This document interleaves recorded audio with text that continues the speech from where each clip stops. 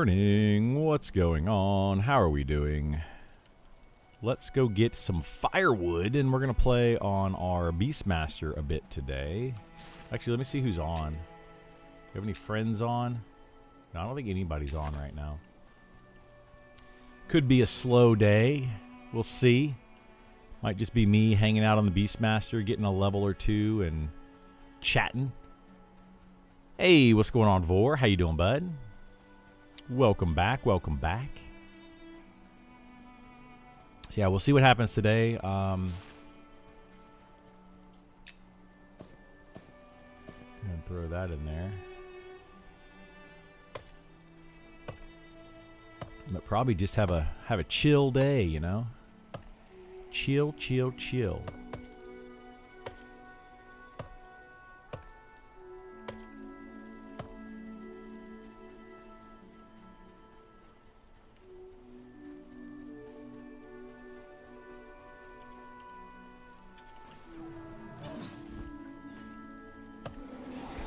Doesn't feel that chill? It doesn't? Is it warm where you are? Yeah, it's been pretty hot here as well. It's like a good 90-something every day, pretty much.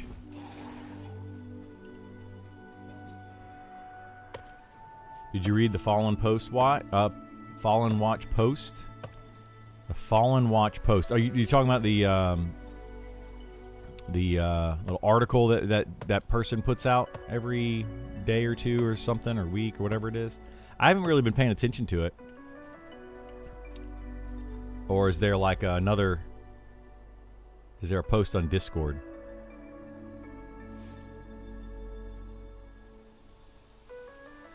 It's about the new zone. Oh, in the news?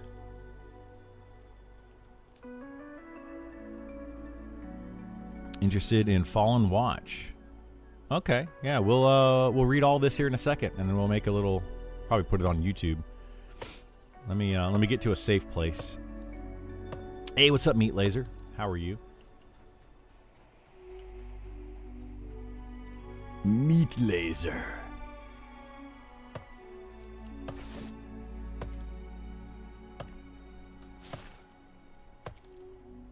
We collect some firewood. Hey, Nix Reaver, how are you? Welcome, welcome. Oh, wait. No, I didn't get any new spells at 31. Okay, that's right. I get new spells at 32. Or a new spell at 32.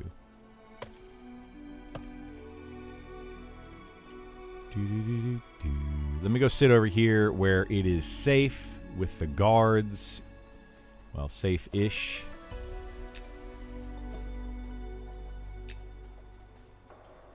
Why is everything so heavy? Why? My weight's really high. I don't know why my weight's really high. I don't gain that much stuff. Very strange. Alright. Good morning, Glyphix. How are you? Alright.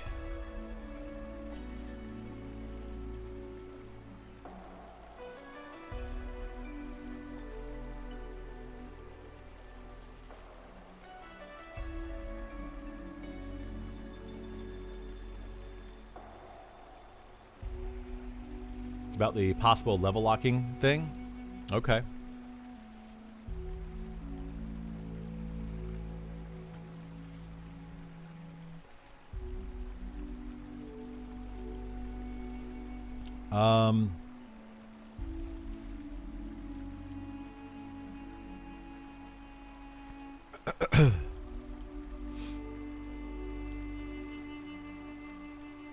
So we'll see how this goes. I'm going to try to record this at the same time that I talk about it. Last time I did this, it caused my computer to really get super laggy and choppy. So let me know if it gets that way, and I will try to just like spam chat or something. Hopefully it doesn't do that this time. Last time my computer was just doing something weird that day. Under the dev Q&A section, there's more stuff. Oh, right here. Yeah, Fallen Watch. Oh, this is just like where people are talking about it.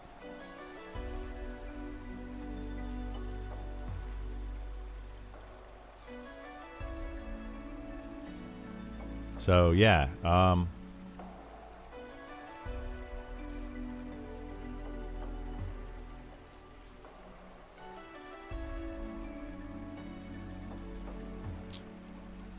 Okay. That's kind of interesting that they just have like an open chat specifically about Fallen Watch. Like, this is interesting that they did this. Like, I don't... Is this the best way to go about, like, talking about this stuff, in their opinion? Like, I don't know. I don't necessarily understand why they did that. Like, why would you just have, like, an open chat about it and not, like, a discussion? You couldn't follow... Yeah, I mean, I'm sure it's just an open chat. It's just an open discussion, right? And it's like... Like, that's... People are going to miss points, like, because you're just... It's just openly talk. It's like somebody walks into a room in mid-conversation and just like, well, I think blah, blah, blah, blah, blah, and then walks out of the room and somebody else walks in mid-conversation, right? Like, I don't understand how this is going to be helpful. I mean, having just like an open discussion can definitely bring things up, but anyway, I think it's better in a formatted thing.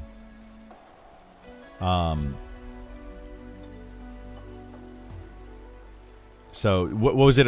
Like an original post in the very top of this or something? Like, you gotta scroll all the way up to the beginning of this to be able to see where he started it. Like, I don't... What? Like, this is just weird. This is just weird. Why would you do it this way? Like, how people aren't gonna find this. I mean, I guess if you click here and you click here, it'll go to it. That's weird. I don't get it. I don't understand. He should have pinned it or made an actual like forum post. Like any other like any of these down if do they even have them anymore? Just like a typical forum post like this, right? Just slapping it in here under dev Q&A kind of thing. That's just weird. I don't get it.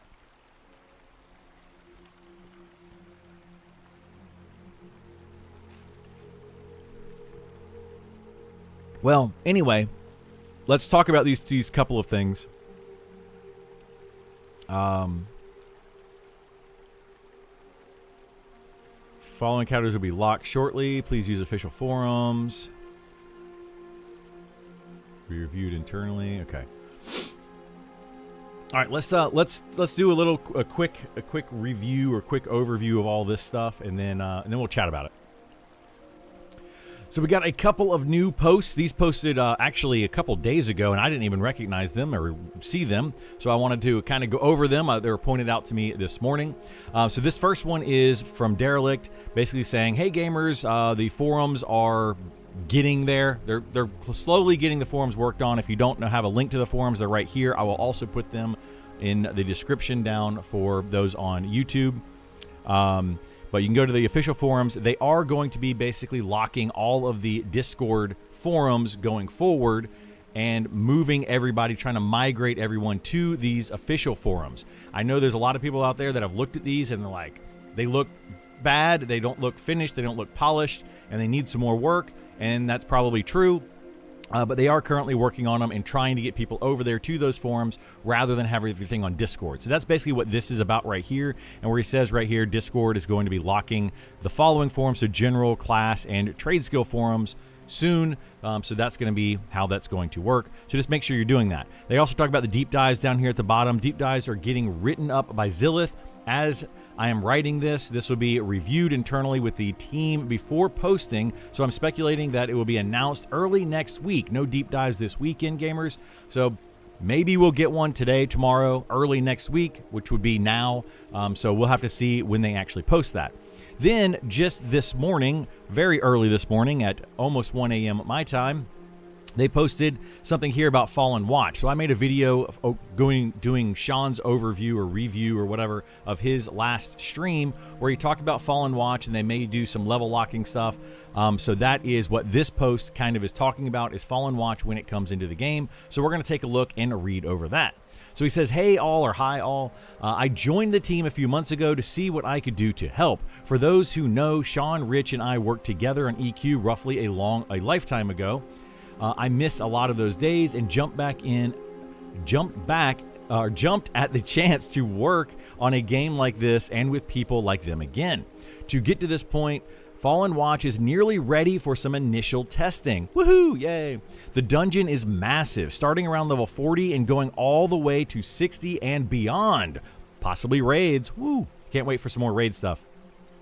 I know there are a lot of people who have been helping test the game for a long time, and no one respects that more than me. It's incredibly helpful to have such a dedicated group at this stage, and I truly am grateful you're here. I want to run a testing approach by you that hopefully honors the dedication while giving the game what it needs. After beta ends, we'll get a fresh start. Then, hopefully, we'll get many occasions to add new servers. Those populations will hit this dungeon in a more organic, staged way than what we'd see if you were to patch it in tomorrow for everyone in beta to hit it all at once. Having our current population of 50 plus players flood in day one would make it impossible for me to value data. So tuning anything from 40 to about 55 would be guesswork. I want everyone who's interested to see this place and give feedback. I'm hoping you'll want to experience. You'll want the experience to be as good as we can make it in future players too. I'm here to kick off the discussion and offer an approach. I'd like to give players over level 40 the option to de-level to a temporary way where you could be leveling back up about 5 levels a week or so as I gather data and tune mechanics and encounters, assuming I can get the tech to make the experience painless. How does that sound? So I'm going to go ahead and give my feedback right here. This is actually in more of like a discussion type of feedback. I feel like it should have been more of a post in like a forum style feedback. It would have probably been better that way rather than just a straight up discussion and people are just, you know, giving their information or whatever. But this is how it was presented to us. So I'm going to give my feedback on this. I think it would be an okay way to do it. I think a better way to do it would almost be like take a level 1 character there, have an NPC that you can maybe zone in and you can level up and they can give you some gear or something. Have an NPC that does that. From my understanding previously on a previous dev stream, this was many months ago, they had the ability to have NPCs that you can talk to give you gear, like starter gear or whatever kind of level gear you wanted to grab. And then they could also level up your character to a certain point. That, I think, would be probably a better way of doing it, and then force people that go in there, they have to be level, they can go in at whatever level they want, and you talk to this NPC, and it makes your character X level, but that character can't leave the zone or whatever, something like that. I don't know if they have the tech. Like he's saying, he's looking for the tech to do that. De-leveling characters, and then getting like 5 a week. I'm not sure what he means by this. Basically saying where we could you could be leveled back up 5 levels per week or so. Like I'm not sure what this means. Maybe just they're going to increase the level cap 5 levels per week for the next several weeks. That would take 4 weeks before you could go in on your level 60 since it's a 20 level range, which could be fine, but that's also going to be approaching the end of beta. Beta is only going to be around for maybe another 6 or 7 weeks, give or take, and then they're going to be shutting it down to get ready for early access. So I understand what they're trying to do here, but this is also a good test for when they throw in new content for an expansion. So how are we going to test that kind of stuff as well in the future? So I don't know. I think there's a couple different things that need to be tested personally, right? I think that, yes, we need to test it for going in at lower level, but how long is that really going to be relevant in actual gameplay? When early access comes out, people are going to hit that zone. They're going to level up from their 40s or whatever, and it won't take very long to get to level 60. Currently, there's going to be people that are going to be pushing level 60, probably won't even touch this zone until they get to level 60 in the first place. But for testing purposes, to see what would happen with a level 40 in that zone, de-leveling is an option, but I think that a better option, in my opinion, would be having an NPC in the zone where people can go in and just automatically level up to 40 as we are approaching the end of beta anyway. Give people that opportunity to test out higher level players rather than having to spend hundreds of hours to get to level 40 to then test out that content. So that's kind of my take on it. I'm sure there's going to be a lot of discussion on that going forward, all down through here. You can come and read all this if you want to. I'm not going to read through every bit of this, but it looks like it has been discussed quite a bit through the night, all from 1 a.m. all the way up until present, and people are currently still discussing it. So I'll try to read through some of that at some point, maybe have a better perspective from other players. I'm sure other people have better ideas than I do. So yeah, I just wanted to get that information out there for you all, and we'll be kind of chatting about this and many other things during the stream today. Okay, there we go. I'm gonna throw that up on YouTube here in just a second. But yeah, let's chat about that. Let's chat about it. What do you guys think? What they should do here?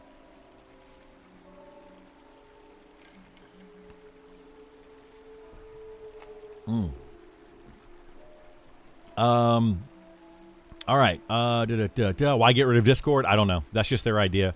I thought they closed the Discord forums though and moved them to the new website forums. They are currently in the process of closing the Discord forums and then moving them over. Yes, they're currently in the process of that. The whole thing seems kind of amateurish. It does. It really does. Like it seems very old school, right? Very, very old school way of doing things. And there's just newer and better ways to do it. That's how I look at it. Follow and Watch is the new dungeon area they're working on. They've been working on this for a long time. Fallen Watch is the giant green castle that you see from Night Harbor that just glows off in the distance. That is Fallen Watch. It's been worked on for quite a while. It's going to be the pinnacle of the current. When the game goes into early access, it's going to be like the pinnacle or culmination of the entire story so far. Is what they're saying. The 6-7 memes? Yes, the 6-7 memes. I jump at the chance to test a new area, even if it means de-leveling, whatever helps the devs. Yeah, and that's kind of where I'm at. You know, if they think that de-leveling players is the best way to go and then increase it, sure, whatever. I mean, I do think, I will say this, the de-leveling of the... here, hang on a second. Let me upload that to YouTube before I forget. They should have done that in Sunken Resort. I agree. They probably should have done something like that in Sunken Resort. The thing is, people aren't going to go into some of these places at level, right? People that hit level 40 have leveled past it, and then other people are stopping around level 20 or 30. Like that 40 range is very hard to find players in because people tend to push through it, or they don't level up to it. You know, like they're not. People aren't just sticking around at level 40 range. Although I do have a level 37 Spellblade, so I'd go in there and check it out. All right, give me a second. Hopefully it's not getting super laggy while I'm trying to open up this thing and upload it. Is it getting really choppy? I hope not. If you read further, it seems like he does not even know what they can do regarding de-leveling. That's the thing. They can't. Like, they don't have the tech to do it. So it's kind of a moot point, to be honest. It's kind of a moot point.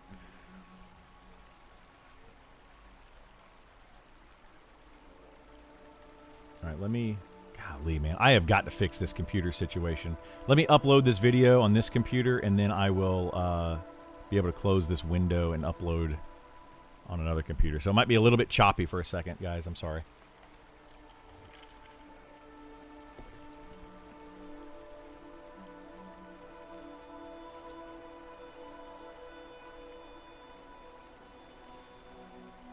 The recording wasn't choppy though, right? When I was just talking about it. I hope that wasn't choppy.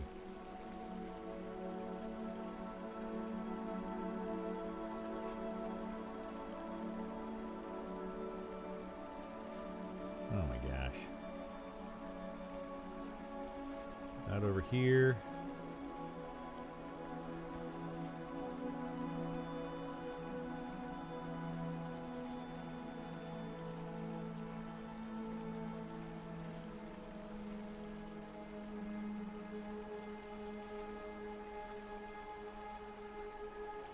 Golly, dude.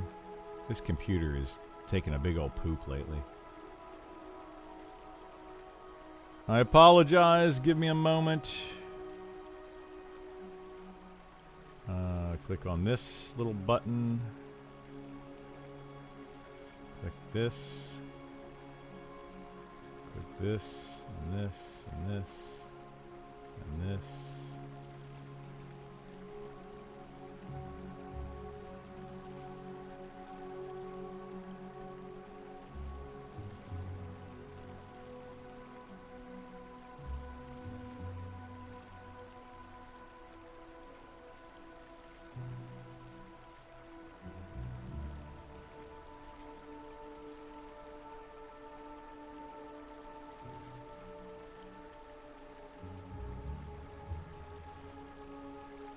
Maybe. Maybe it got finished. I don't know.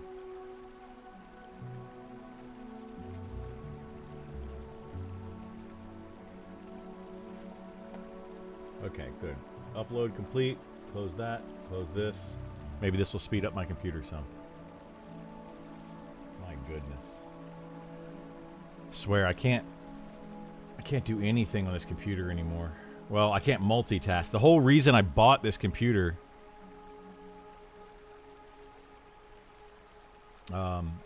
was because I wanted it to be a good multitasking computer. Not really necessarily a good gaming computer, but a good multitasking. Sure, when the team is... I'm sure when it's a team full of volunteers, many might not be sure anything beyond their scope is capable of. It's been brought up many times.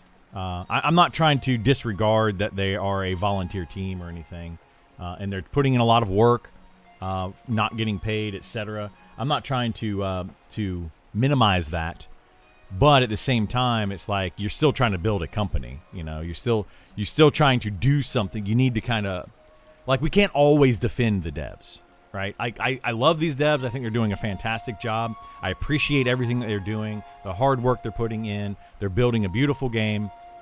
But, you know, we can't just be like, oh, you did something wrong. We're going to just constantly defend you every time you do something wrong. Like, or what we may...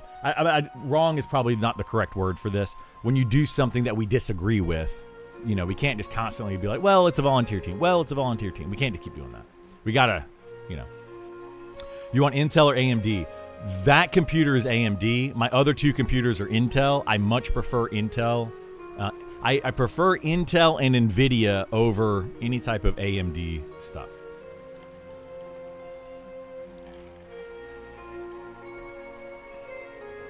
If AMD would like to send me some like a good computer that they think is better, by all means, please do it, and I will test it out. But right now, I can't recommend AMD to anyone. It is a less expensive way to get a good gaming computer, but it fails more often, is the problem that I've run into, is that it might work for a while, but it hits failure much more quickly.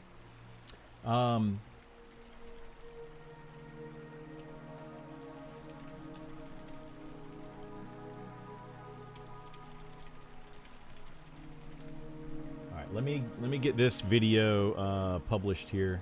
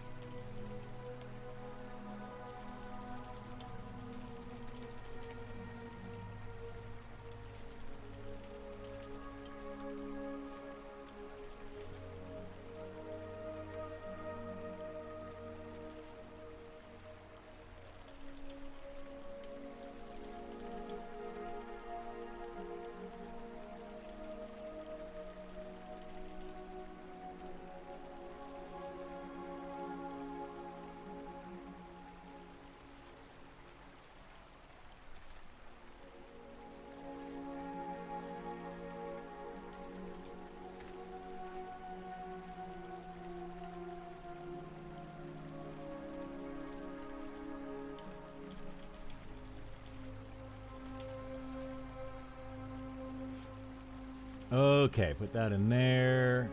Scroll down here. Grab this. Oh, the processes of how to be a content creator. Whoops, that's the wrong thing.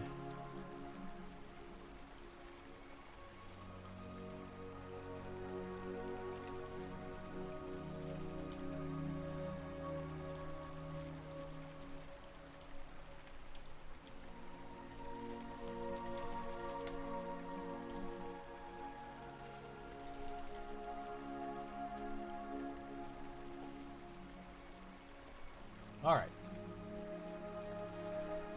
I think we're good. I'll officially publish that here in a second. But yeah, let's talk about that. What do you guys think is the best direction there? Do we want them to level lock the content? I personally don't like level locking content. For a couple of reasons. Like, what if they level lock it? Are they going to have players that are going to go in and actually play it? Like, are there people at that correct level, enough people at that correct level with some tune that's able to go in there and do the content? That's kind of the issue that I have with it is, are they going to be able to actually do that? If they were to go in and give players the ability to take a level 1 character right inside of Fallen Watch and then level up their characters using like an NPC that just automatically levels them up and gives them base gear for that level, they're going to get a lot more people willing to go in there and test that content. So, yeah, I don't know.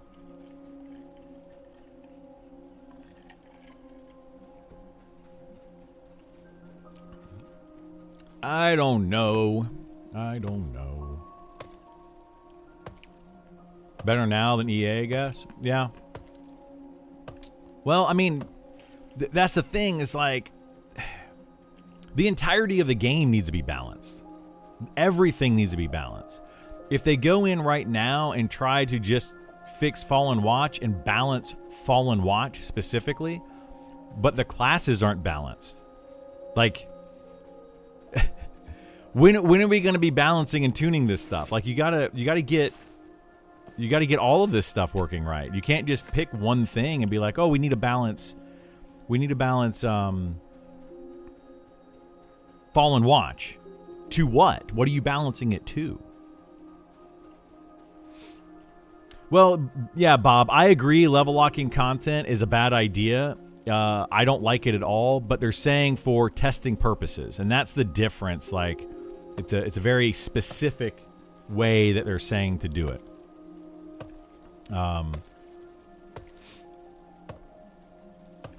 So, yeah, I mean, I understand what they're trying to do there, but I don't think that they're doing it the right way.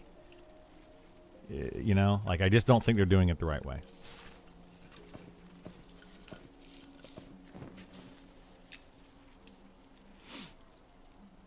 I think we're good. Okay.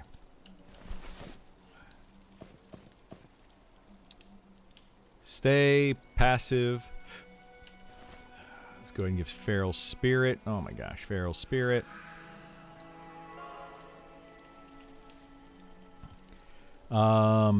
Testing with 618 update classes. Exactly. Yeah, we only have 6 out of the 18 classes actually with their deep dive in, and we're like, let's test the balance of Fallen Watch. Like, is that going to work?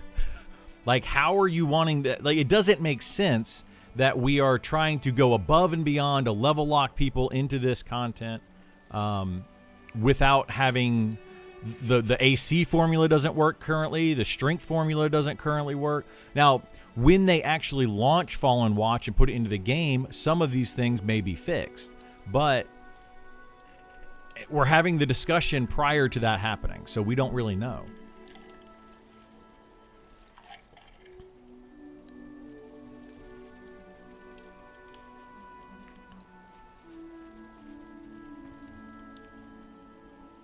You imagine there's many stages of tuning? There probably are, yeah. It's probably for testing out a lot of different things, not just the balance of the enemies. You're probably right, and that's kind of the discussion, right? That's in my opinion, that's what the discussion needs to happen, is because we don't know. The devs,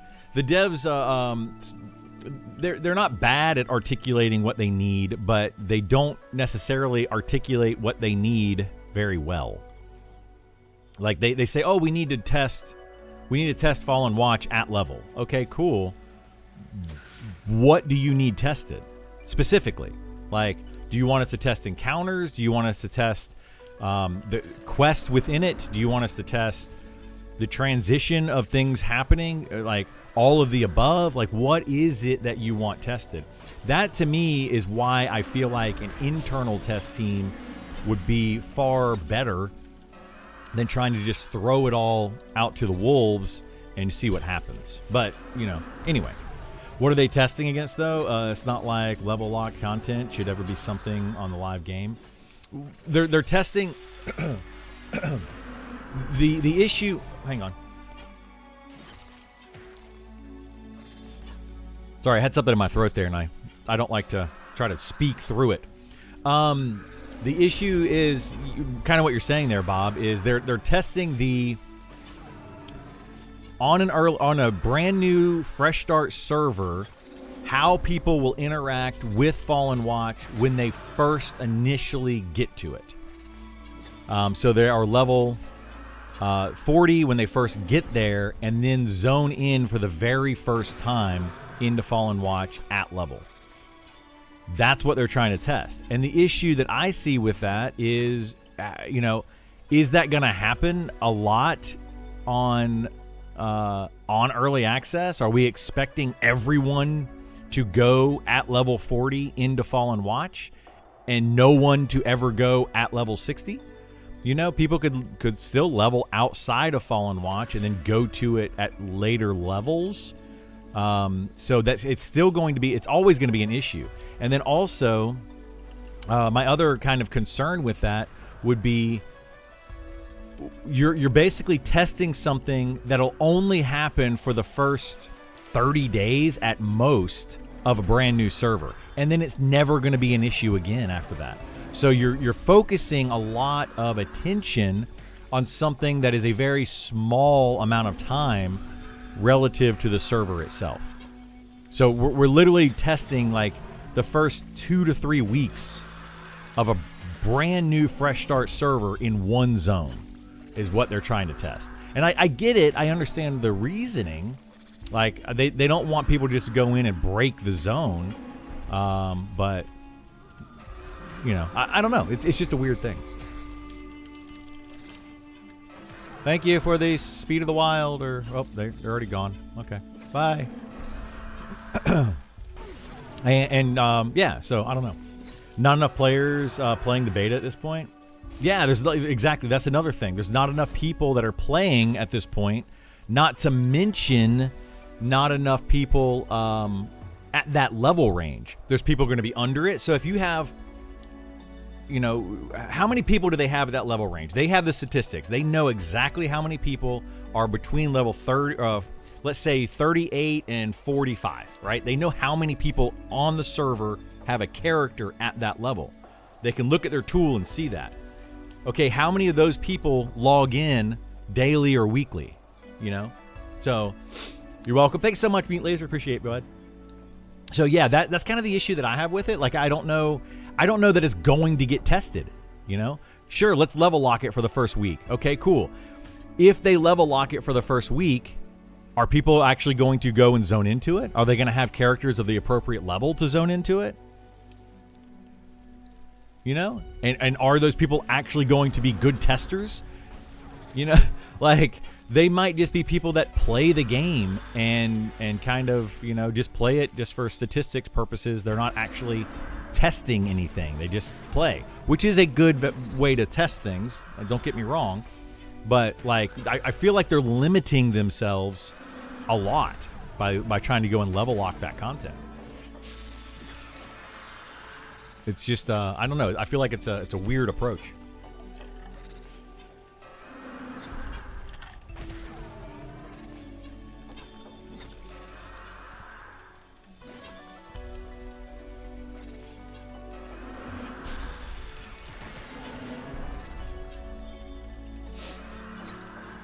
So, yeah. Anyway, that's kind of my take on it. Happy to discuss it some more.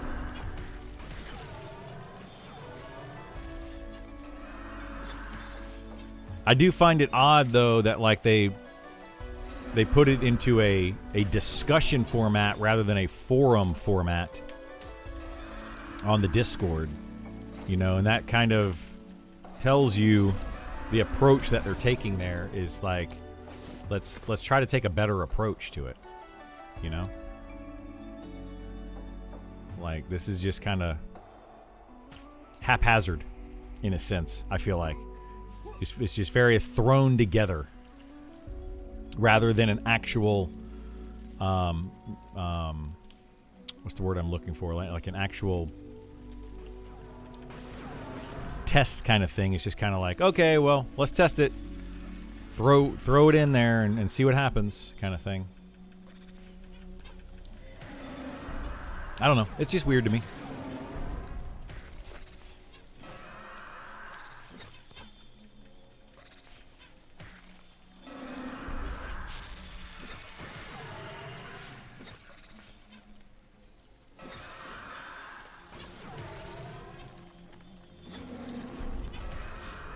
Normally, I would say you would put it on a test server, clone characters over. I think the problem here is at the test server, but it's treated like live, and they are trying to work around. That is, yeah, that's probably part of the issue for sure. A lot of players are treating the test server as a live server. The devs are not. The devs look at the beta server as a beta server. They are not looking at it as a live server. So I think it's a different perspective between the player base and the devs, you know?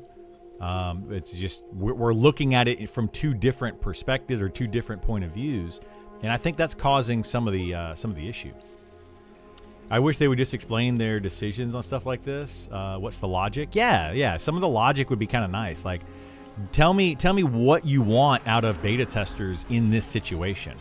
You know, what is your position on it? Why do you want to do it this way? You know, I kind of agree with that, you know?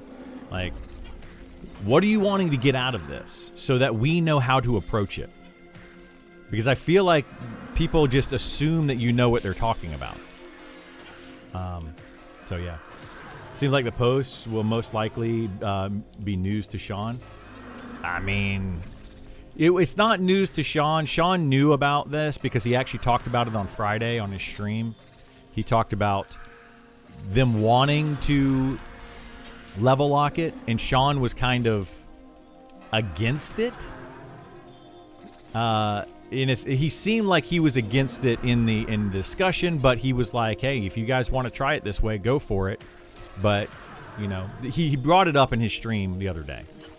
I'm personally against it. I think that it's going to be more. It's going to cause more pain for the devs than help for the devs, as far as level locking it's concerned. I do think that approaching it where you can only go in as a level 1 character, right? And there's an NPC just inside that allows you to level that character up to 40 and give it level appropriate gear for level 40, but that character can then not leave the dungeon, right? That would be a good way to test that particular dungeon, I think, if they want to do it that way. And then as the level increases, as they want to, okay, now we want to try level 45, or you can zone in at the same time. You could also be like, you can also zone in as your character up to level 40. So you can go in as a lower level character if you choose to, but you can automatically get a character. And then if you increase it by 5 levels the next week, you know, change the NPC to where the NPC now automatically levels characters up to 45, gives them 45 level appropriate gear, and keep moving them up, right? I think that would be a better approach than level locking it to specific players. You're going to get a lot more people willing to go in there and do it, especially on characters that they don't care if they die and lose XP, because these are just like fluff characters that don't matter. You know, like they're not their main characters they put in hundreds of hours into, and lose XP on. So I don't know. That's just my take. I'm not sure why they don't level lock the zone in for a few weeks to get their data. So you have to be 40 to 45. Well, that's what they're talking about doing, Laser. That's what they're literally. That's their approach. But what I was just saying is how many people consistently play the game in that level range. You know, how many people do they have that log in daily or weekly of that level range and play those characters? If they don't have that many, then it's not going to get tested anyway. It's literally not going to do anything. So, you know, if they want to get the most testing out of it, they need to give players the ability to just level their characters up inside of that zone specifically. Now, if they can de-level, which is what they were proposing, de-leveling a character down to 40, then sure, if they have the technology to do that. I don't know that they have the technology to do that. So if I take my level 60 character in there and I automatically get de-leveled to 40, and then when I zone out, I get leveled back up to 60, the problem with that is I'm still going to be running around in my level 60 gear. So is that really going to make a difference? And is that going to test it for you? Is that the kind of testing that you want to be there?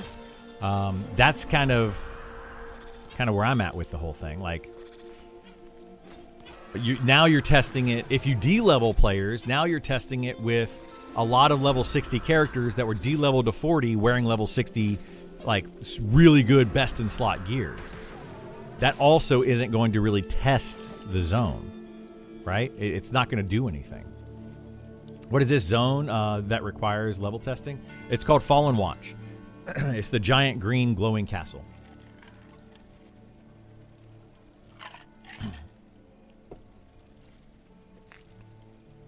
Hi, one question to this, since I have not heard you say this. Do you know that there is not enough players at this stage, or are you guessing? I mean, I'm making an educated guess, yes. I don't know how many. They know. The devs actually have, like, statistics. They have tooling where they can say, how many players do I have from level 40 to 45 in the game? How many characters from level 40 to 45 in the game? They can see that number. And then they can find out what accounts have characters of that level range, and they can say how many of those people actually log in. So they can check this stuff. I mean, but if I do like a in-game right here, we do a who, all, right? There's currently 264 players online. Who, all, 40, 45. There's only 20 players currently in the game that are between level 40 to 45. So, do they expect those 20 players to then drop everything else that they're doing and go into Fallen Watch and try it out? You know, is that what their intention is of this? Maybe it is, and maybe they will. I don't know. It's very possible, but that's kind of why we're talking about it. The big green glowing castle? Yeah, that's what it is. That is what I'm getting at. Do we not believe that they know best? No, I don't believe they know best in this situation. That's why they're asking. Like, they're literally asking the player base, if we level lock it, would you test it? So because they don't know. Like, are those people going to log in? Are those players that are currently have characters in that level range? Are they taking a break from the game? Are they willing to come back? You know, are the higher level players willing to de-level their characters to test out the They're literally asking us this information. So that's why I'm responding to that. Yeah. So there you go. All right, so I published that. People can comment on the YouTube video that I just published of what we're talking about. Fallen Watch, not Fallen Pass. Yes, Fallen Watch, which is the castle inside of Fallen Pass. I wonder, does that mean we're going to get a big beta key lottery this Friday? Rubs hands. I don't know. Maybe. Invite me to a test. I will play. Yeah. Well, that's the thing, guys. Like what we're talking about right now, you wouldn't be able to do anyway. You would start out as level 1 characters. So they would invite new people, and then you would start out at level 1. You're not going into Fallen Watch at level 1. So is it going... That's kind of my point. There's a lot of people that have characters that are below level 40, and a lot of people that have characters that are above level 40. But how many in the game are currently at level 40 and actively playing? So they're trying to take, already a small amount of people to a smaller amount of people and hope that they log in and test the content. It might happen. Maybe. Could. I don't know. I'll play as soon as they rework monks. Yeah, it's supposed to be coming soon. I would no-life this game so hard. Yeah, me too. I am. That's the leveling tempo. Or how's the leveling tempo? It's... compared to other games, other modern MMOs, it's slow. But for this style of game, I don't think it's slow enough. I think they need to slow it down a little bit more. That's just my opinion. Some people will be like, no, don't slow it down anymore. That's terrible, blah, blah, blah. I get it. I totally get it. But yeah, I think that they could definitely slow it down some more. But it is currently slow compared to other games. Absolutely. For all we know, they might not be expecting much testing at work, but will ramp players with intention of getting there. Maybe. That could be another thing, right? And that's the thing. That's why somebody brought it up a minute ago. Tell us what your intent is with this. What are you trying to get out of this particular test? And what is your logic behind it and thought process so that we know? We need to know what you want tested.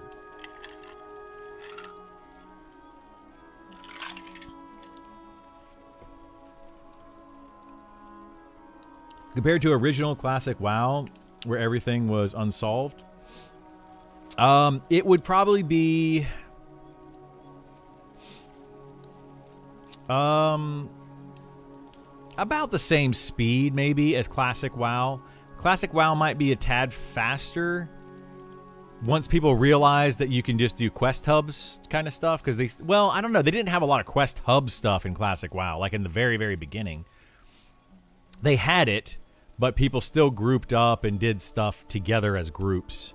And it wasn't as much of a single-player quest hub to quest hub kind of game in the very beginning. At least I don't remember it that way.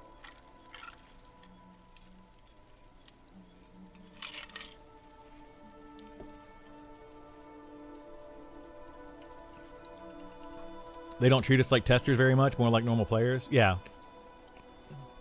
I do feel like, yeah, they have presented the game in a way where the player base, us, just plays the game as if it's early access, rather than presenting the game as a tester access.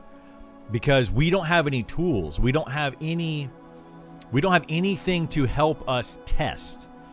They just have handed us the game and said, go play. Right? So the only tools we have are like the /stuck or rewind or whatever abilities, where if you get stuck somewhere, you can get out of it. That would be like the only real tool that we have for testing purposes. We don't have any DPS meters. We don't have any way to level or de-level or give ourselves money or anything like that. So, yeah. I feel like the slow tempo would then attract like-minded people, 1990s, 2000 gamers, which I dig. Yes, that's exactly what it'll attract. This game is meant for people that played.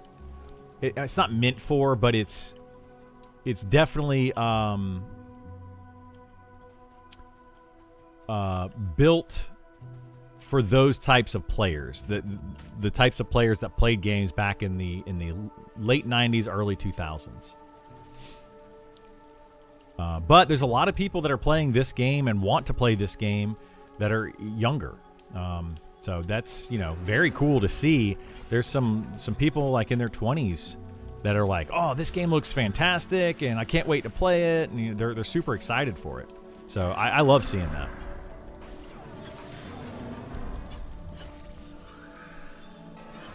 that. Really hope we never get DPS meter. Yeah, I don't want to see a DPS meter in game, like an official one. I don't want to see an unofficial one either. I hope that they take the stance of they're against DPS meters. In the past, they have said that they're not against it, but they're not for it. They're just not actioning accounts that have them, is what they said in the past. I think more recently, they have kind of taken a different stance towards it, because I feel like the people that made the DPS meters went a little overboard, and now they're making things that, like a EverQuest map hacking software. I think there's people that are currently using a Monsters and Memories map hack type software, where they're able to see the entire world, they're able to see what NPCs are currently up, things like that.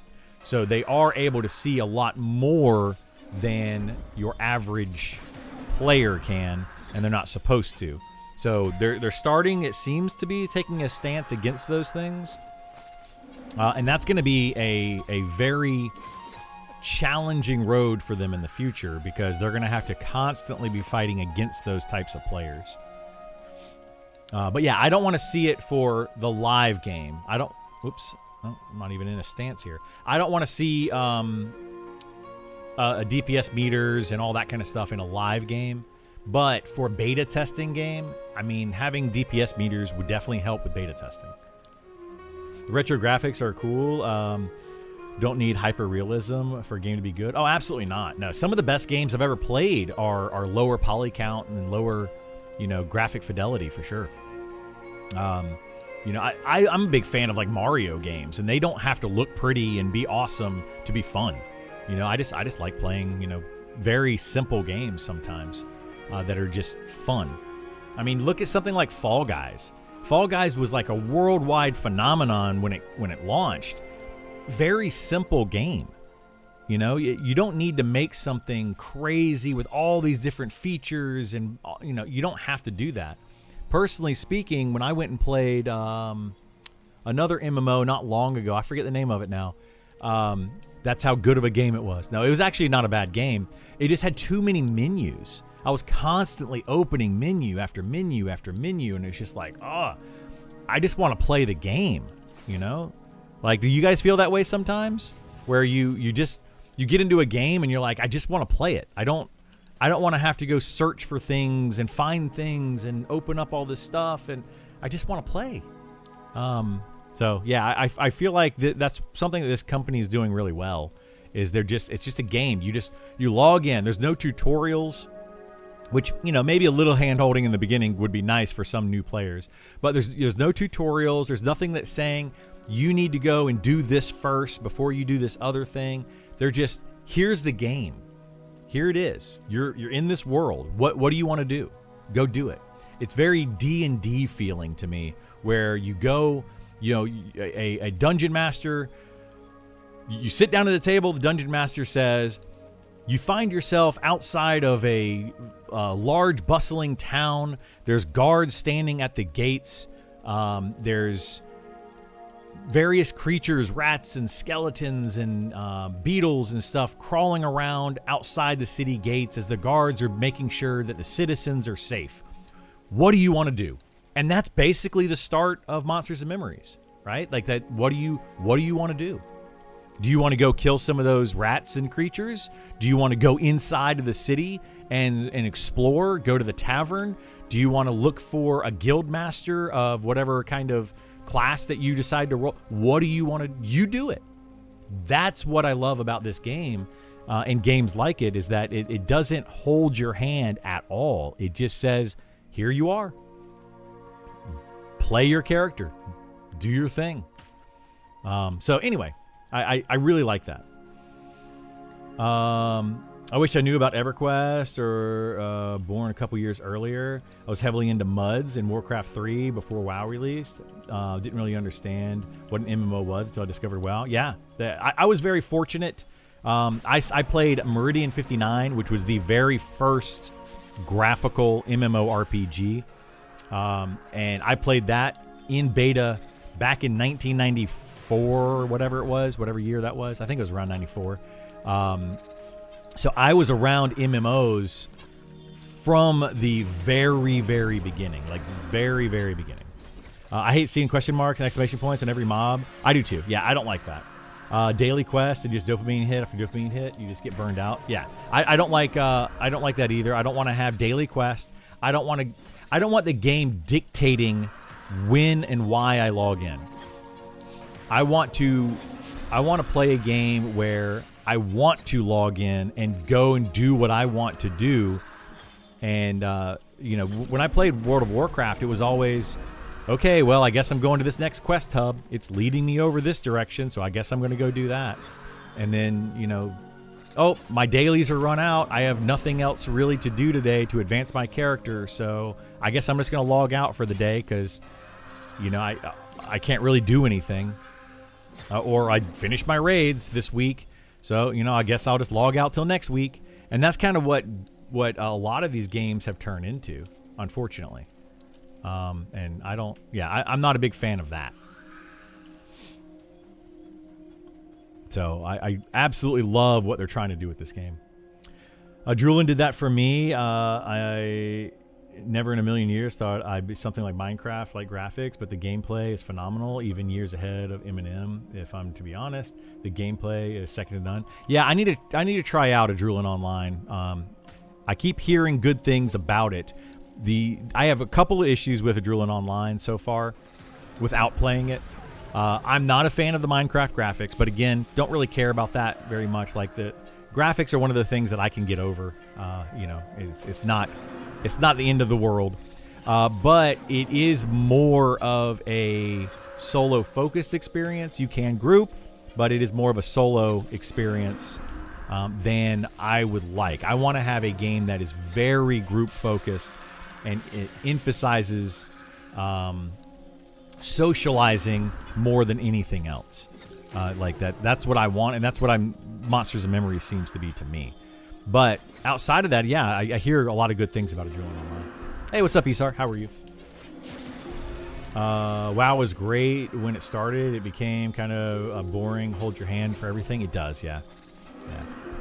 I agree. These games keep changing over time. World of Warcraft has changed over time. Final Fantasy XIV got better for a few expansions, and then it started getting worse. I feel like Final Fantasy XIV has too many catch-up mechanics. It gives you too much incentive to only play a short amount of time for an expansion and then quit and then come back for the next expansion. And that's something that I would like out of this game. Is I want a game where you constantly want to keep up with whatever is happening, and there's always something to go after. They initially gate their content to prevent you from binging and keep you hung on a subscription. Yeah, they do that as well. AOA will have at least 2 times as many players as M&M, in your opinion? You think so? It could. Any farming happening today? Druid would love to join. Maybe. I don't know. That's up to Isar if he wants to do something or not. I will gladly go join whatever people want to do. Monster Hunter graphics bring the nostalgia feel I miss from EQ, but I like that they make it hard, feel old school, but has better quality of life. Monster Memory is doing great things, but you can't do everything we did in 99, 2003. Yeah, exactly. I feel the same way. I think they're doing a great job with this game. They're definitely hitting that itch that a lot of people wanted from EverQuest, modernizing it a little bit, not going overboard with it. I think that they could modernize it a little bit more quality of life wise, and it would probably hit more players. Because back in 1999 and early 2000s, we approached games differently as players. That's just the honest truth. Like we approached them differently. We looked at them differently. We played them differently. And some of that was because some of us gamers were younger, but there were still people that were older that were also playing these games. So everybody just kind of approached them differently. But also gaming in the last 27 years has just changed. It's just changed a lot. All right. That's my morning soda that I told myself I wasn't going to drink this morning, but I woke up and I really wanted one, so I got it. That's what's interesting to me, EverQuest with a little modernization. Yeah, I love that. Think we all had more time around the early 2000s? Well, some of us did, yeah. I mean, that's the thing, is we say that, you know, as 40, 50-year-old people, right? But what about the people that are 15 to 20 right now that were in the exact same boat that we were in 30 years ago? Like, what about those people? They deserve to have a game that's good, like we had with EverQuest. They deserve to have something too. So, just because we may not have much time anymore as older people with families and jobs and lives, doesn't negate the other people that still have plenty of time. You know? Like, we keep thinking and saying, oh, they're making this game for us. No. They're making this game for anyone that wants to play it. It just so happens to remind us of our past, you know? So, I was 12, 13 in 99. Exactly. You know, what about the other 12 and 13-year-old kids right now that may want to play a game like this? You know, how many of those are out there? EverQuest, when it first launched, didn't have, like, millions of players. You know, it had hundreds of thousands of players. I don't know the exact statistics. I can probably Google it. But yeah. Hey, what's going on, Aaron? How are you? Ron. It's pronounced Aaron. I recently switched to flavored seltzer water. Nice. Like, is it 0-calorie flavored seltzer water? I like some of that stuff. I've had a few of those things. Like, in the past, I've tried it.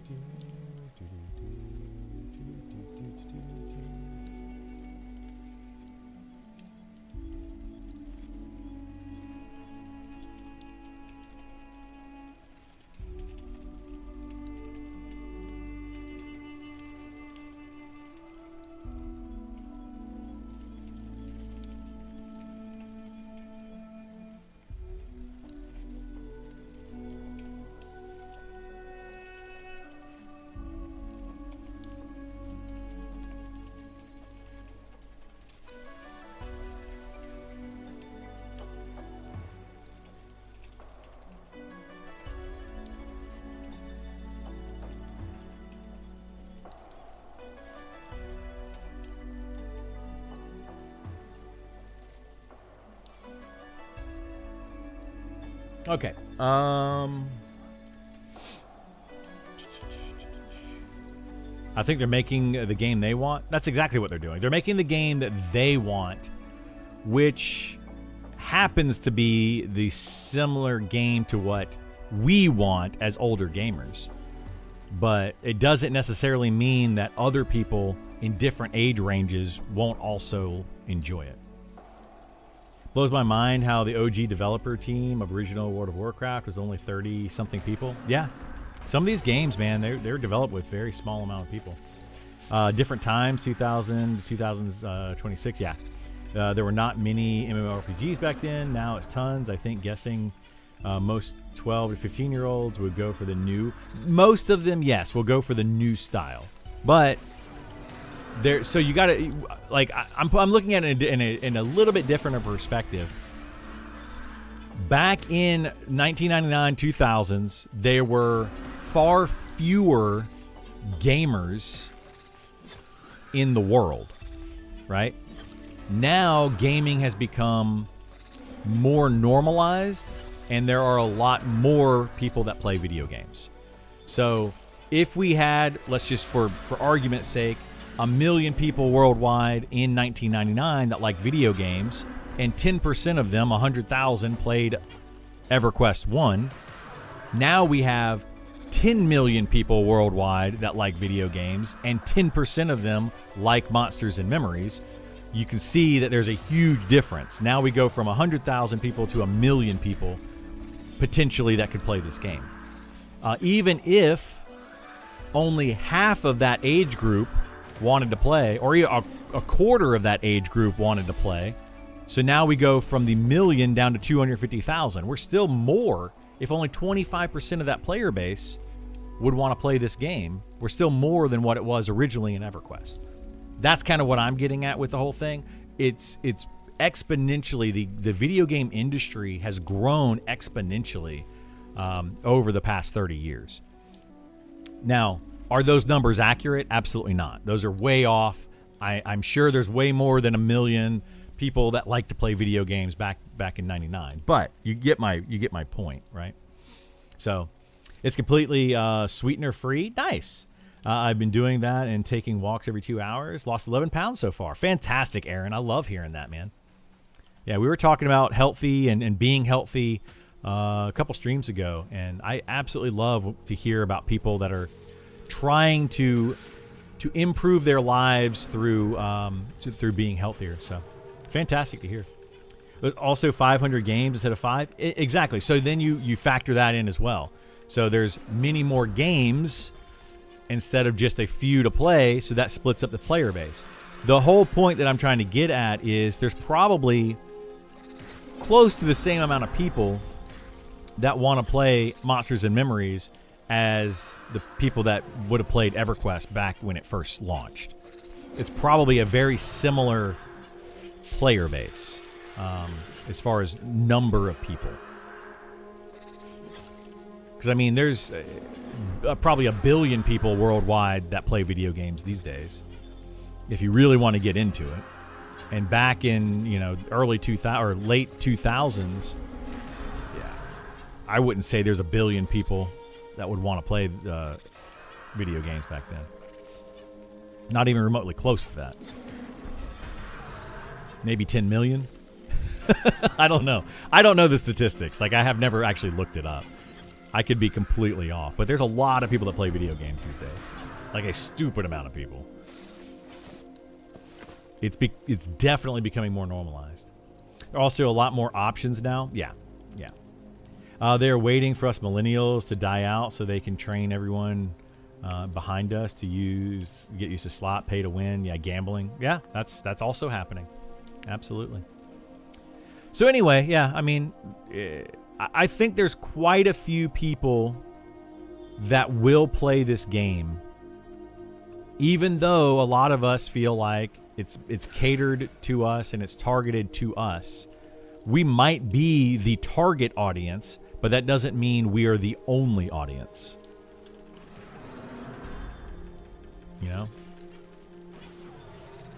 Like, what was the target audience of pickleball? I don't know why I'm thinking of that one, but it's a big sport these days. What was the target audience of that? And now who plays it? A lot of people play pickleball. Like, it's just nuts. But the target audience, I think, was like retired seniors and things like, and the older generation. But now it's more like a middle-aged sport. Like a 40 to 60-year-olds rather than 55 plus, senior citizens kind of thing. 55 plus retirees. People who like tennis but are too unfit. Yeah, that might have been what it was. I don't know. I'm just like spitballing. But, people, when they started that kind of stuff, they have a target audience, but then they realized, we can tap into a different market. Pokemon was created for that. That's actually, Pokemon, I think, is a better representation of what I'm trying to talk about. Pokemon was created back in the 90s, right? Somewhere around there. I don't remember exactly when. And it was a huge thing. And now you have older people playing it. But we still have a bunch of young kids playing it. Still, to this day. Right? It now, it just has spanned generations. So you still have collectors that are 40 and 50 years old because they got into it when they were kids. When they were like teenagers. And now they're like giving it to their kids and even possibly their grandkids. You know, it's spreading. It's just, keeps getting bigger and bigger.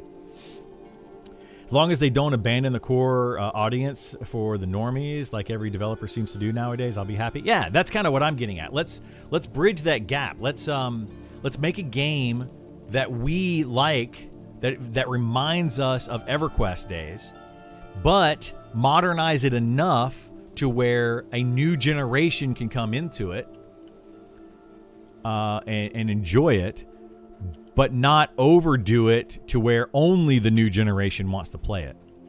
That and I think they're doing a pretty good job.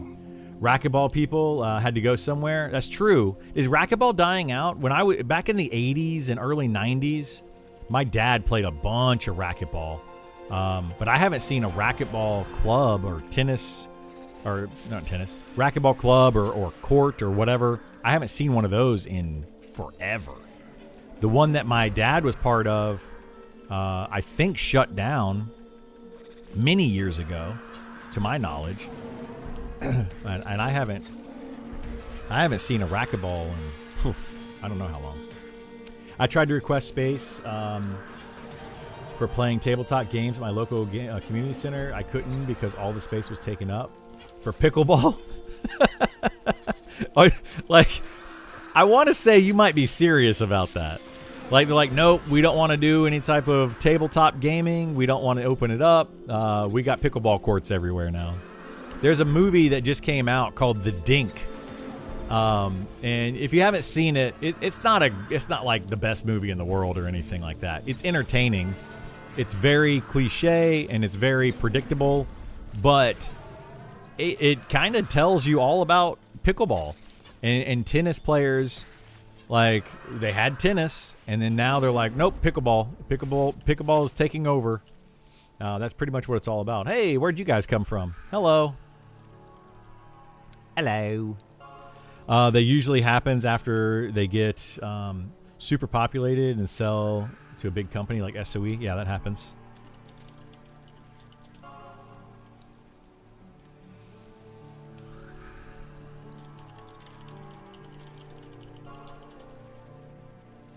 So, yeah, anyway, I don't know, man. Like, that's why I wanted to open this discussion. You know, I just wanted to kind of let people know. We talked about it in the post, about the Fallen Watch and how they should go about that, which kind of got us into the conversation now of what is this game developed for.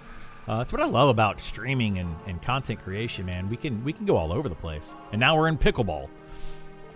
I kind of steered that one. I apologize. I didn't mean to do that.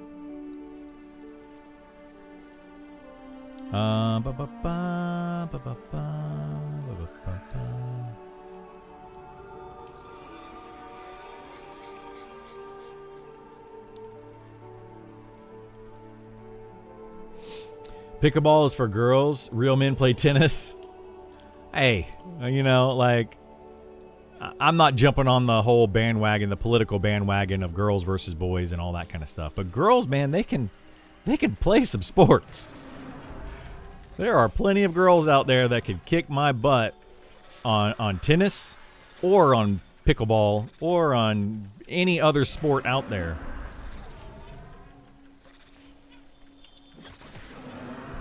Absolutely destroy me, so good on them. I played tennis when I was a kid a little bit. Like, I played it recreationally, just for funsies. I didn't wasn't in any competitions or anything like that. I enjoyed tennis. But I haven't tried pickleball. My girlfriend and I were recently just talking about this. Would it be fun to join the pickleball club and go up there and play?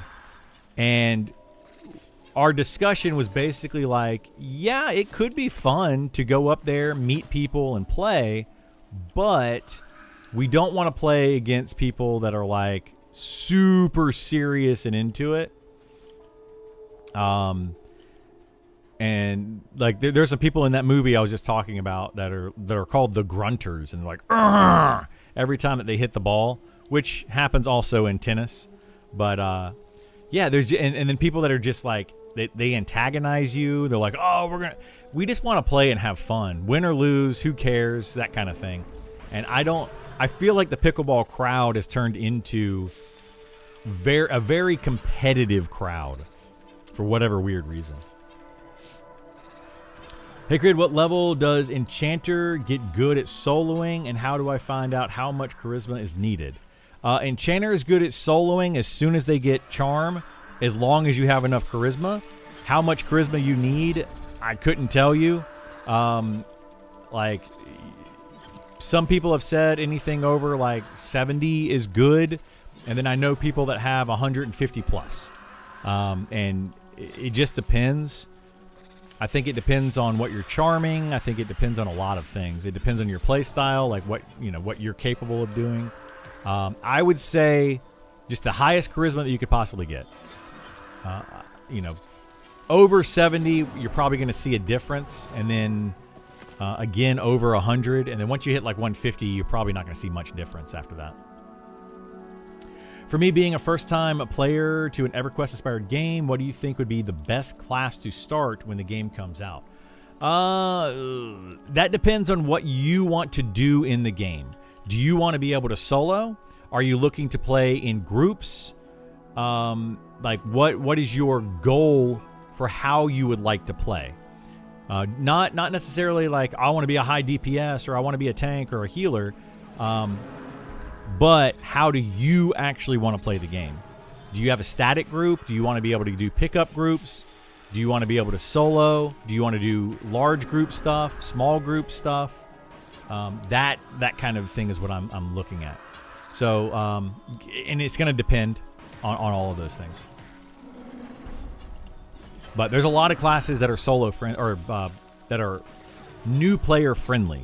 Like the fighter is a very easy tank class to get into. It doesn't have a lot to it. You just stand there, beat on monsters, tank mobs. You're good. You don't really need to do much. You'll have to learn things as you get higher level, and people will definitely tell you how you should be playing. Oh no! Shoot. Is that going to pull just one back?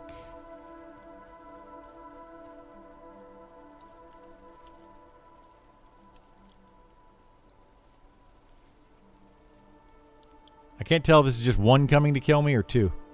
I think it's two. It is two.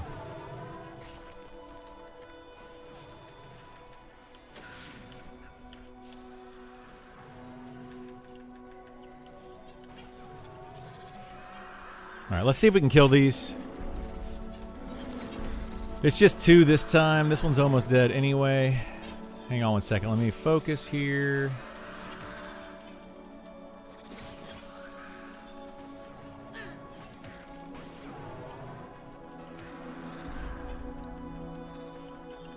Alright, we're good. Oh, shoot. We're not good.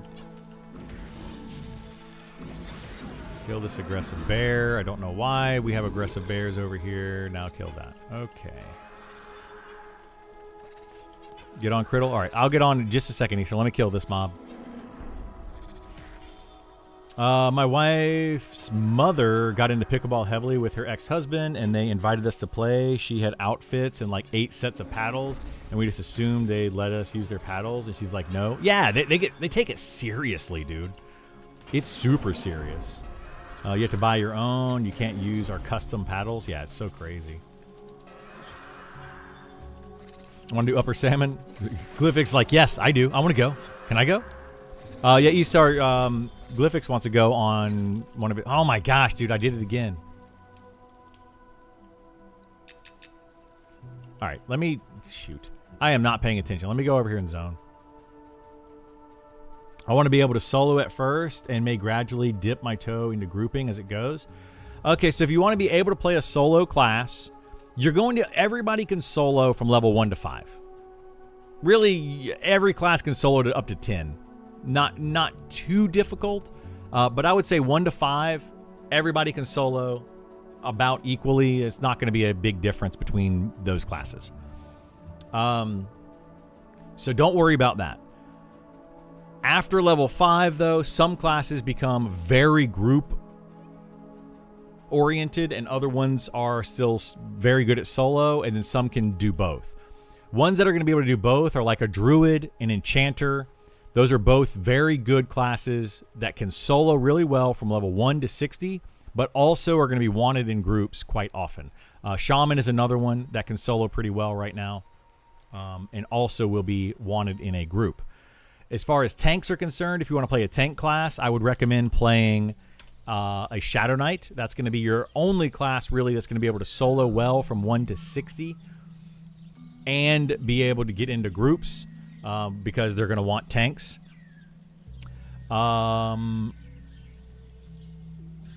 Outside of those classes, so the 2 healers, the Enchanter, and the Shadow Knight, DPS classes, you're going to have some that can solo, but every DPS can get into a group, but it's going to be a struggle to get into a group depending on the DPS class that you're playing. So that's a whole thing there. So yeah, I would say honestly pick one of those 4 classes, and you'll be able to solo, but when you want to group, it'll be easy to get into a group. So yeah, that's what I would say. Like a Necromancer would be one of the ones, if you mostly want to solo, play a Necromancer.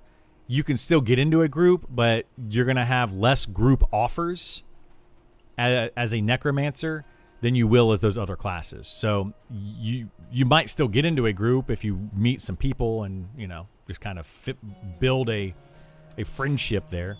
But yeah, for the most part, Necromancers are kind of a solo class. So hopefully that helps. Do the outfits in Pickleball give you stats? Yeah, I believe they do. Negative charisma is the main stat that you get out of most Pickleball outfits.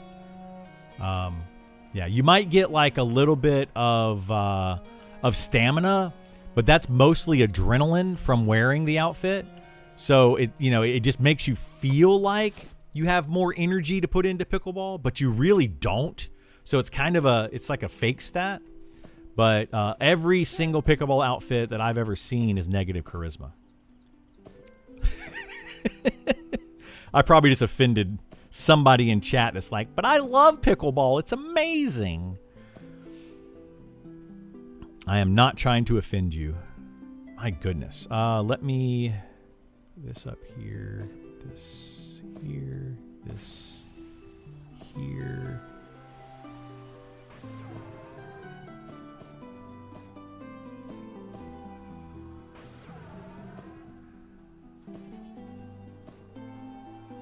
Oh, that's unique. We're going to get rid of this. Oh my goodness. We can get rid of these bone chips. Click on this button before I forget. And we are good. Potion of the Grave Walker. Grab a couple of those. Invis potion. Grave Walker. Alright, I think I'm good. I think I'm good. Minus int. You think you get negative intelligence as well? I don't know, maybe. What's going on, Spearhawk? How you doing? I'm on Silk, but it looks like the group is already full. This group? No, we only have 4 right now. I don't think we have a full group. Do you want to play on Silk? On Silk, if you have a spot for a stabber? Yeah, we can add you. Isar, do we want to grab Silk? There you go. You got it. Cool. Yay, we got it. What class am I? This is my fighter. This character right here is my fighter. Let's carry the short leg brick forward. What? Yes, I am a very short leg brick. Dude, it's so funny to me looking at these dwarves. Like, I like what they did with the dwarves. Dwarves are very much ape-like creatures in Monsters and Memories. My arms, if I stand still, my arms would touch the ground. Like, it's crazy. They have tiny little legs, big torso, and long arms. It's like my legs need to be at least twice as long if I was a normally proportioned. He's a potato. I am a potato. potato. All right, while I'll auto run, give me just a minute, guys. I'm going to run to the restroom. I'm going to run a couple ads while I run to the restroom. I appreciate you sticking around for the ads. It really helps keep the stream going and free. So thank you so much. And I will be right back in just a minute as I auto run to the zone line. So you're not going to miss anything, I promise.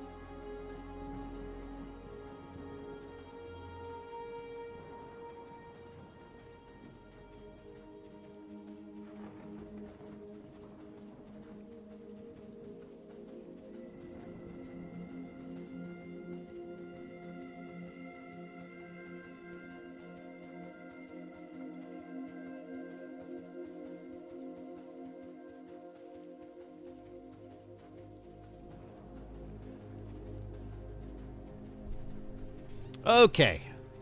We're still running. Still running across the zone.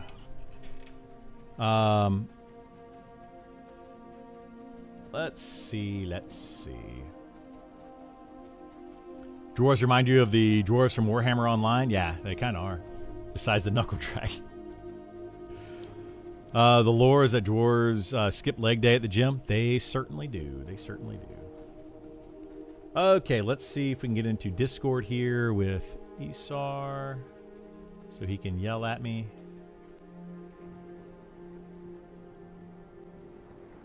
Maybe.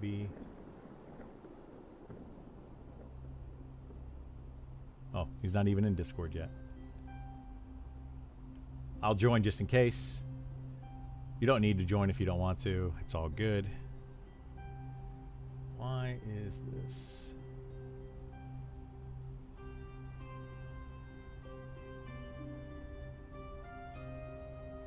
Why is this going up to 100% of my CPU? I don't understand why it does this. But it uses 100% of my CPU sometimes when I'm streaming. I have got to fix that.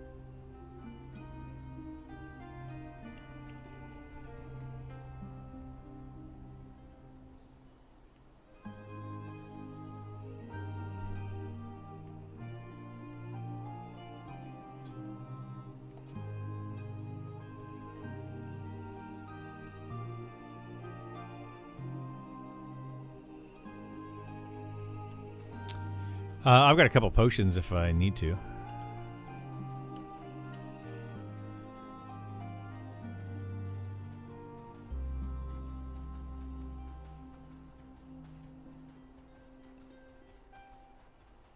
We're just meeting at the Rock. I mean, I can meet anywhere. I've got potions to get there if I need for whatever.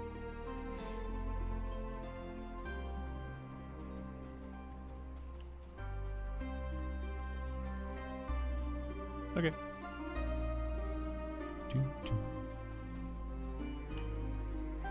Sure.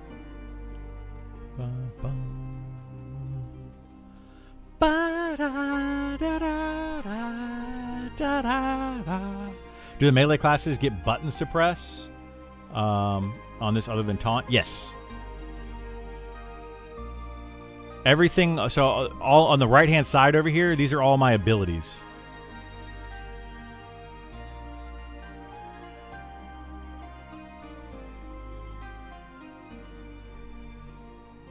So you get a lot of button suppress. Yeah, it's not like EverQuest where you have taunt and kick and that's it. I've got all these abilities over here, which is partly why the fighter class does so much damage, is because they're almost like a DPS class. They get the same dual wield double attack that a rogue gets. And the only difference between a rogue and a fighter are their abilities. And that's why people are like, well, it's not really fair that the fighter can DPS just as much as a rogue can. And they're not wrong. Like, they're absolutely correct in that. So, yeah, they should work on that. I don't feel like fighters or tanks should get a lot of DPS abilities. I think they should get threat generating abilities and defensive cooldowns and things like that, which is what they're supposedly going for with the fighter in the future. All right, let me use this potion.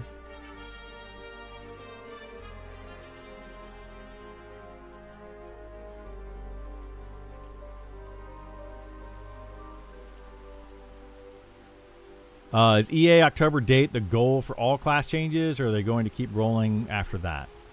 They're trying, yes. That is the goal, but will they get it? Probably not. I think right now their goal is to launch them by EA. We're probably not going to get them during beta. There's no way we're going to get them all in by beta.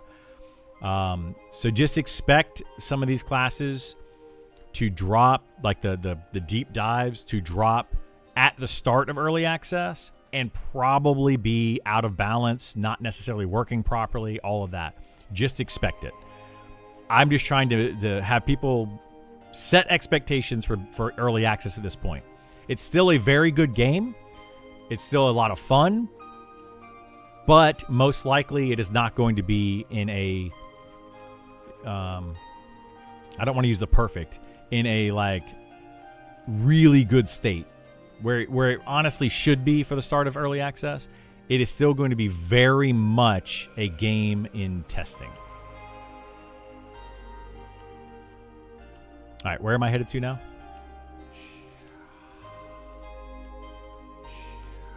Oh, okay. I'm at the safe rock here with Dorencia. We're just going to go to Lysandra's camp.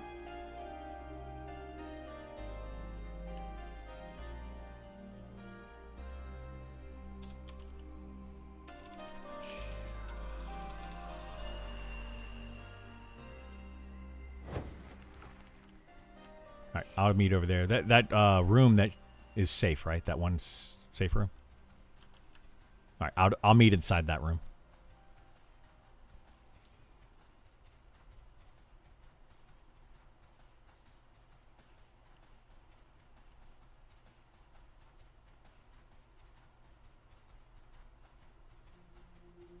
All right, give me 1 second, guys. I gotta make sure that I don't get a bunch of aggro here, trying to run into this safe room back here.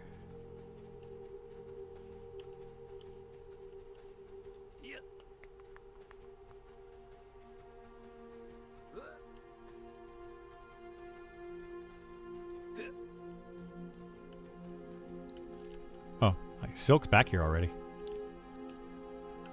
Oh, okay. Let's see. Hi, everyone. First time message. Long time viewer.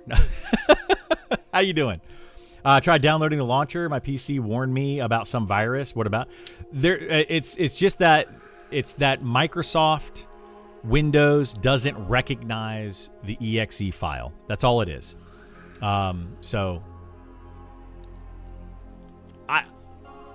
is it safe? As far as I can tell, yes. The application is safe. There's nothing going on there. Now, somebody that might have more insight on that could definitely tell you more about it, but I haven't seen any issues so far on my end. Just realize that you could lose XP past your level. Yes, you can de-level, absolutely. Why do rogues wear chainmail? Do they wear chain? I thought they wore leather only. I don't think I've ever seen a rogue wear chain. Do they? This might be chain. Do they wear chain? They might. Padded leather tunic. I thought they wore chain or leather. So I don't know.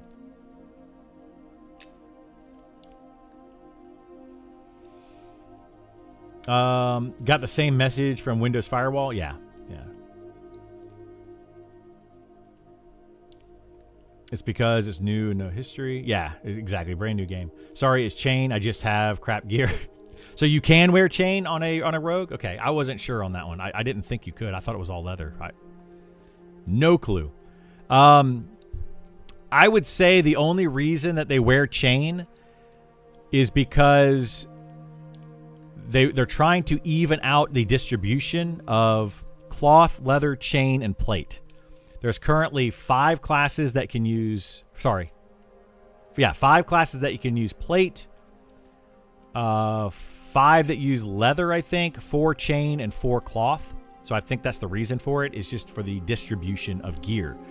But anybody that can wear chain can also wear leather or cloth. So it's more about the stats on the gear than it is about anything else.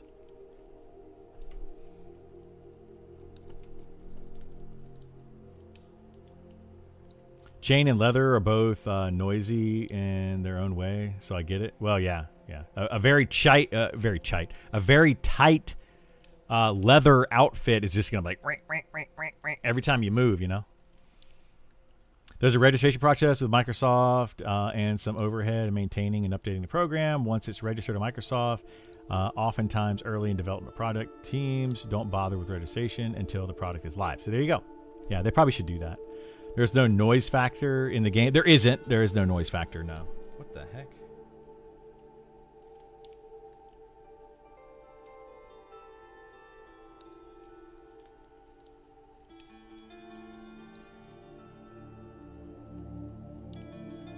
Got like a blister on my finger from something. Oh, I wonder if that's from riding my bike. I have to watch that. But yeah, there's no noise factor in the actual game. He was just kind of making a silly statement. Does the stat importance mean more on plate wearers as well? No, I mean, the only reason... So plate wearers there's 4 plate wearers that want to have the higher AC. Like, I'm actually wearing right now these leather boots because stats are higher than what my boots were, but the AC is a lot less. So I think my boots were like 36 AC, but right now AC doesn't work very well. So the plate will be good on tanks once they fix the armor class formula. But until then, yeah, it doesn't. It's there's a lot more emphasis on stats than anything else. The level versus the mob player you're stealth against, yeah. That's how currently stealth works. It's all based on vision and like there is a vision in this game, but there's not a sound side of it. So the vision side of it is if a mob is like facing this direction, you can walk closer to it behind it than you could to in front of it before you get aggro. But mostly with like sneak. And then sneak, you can walk, like if you're sneaking, you can walk behind a monster because it doesn't see you. You're just being very quiet. But the sound of the gear you're wearing doesn't matter. It's just the skill itself kind of allows that.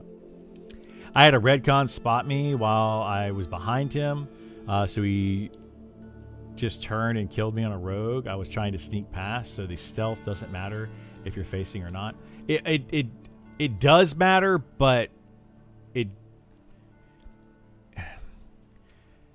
it's just that you can be closer to them if you're behind them, but they can still find you. Absolutely, they can still find you.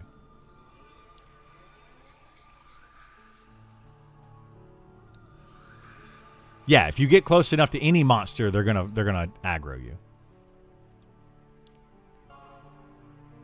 Yeah, it doesn't matter what you're yeah, whether you're in front of them or behind them or whatever. If you get too close, you're just too close.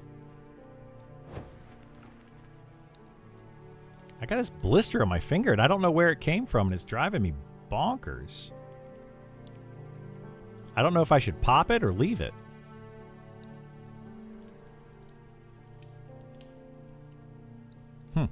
Weird.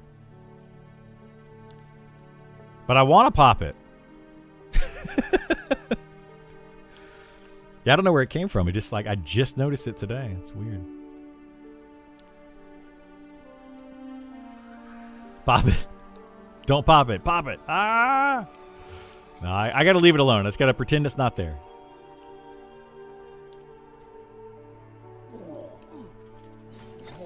I got too close. He walked up to the door.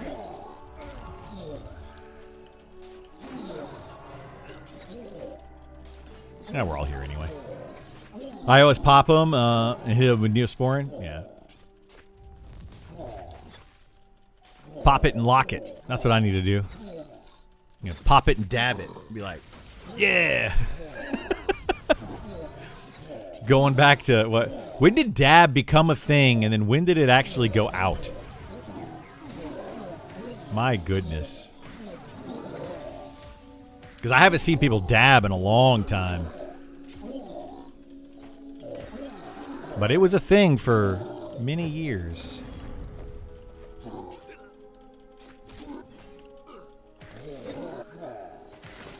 Whoop. Whoop. There we go. Is there a way to see how many players are playing each class? Yeah, like online right now you can.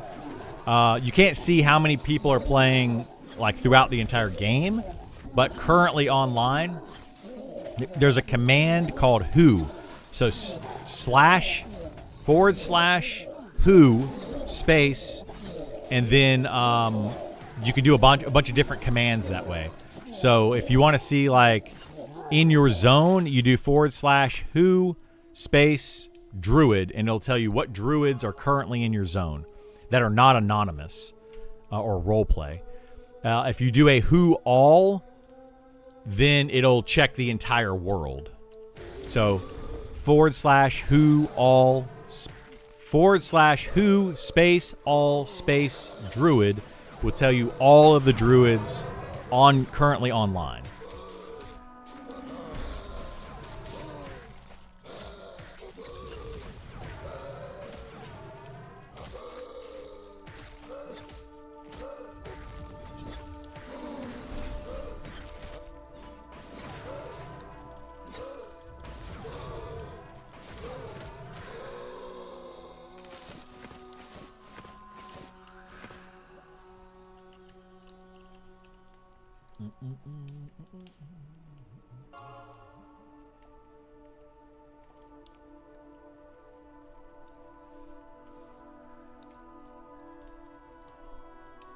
I want to keep up with that discussion.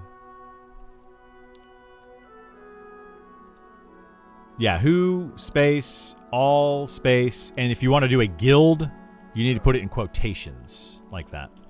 So who all space rampage in quotations.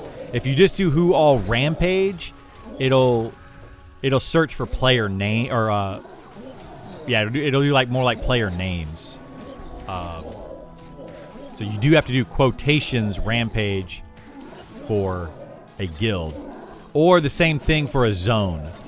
Like who all fallen pass. But it's all one word. So / who space all space quotations fallen pass, all one word, will give you a full zone. So everybody that's in Fallen Pass. So that's kind of how those commands work. You just got to kind of mess around with them until you figure it out. And then some zones have weird names to them, like Telekir, I think works like that. Shallow Shoals, I think works like that. There's a couple of zones though you don't type out the entire name like that. Like maybe Grain Cellar or something. I think Grain Cellar might work. Anyway, some things you got to put quotations around.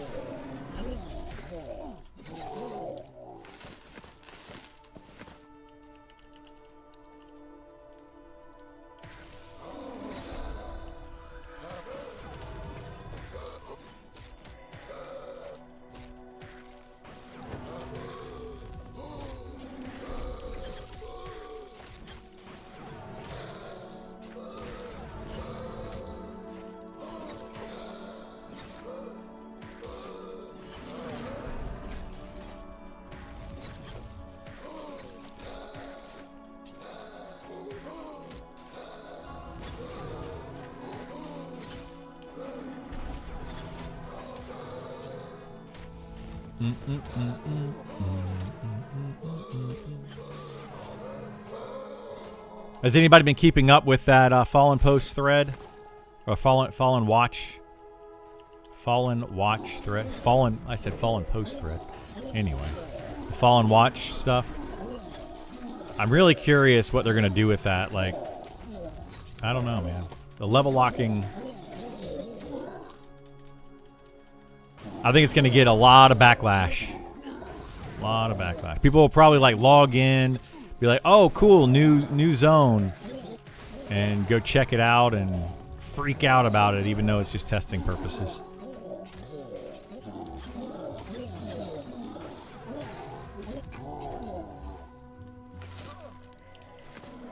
I can see what my kiddo wants to do today.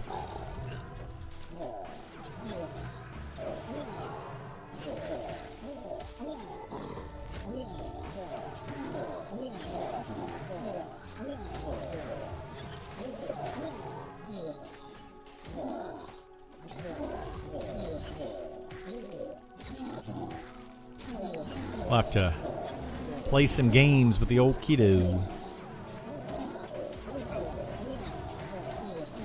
Man, I made some food last night. It was so good. I made some teriyaki chicken and some veggies. It's actually really good.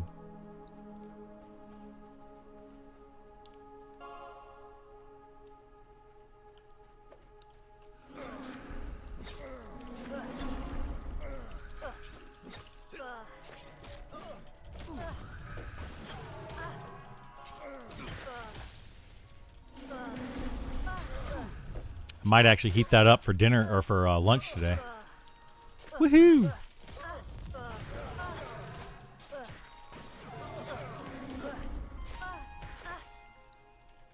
Ba, ba, ba, ba, da, ba.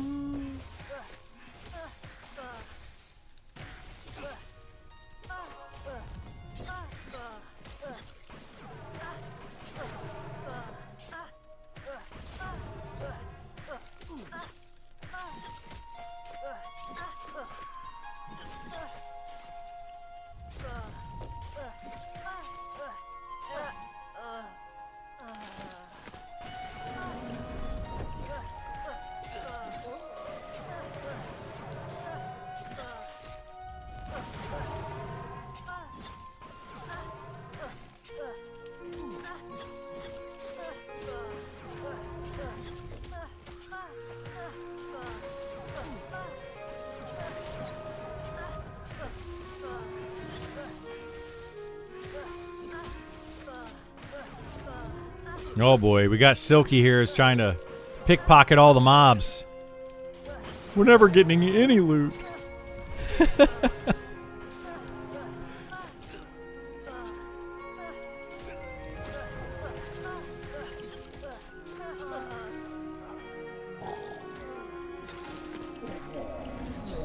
Apparently the pickpocket stuff is still a little bit bugged. Little buggy.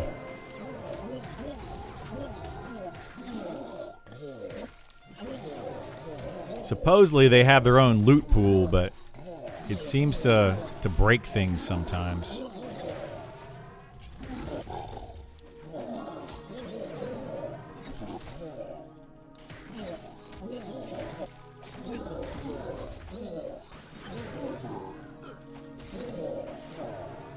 On 2 occasions, taking a name's loot away. Have you? Yeah, they got to fix that. People are not going to want to group with rogues if they're missing out on loot, you know?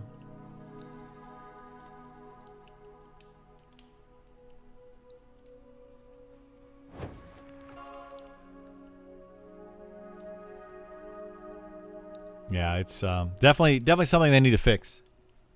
I assume you have bug reported it.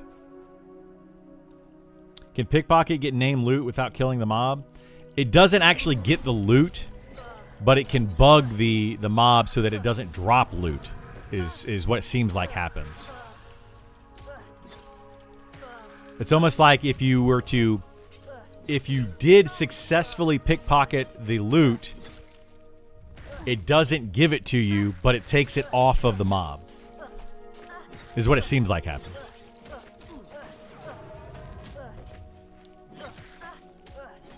Both times GM said it was a math error. It's weird that a math error only happens when there's a rogue in the party, right? So it's clearly a bug with rogue and pickpocket. Otherwise, it wouldn't. It would happen all the time. So unless, like, I've never seen it. But unless it's happening just among groups throughout the entire game, then it's clear that to me that it's a specific issue. But anyway, as long as it's a bug and not a permanent feature, it's got to be a bug.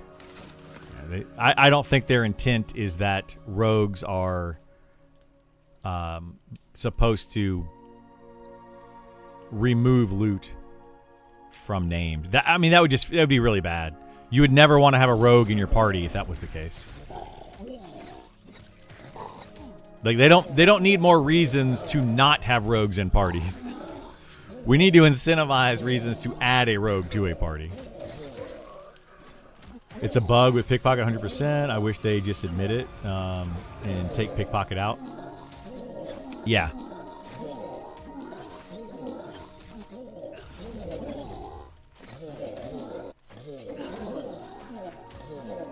Would be nice.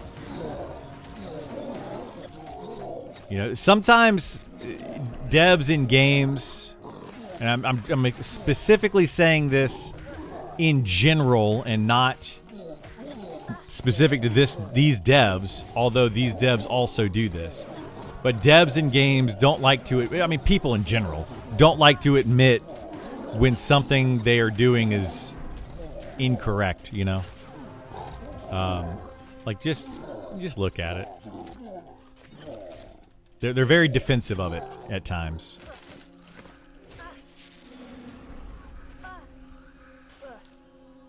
And it's like we don't need to be defensive of it. Just accept it. Like it's buggy, fix it.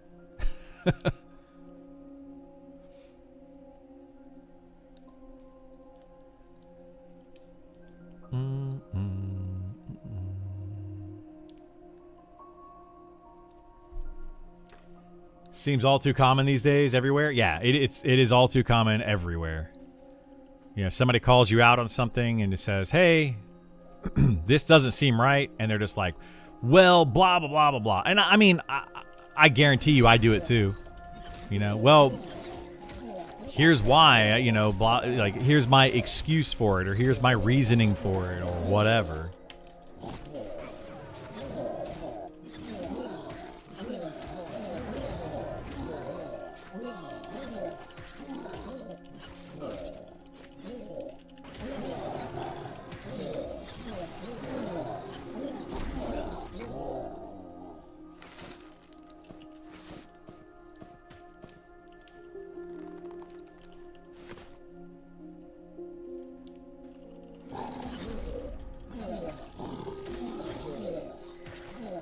A mistake is only an error when you refuse to correct it. People disregard that. Yeah, that's true. That's very true.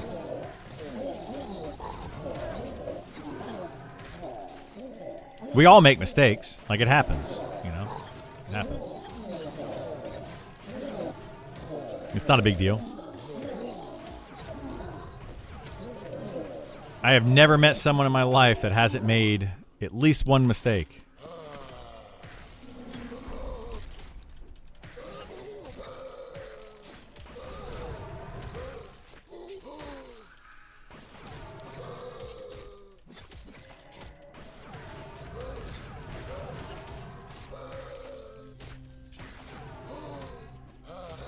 I mean, this is crazy.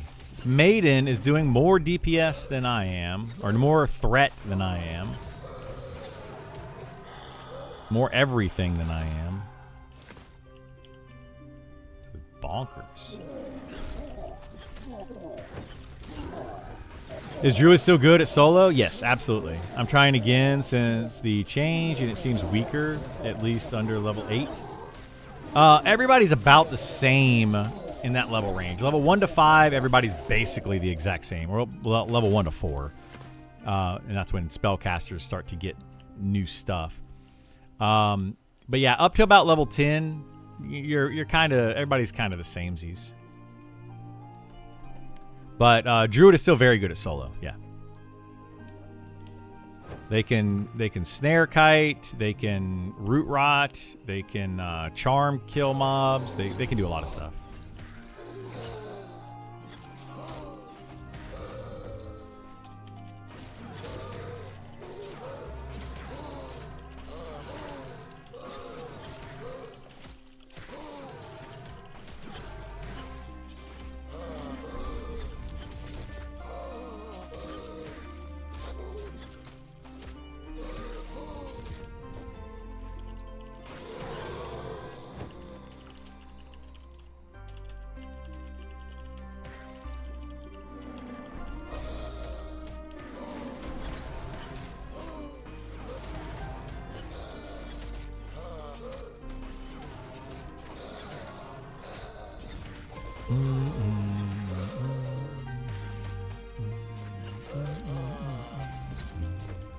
Dun, dun, dun, dun, dun.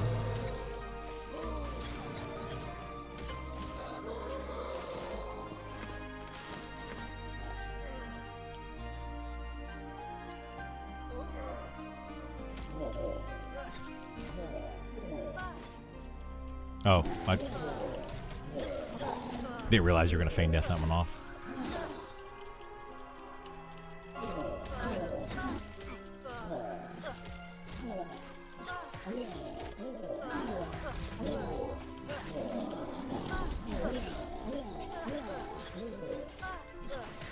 Yeah, I would say that Druid is probably still top 3, definitely top 5 soloers.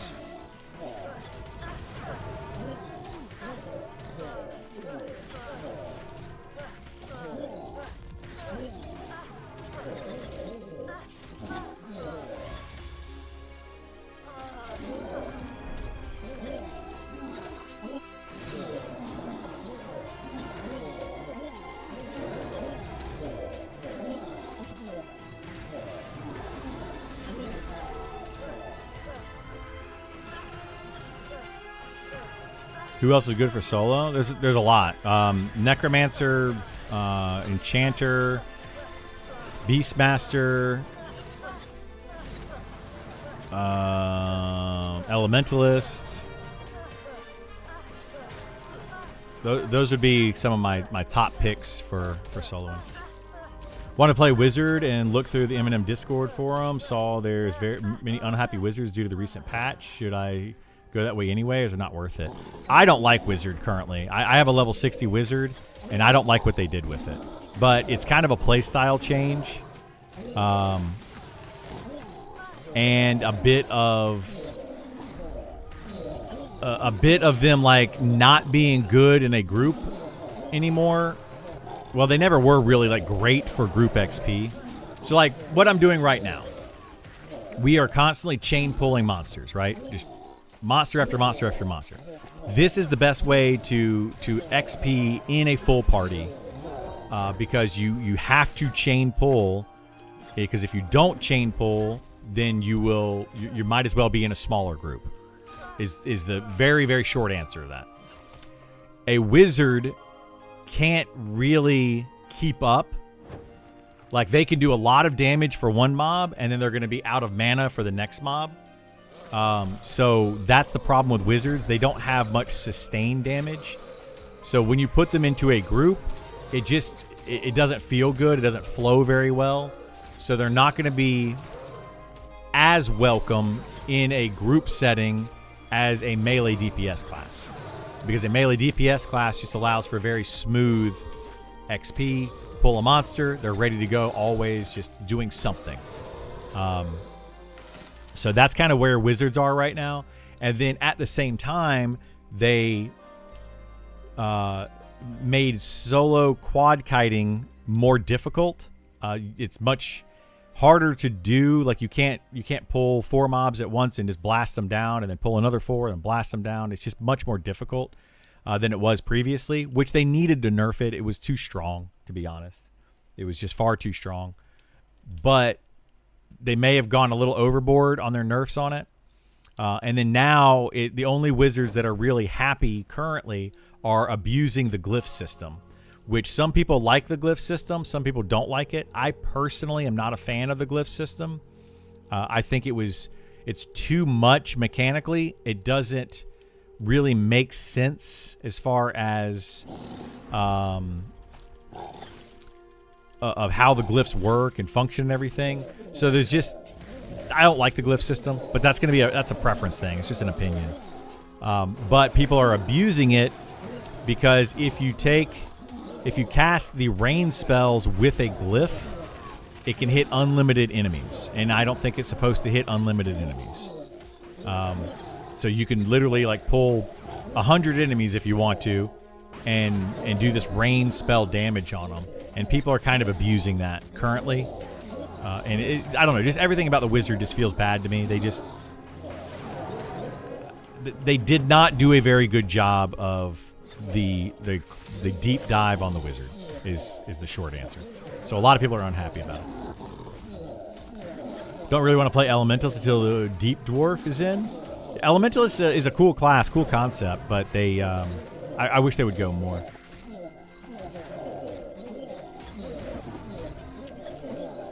No caster has a sustained damage as like a melee does. You're right, no caster does, but some classes have more than others. Well, every int caster has more sustained damage than a wizard does because all 3 of them have a pet. So right there, they have sustained damage. Pet attack, boom.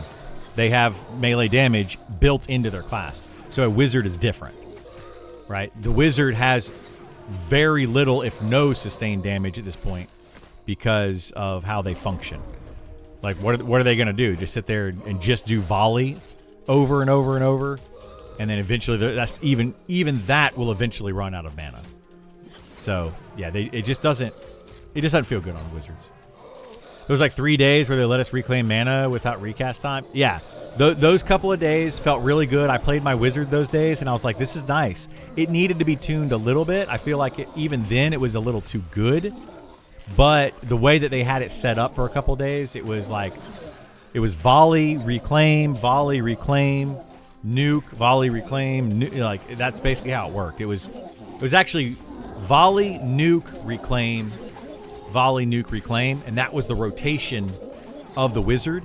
And you would still lose mana, but you wouldn't lose mana as quickly, so you had a lot more sustain. And then you could do your arcane invocation every, at the time, 10 minutes, but now it's 5 minutes, and you would have actually been able to maintain your mana like a melee would, and it would have felt pretty good.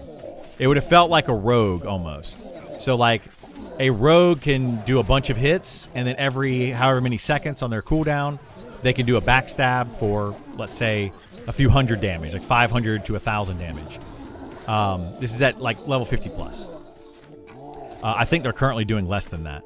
So a rogue would be doing more damage per hit, less big damage every 10 seconds. Whereas a wizard would do less damage per hit and more damage every, we're just going to say 10 seconds. And that was kind of the balance between the two. But then the wizard, if they needed to, could burst down a mob. So it kind of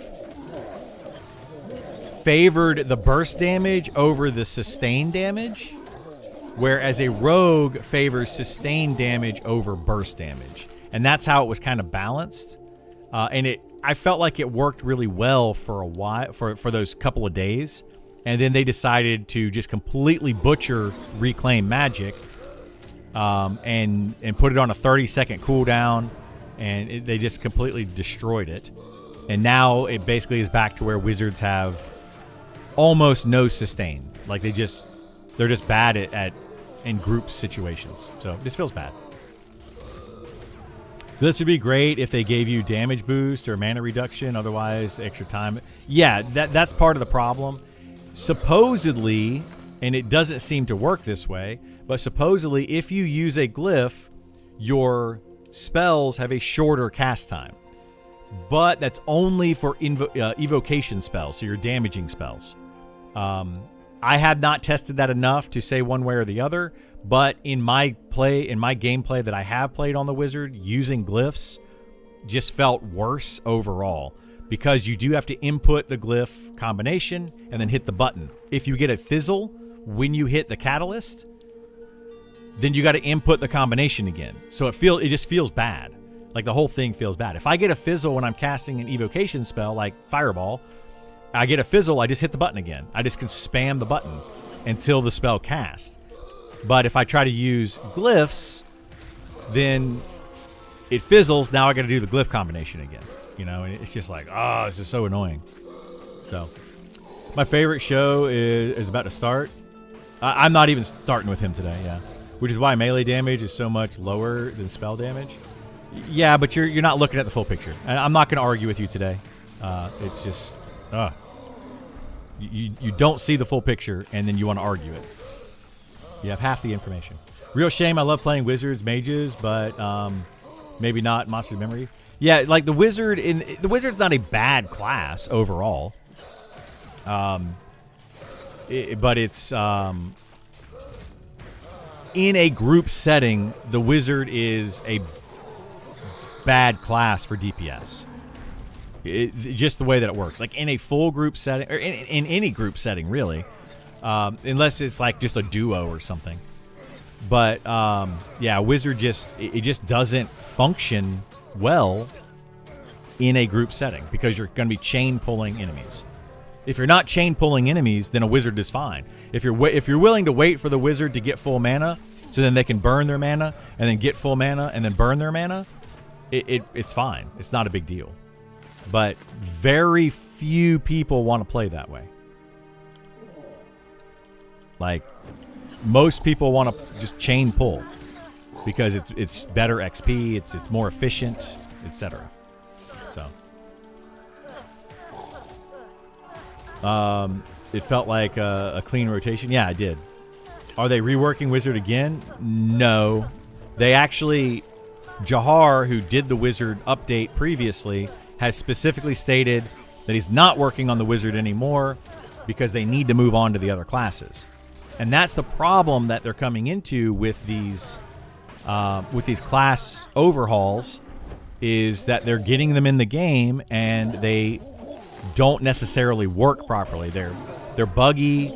Their power level is either too high or too low. They need to be balanced.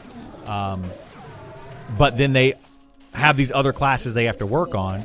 So they just like put them in the game and here's what they are, and we don't have time to adjust them. So we're just going to move on to the next thing. And it feels really bad. So when early access actually launches, most likely what's going to happen is it's going to launch with a couple of these deep dives. And if the deep dives are like they have been, these classes are going to come in overpowered or underpowered or broken and just not functioning properly.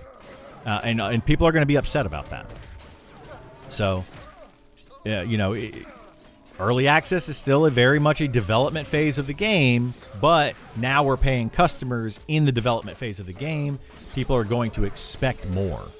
They're going to expect a faster turnaround on adjusting these things and not leaving things in, like the rain spell that has just been in now for over a month, probably 2 months, in a bugged state, and it's just going to feel bad. Kind of like Charm. Charm has been, the entirety of beta has been overpowered. And they haven't, the only thing they've done to it is require gear to it, which didn't really change the overpoweredness of it. It just made it require gear. So, yeah, we'll see what happens. I think they should add a proper character menu for pets, especially for Necro. I need to give them weapons. That would be nice, yeah, having like some sort of pet window. They did that in Pantheon, which was really nice. One thing I liked about Pantheon is that the very robust pet window, I guess. It was kind of weird, like I say that, and then the Necromancer pet window looked exactly like the Elemental or the Summoner pet window in Pantheon, even though a Necromancer pet was a skeleton and a Summoner pet was like this elemental looking thing. They definitely needed to work on that some more, but yeah, a bigger pet window. I don't know if they necessarily need to. I don't know if they necessarily need to allow you to equip a bunch of gear on them, because that causes other issues. Like now, let's say that they allow a Necromancer to gear up their pet. So now you have a Necromancer that is going to be rolling on melee, DPS, or tank gear, because they're like, oh, my pet needs it. I need tank gear on my pet because that's the gear that it uses. But they're also going to be like, I need to roll need on cloth gear, on int cloth gear, because I'm a Necromancer. So that causes a whole other issue. One of the only good things they did in Pantheon, yeah. There's a lot of good things. I actually talked yesterday about Pantheon. There's a lot of good ideas in Pantheon and good things that they did. They just failed at other aspects of the game. 0 chance temporary pets get to roll on gear. Well, they're not temporary pets; they're permanent pets. Right? That's the thing. Once like in Pantheon, you gave gear to your pet, and it was a permanent thing. Like that gear stayed throughout the game. Every time you summon your pet, it had that gear on it. So you don't have in this game. If your pet dies or if you die, you do lose all the gear. Yes, but what we're talking about is the Pantheon version of that. That's what some people want in this game, is to be able to gear your pet out like Pantheon did. So we're kind of combining those two things. Yeah, in Pantheon, every time you summon the pet, it had the gear on it. So it was... Yeah, I agree with you, though. Like if it's a temporary pet, or not even a temporary pet, if it's a pet that when it dies, you summon a new one and it doesn't have any of the gear, then yeah, you shouldn't be able to roll on the gear at all. I totally agree with that. but it's a different perspective.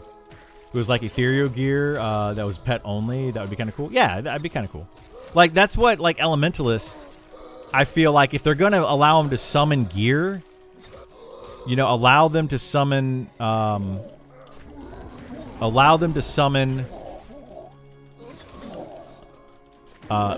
as well and give it to their pets, and then they can give them, like, higher armor class gear or higher strength gear and make them, they can make them DPS pets, they can make them more tanky pets for when they're soloing.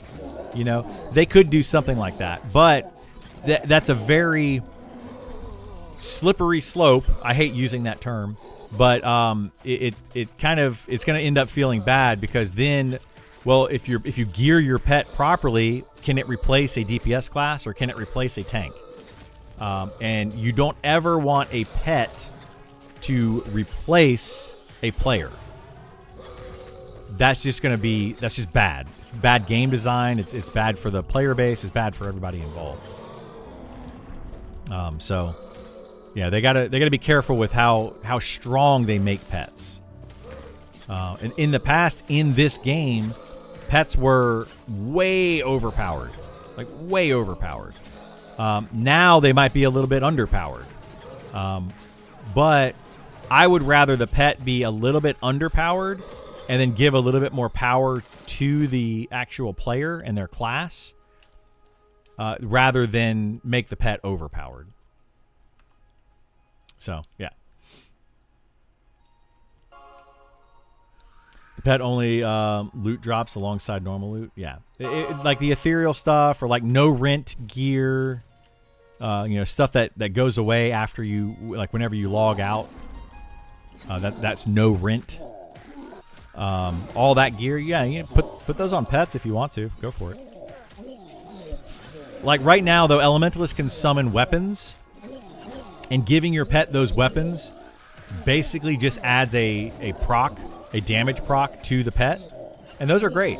Like, I don't have any issue with those. And an Elementalist can give them to Necromancer pets. You can give them to Charmed pets. You can give them to another player. Anybody can use those weapons.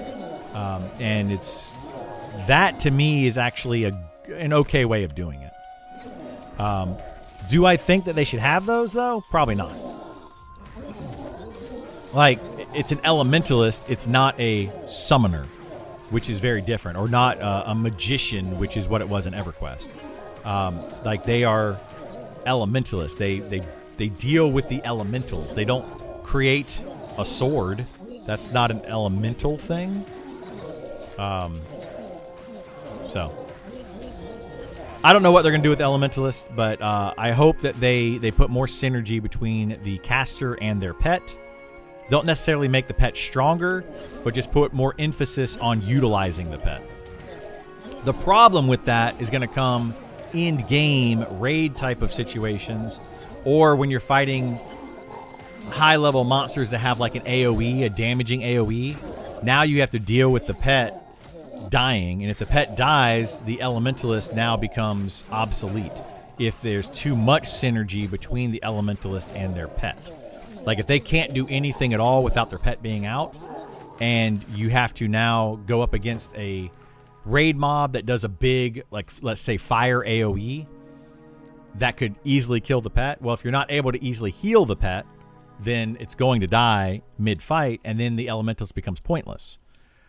So in that kind of case, I almost feel like Elementalists or elemental pets, or just pets in general, should probably take far less damage from these AoE abilities. So, yeah.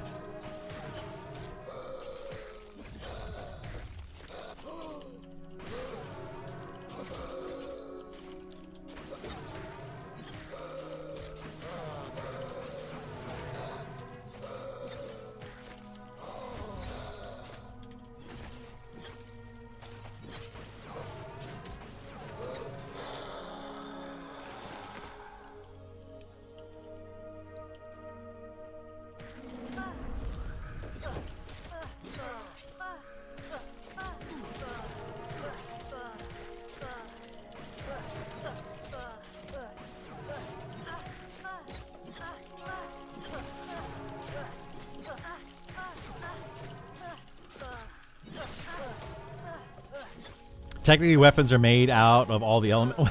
Yes. Well, actually, yeah, I get you, Raven. Like, they are. Everything is made out of elements. Literally everything in the world is made out of elements. You know, if you want to get down to it, right?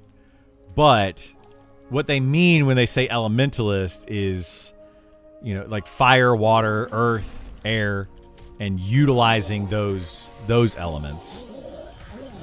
They're not talking about getting down to, like, you know, smaller elements. But yes, I understand that.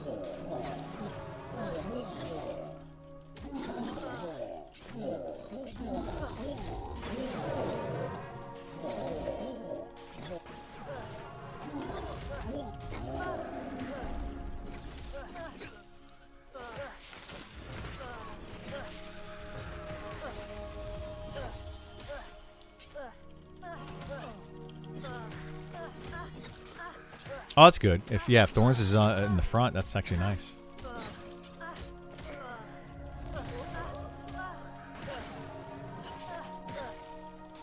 Well, if they cast it first, then it becomes the last. Well, I don't know. I think the issue is, like, it might cast it first, and then you get a bunch of other buffs, but it wears off after 10 minutes, so then it's cast and added to the end. So, yeah, that's another issue. Actually, exactly. Difference between our elements on the periodic table and fantasy RPG elements, yeah, exactly. There's a difference between the two, but I do understand where you're coming from.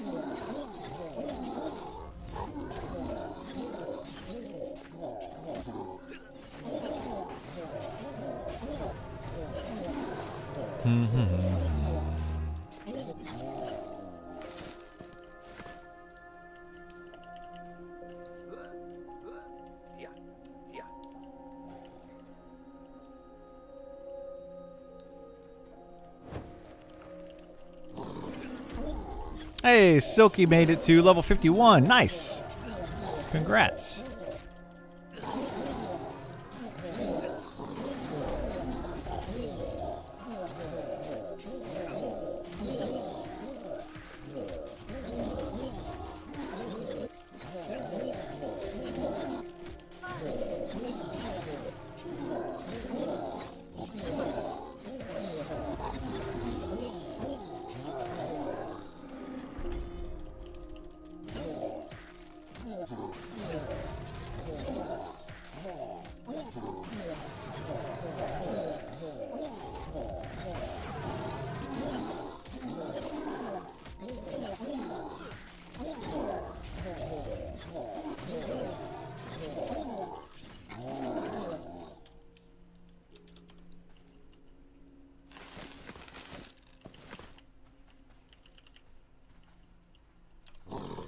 Vor, remind me next time we're in town, either later today if we go back to town or tomorrow morning, remind me and I'll try to make you a bunch of bags.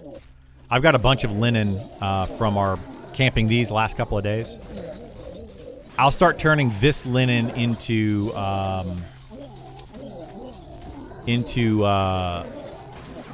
whatever it's called. Not padded, but the other one. And we'll get you some bags. The pouches are pretty. I can make those pretty easily, but the satchels I think are like an even con. But I can definitely make them. It might fail a couple times. You have a lot too? Yeah, it's all good. We'll figure it out between the two of us. You're kind of like the Chris Matthews for Hardball, but for Eminem. I don't know who that is, but I'll take it. Sure. What I don't. What is that? Chris Matthews for Hardball from Hardball. Is Hardball a movie? What's the word on the Euro server? No. Right now they are talking about putting an EU server. Yes, that is the plan. The Oceanic server will most likely be merged in with the US West server, but they might do an Oceanic server as well if they get enough people that want it.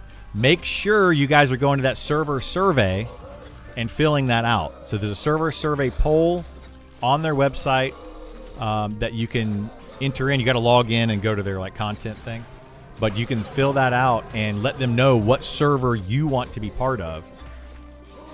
Whether it's PvE, PvP, no box, boxing, role play, Oceanic, East Coast, West Coast, all that stuff. So, yeah.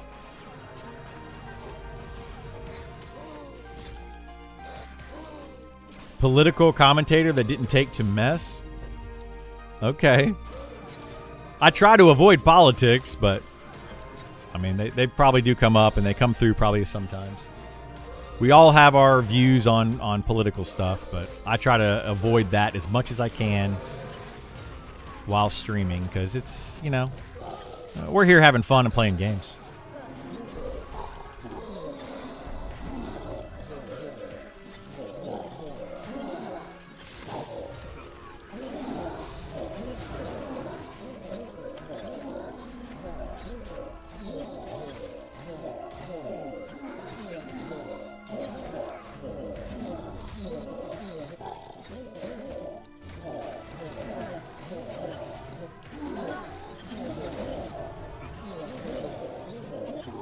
I mean, you are that guy. Wait, what? Bad joke, really? Okay. I may have missed. I may have missed it. I apologize. Sometimes it's hard coming through on chat.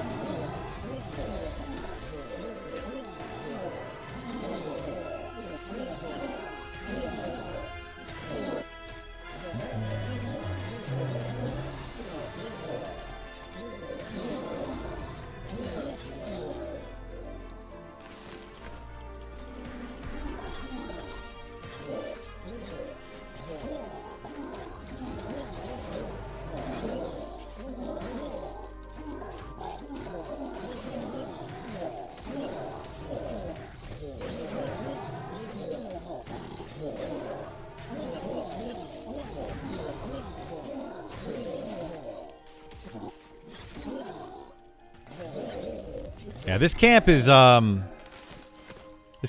too good. Oh shoot. You could pull too many named mobs to this one location as a full party of 6. Like way too many named mobs. It's going to cause issues on early access when you get enough players that are around level 50-ish, and they're all up here at once trying to camp different things. They're all going to be pulling from the same mob pool. There's going to be a lot of petitions that are going to happen. A lot of people saying that people are pulling my mobs and camp checks and all that. It's just going to be a disaster. This entire area right here that we're currently fighting in. Because one group can clear, like, look at all this. One group can clear all the enemies in here. There's Yauman there. But yeah, one group can kill just so much stuff that a second group coming up here would end up being less XP for everyone involved. Then it's like, okay, well, I should only bring up a small party up here. Like, anyway, it becomes a whole thing. If required, will you de-level to 40 to test fall and watch? We'll see how they do it. Maybe. We'll see.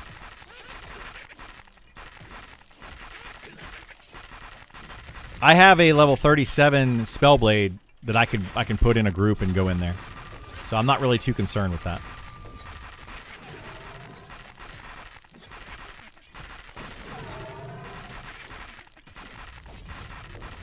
Or maybe I'll level up my my Beastmaster. I'll just focus on that for a couple days and get it to level 40.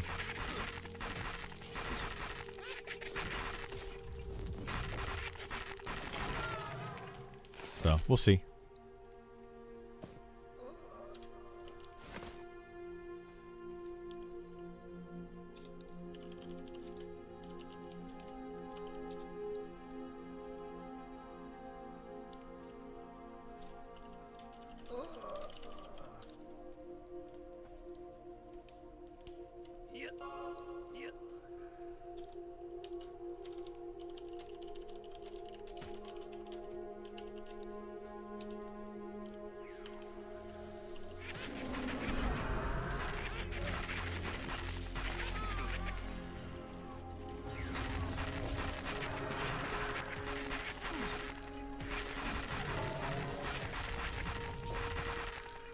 But yeah, the whole D-level thing, like, I don't know how I feel about it. Like, if they are talking about D-leveling the characters, the way that it was worded sounds really weird. But if they are talking about D-leveling my character from 60 down to 40, and then I have to level it again, then no, I probably won't do that. But if you just go into the zone and it D-levels your character down to 40, and then you level back out and it levels it back up to 60, then yeah, I'll go in there and try it out. Like, I don't care if it de-levels my character temporarily. Like, just for that zone. Yeah, I'll absolutely do that. But it's still not going to really test things very well. Because I'll be in some of the best gear for level 60. So I'm basically going in on a level 40, like, super duper geared up. Which doesn't really test the content the way they want to test it. So it just kind of, the whole thing kind of, I feel like, defeats the purpose. They need to do it a different way, which I think a better way would be take a level 1 character, zone in, talk to an NPC, and it levels that character up to level 40 and gives you all of the abilities, and then you can also talk to the character to get, like, level appropriate gear for a level 40. And then that character gets locked in that zone, or if it zones back out, it just deletes the character or something. I don't know. Make it a hardcore character. I don't know. Something like that would work. He's saying we don't think the gear matters. I do not see it. Who says that they don't think the gear matters? Yeah, gear absolutely matters in this game. I don't know why anybody would think it doesn't matter.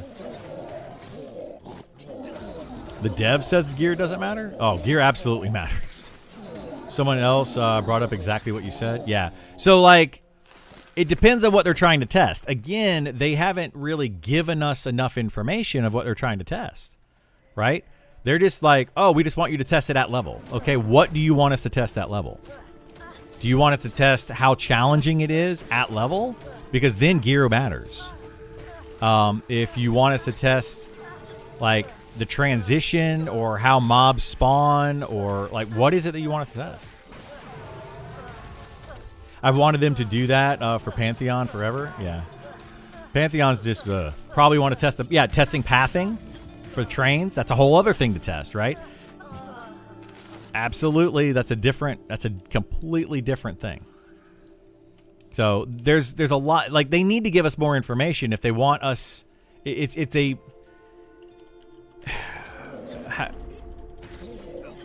poorly worded is not what I want to say. It's not a poorly worded post, but the way in which the post is written does not seem to portray what they want us to do. Right? So it's not poorly written. It's just the idea of it doesn't come through very well. Poorly informed? Yeah, maybe that's a good way to say it. It does not inform us of what they want us to test. Maybe how difficult it is to move through the dungeon. Maybe, yeah. You can go in everywhere as a twink at level 60. Hang on.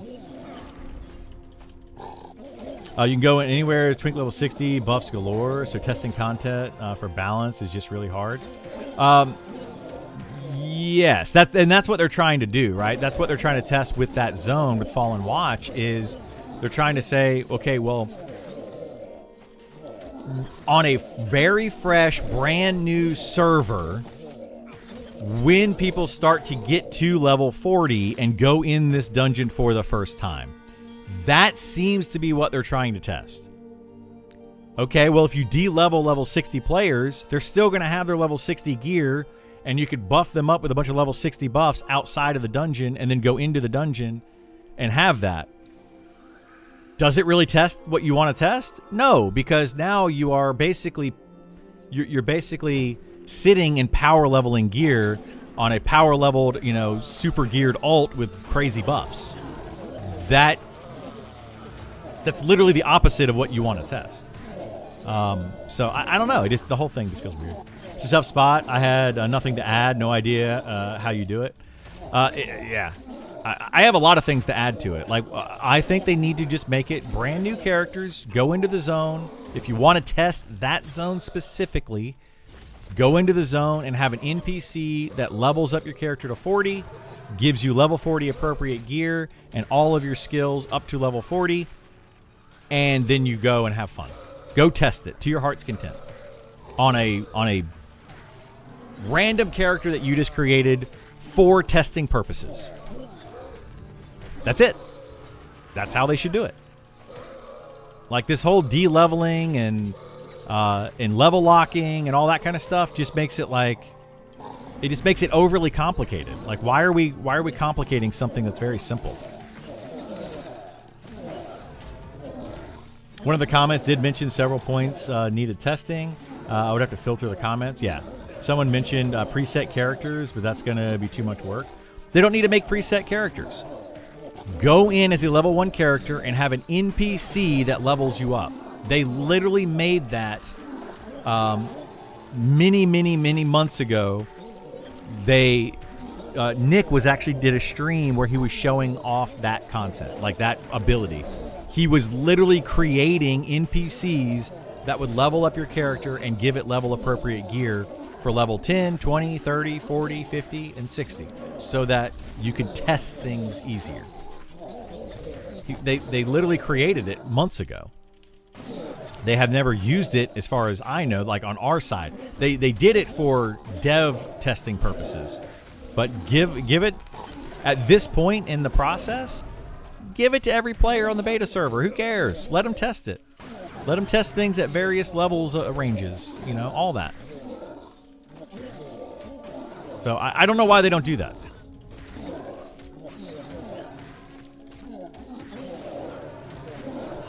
But whatever. I'm not developing their game. I'm here to give them feedback, and that's it. Because that's what they've asked. Feedback and bug reports.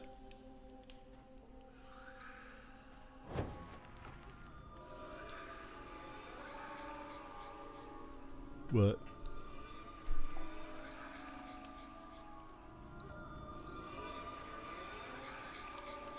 Yeah, we've got both of them from yesterday here. I wasn't sure if we should mention it or not, because I didn't know. But yes, I have both of them in my bank.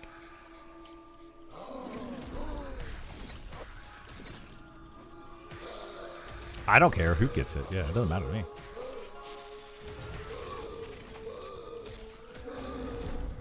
But yeah, I just didn't mention anything because I wasn't sure what we were doing with it. But I put them both in my shared bank slot earlier this morning, so I can pull them out on any tune.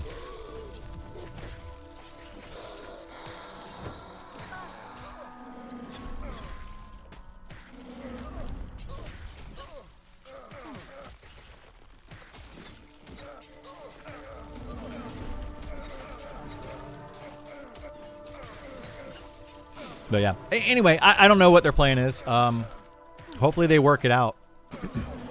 I feel like this is kind of part of the problem, though. Like, I'm gonna talk about it in kind of a weird way. This game, the last few people that have been added to the team have been like, or some of them have been just previous friends and co-workers of Sean. Right? I don't know when the last time they tried to develop a game. They could, for all I know, could have retired from game development 20 years ago. And now they're just like, I just really want to get back into it and try it again and dip my toes in it and have some fun, etc. But developing a game back then is very different than developing a game today. It's just a different thing. And it's almost like maybe these aren't the best people to be just throwing in to the team and with zero oversight. You know, like they don't understand, they don't know what this game, how the game plays. Have they even played the game? You know, stuff like that. And I'm not trying to disregard like their experiences, and like they are way more experienced than a lot of people, I'm sure, with developing a game. But you're throwing people in to develop a game that haven't even played this game potentially, or haven't developed a game in decades. Unity is the system they're currently using. When did Unity become even a game development software? Like they may have never even used that system, which is kind of like, okay, so that you're basically taking somebody that doesn't know anything about what you're doing and just being like, okay, you do stuff unsupervised. You know, seems it's to me it seems like a bad way of doing things, right? It seems a backwards way of doing things. I would want to put people that have more experience with Unity and more experience with this game or similar games on the team before I put somebody that's just a friend of a friend of a friend kind of thing. You know, like I've always felt bad about that in corporate America. That happens a lot. It's just like a handshake and a, you know, hey, I know this guy who knows this guy. We're going to put this person on the team and they're going to do great. And it's like, well, based on what? So anyway, that's exactly the thought and feeling I was getting while reading that thread. Yeah. I saw a video on how a guy used Unity and AI game engine to recreate Doom 2. That's awesome. Yeah, that's fantastic. I hear what you're saying. Yeah, I think you guys get what I'm saying. I'm not trying to, you know, pick on anybody, you know, and I appreciate anybody that's willing to work on this game, especially since they're doing it volunteer basis, like 100% free. And I do appreciate what that particular dev, what was his name? Arca, what? Let me read it. I didn't actually look at it. It starts with an A. Monsters and Memories. Akiris. I'm gonna say Akiris unless somebody tells me that's pronounced differently. Akiris, like they even pointed out, they really appreciate the people that put in a lot of time and effort and energy into testing this game. I say another good way that they could test that content is give it to the people that have been doing a lot of testing. People that they feel like say, hey, we are going to go on these 20 people's accounts and give them a character, a preset, pre-generated character on people that have put in the effort to test the game. They're knowledgeable about the game. They have put in like hours and hours and hours to try out different things, to break things, etc. There's a lot of people that have put in way more effort than other people. There's some people that just get on the game and they play it casually. They don't bug report. They don't do feedback. They just literally play the game for funsies. Those people probably shouldn't need to get access to it right now. You know, it's just for testing purposes. Almost make like a closed testing thing for some players. Yeah. He said that wouldn't be fair in the thread. It wouldn't be fair. It absolutely wouldn't be fair. You're right. But it's not fair currently because only some people have access to the beta anyway. Not everybody is getting access. It's already not fair. Right? Like, it's already an unfair thing that people have beta access. Straight just through a lottery. Like, I don't get it. That's the kind of thing that's like, you want it to be fair, then just open the zone up and let people do it. Let people play it. It's the only fair way of doing it. Open the entire server up to all players that want to try to make a beta character and let everybody try it. That's the only fair way. Just saying. Like, I'm just pointing out the hypocrisy of the statements, you know? They're not going to make it fair. Tough call to make. It is a tough call. I agree. Yeah. Equal opportunity does not mean equal things. You're right. People wanted to give beta access to those who test and not just play the game. They wanted to do that. Exactly. It's not fair to treat the people that contribute the most the same as people who don't contribute. You're right. Literally none of this is fair. None of it. I have a very unfair advantage because I've been playing this game non-stop for about a year already. I have an unfair advantage. I was on the alpha test, playing it every day non-stop. I've been in the beta test, playing it every day non-stop. I've had an unfair advantage the entire time. So, you know, to now say all of a sudden it's not fair, it's not a fair way to do things, okay, well, it's what you've been doing the whole time. I don't know, man. Like, it's weird, right? It's just it's a weird topic to me.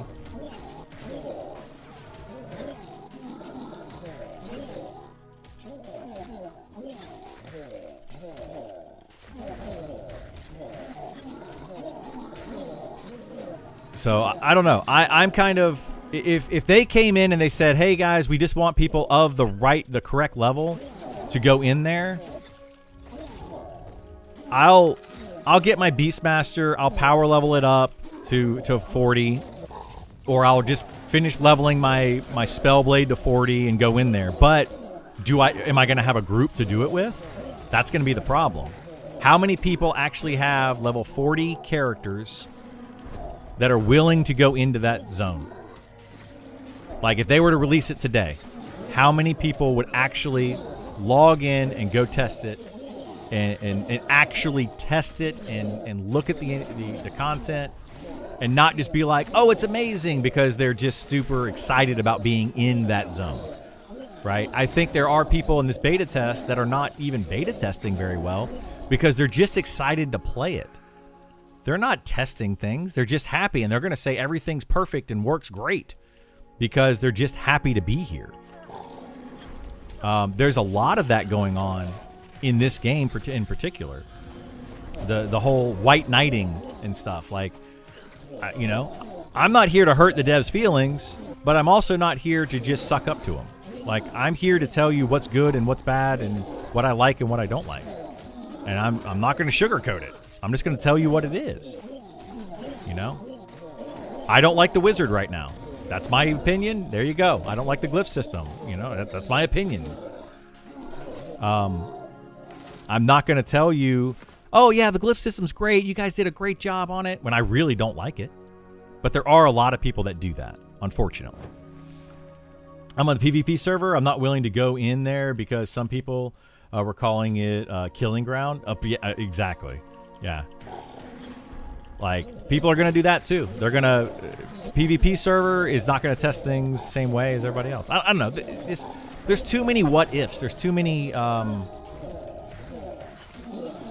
There's too many... God, there's a word. It's right on the tip of my tongue, and I can't think of it.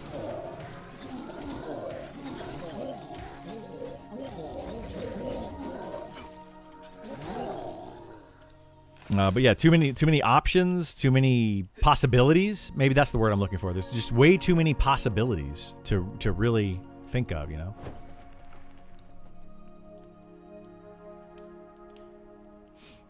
Hey, Caliber coming in for a sub. Thank you so much, Caliber. I appreciate it. Circumstances. Yeah, too many circumstances. Too many variables. Those are all very good words, yes. Way too many variables is probably the word I was looking for. But if I get a group, it could be really challenging. Yes. Yeah. Also, like, not only that, okay, so we want to test it, or they seem to want to test it on a brand new fresh start server. Well, the first people to hit that dungeon on a brand new fresh start server are going to be pre-made, like, good setup groups. That's going to be the first people to hit it. it's not going to be your random pugs that go in there and do the content. It's going to be pre-mades. They're gonna level faster than other people. They're gonna have a tank, a healer, a CC, and 3 solid DPS. They're gonna know how to play with each other. They're going to be a pre-made special group that is created for doing all kinds of content, and they're gonna know how to play with each other very well. Pugs play completely differently, so at this point, they're gonna end up getting a bunch of pugs in there testing the content, which is fine. That's a different way to test. It's a different direction. It's a but that's what they're going to get, is a bunch of just random people who happen to have level 40 characters to do it. If they allow you to de-level to 40 to do it, now you're going to have characters that are de-leveled with higher level gear and higher level buffs, and that's also not going to test things properly. So yeah, it's just there's too many variables, way too many variables. Pre-made guild groups, exactly. You're going to get a lot of pre-made guild groups that are going to want to test all this stuff.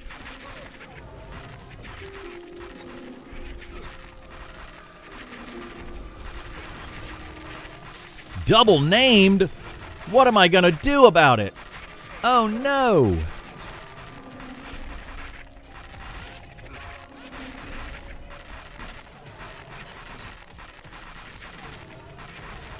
This is what happens when you try to tank 2 mobs at once. We have the pet on one of them, though, right now.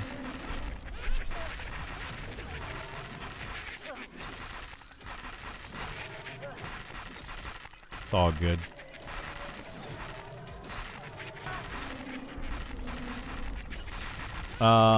That's still a good way to test. Pugs or middle ground. Yeah, it's still a good way to test. It's just a different way of testing, right?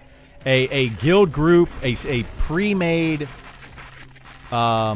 static group is just going to test things differently, and they're going to be, most likely, they're going to work better as a team, and they're going to, play on a higher level. Not like a player level, not character level, but on a player level. They're gonna play to a higher standard. So yeah, it's just a different way of testing. I think he said something about pugs having a difficult time. Pugs might have a difficult time in there. They absolutely might. Yeah, so.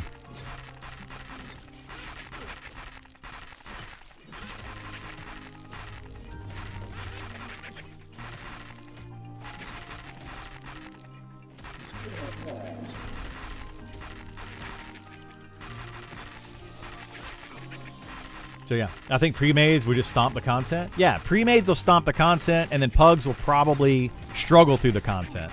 So it's going to be, well, which one do you want to know? Like, which one do you need or whatever? Like which one is the better testing for the devs?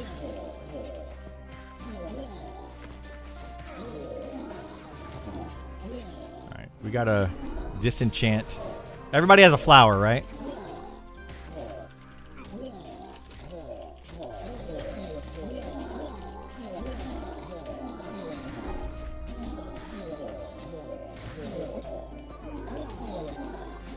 Hang on one second, guys. Sorry. All right, there we go.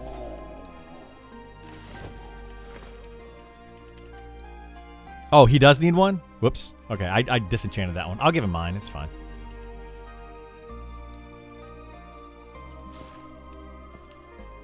That's fine. I'll give him mine. I'll get the next one.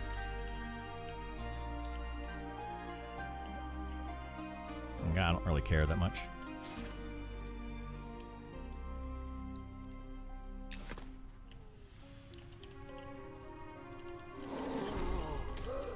We'll probably get another one today. Watch it now. It'll never spawn for the rest of the day.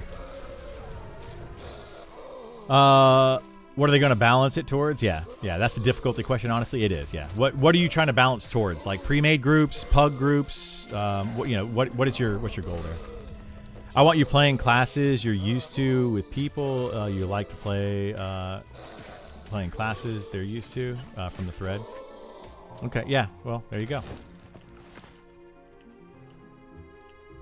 So that's the intent.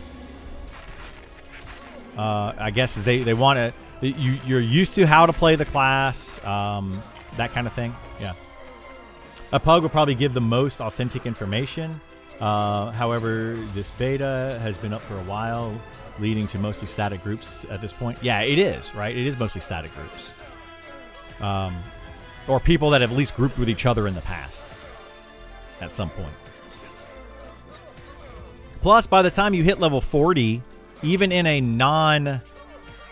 By the time you hit level 40 in this game, you're probably going to have people that you generally play with anyway.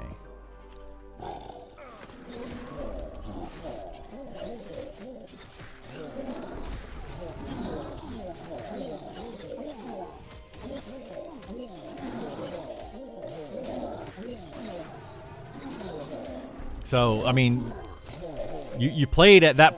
by the time you hit level 40, you probably played for 100 hours. You know? You probably met a few people.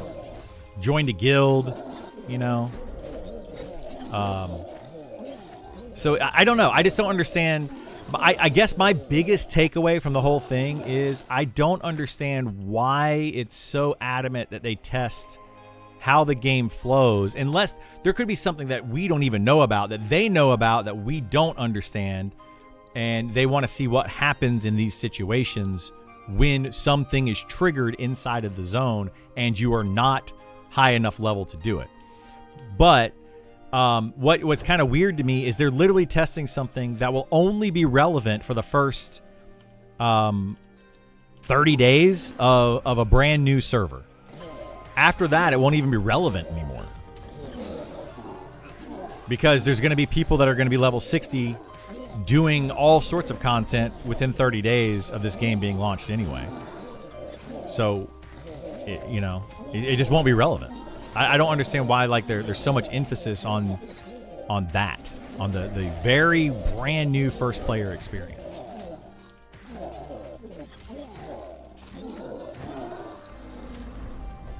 But I don't know. We just have to see what happens. I hit 30 and had a pug that kept going and going, and now we're mid-40s and basically is static. Exactly. That generally is what happens, you know, in games like this. That happens all the time. Yeah, you start out playing by yourself, and as you get to around level 30 to 40, there's usually only a few people in that level range when you're in that level range, because everybody is constantly trying to continue to level. If people are constantly trying to continue to level, then the people that were above you or higher level than you anyway are going to continue going higher level than you, and the people lower level than you are trying to catch up. So you're gonna be in that level range with this group of people, and it's kind of like going through school. You know, you start out in a school and you all go through the grades together. You know, you may have different groups of friends throughout, but you have your static friends, and then you have your acquaintances that you just happen to know. Sometimes you hang out, sometimes you don't. As you go through school and you know things change. Maybe in middle school you're friends with one group of people, and then in high school you become friends with a different group of people. You know, it's the same way in a video game. Oops, I didn't loot that. I meant to. I long pressed on that one. Oh well. That's probably it. The FTE engage rooms and other mechanics. Yeah, that could be what they're trying to test. Absolutely. In which case, they need to have people in level appropriate gear with the people that will actually get to that stuff first, which will be static groups. It will absolutely be static groups. You're not going to have a pug, a group of 6 people that have never played together before, just all of a sudden... Hey everyone, we just happen to all hit level 40 at the same time. Let's make a random group, and we've never even seen each other. That's probably not going to happen. So, yeah, I think they need to kind of look at it that way. Going past 20 feels like the turning point if you like the class or not. Yeah, it does. I would say level... Hang on one second.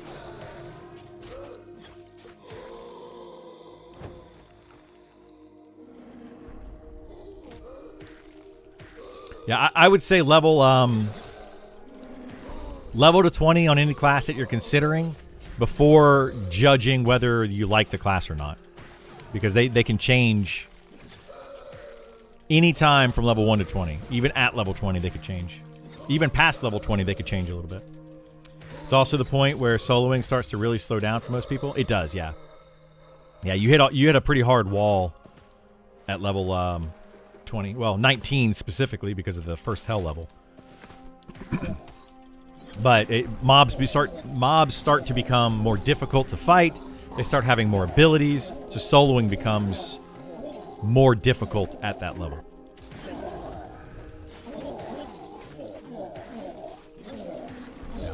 Setting up gear characters for each class at each level band is not in the cards from the thread. Setting up geared characters for each class at each level band. That's just not in there. Okay. I thought that they had an NPC that would do that automatically for them. Yeah, I feel like they don't have... Man, I keep having something in my throat. I feel like they just don't have the technology or the tech set up to do that, to do what they want to do. So in that case, they're better off just hand-picking some people and throwing them into that dungeon, honestly. Like, I know it's an unfair advantage, but it's like everything that anything that you suggest is going to have some pushback. Level locking the content is going to have pushback.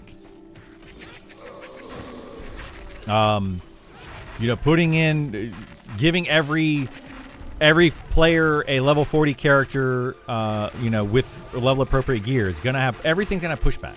So they just need to pick one, rip the band-aid off, and go with it. And to heck with the haters, which is how they developed this game so far anyway. Just keep going with it. You need a coffee or some tea, my friend? I do need something. Yeah. They should just make an application for people who want to do it, or create a separate server just for this. Yeah. I mean, something like that could work. Create a separate server or an application, and then they teleport those players in to test it out. I would test it. I guarantee you I could get 6 people playing their main characters to go test that content. And I would stream the entire thing so everyone can see it.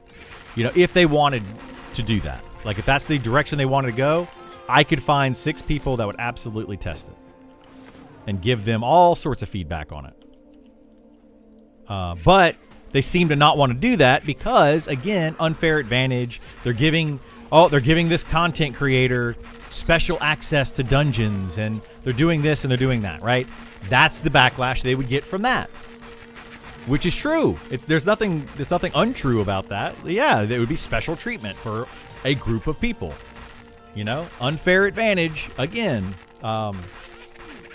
But we've all had an unfair advantage for a long time. So yeah, it's just the whole thing. Do you like that there's no loot distribution and it has to be done manually? I don't mind it. Yeah, I think it adds communication. It adds a social aspect to the game that most other games don't have.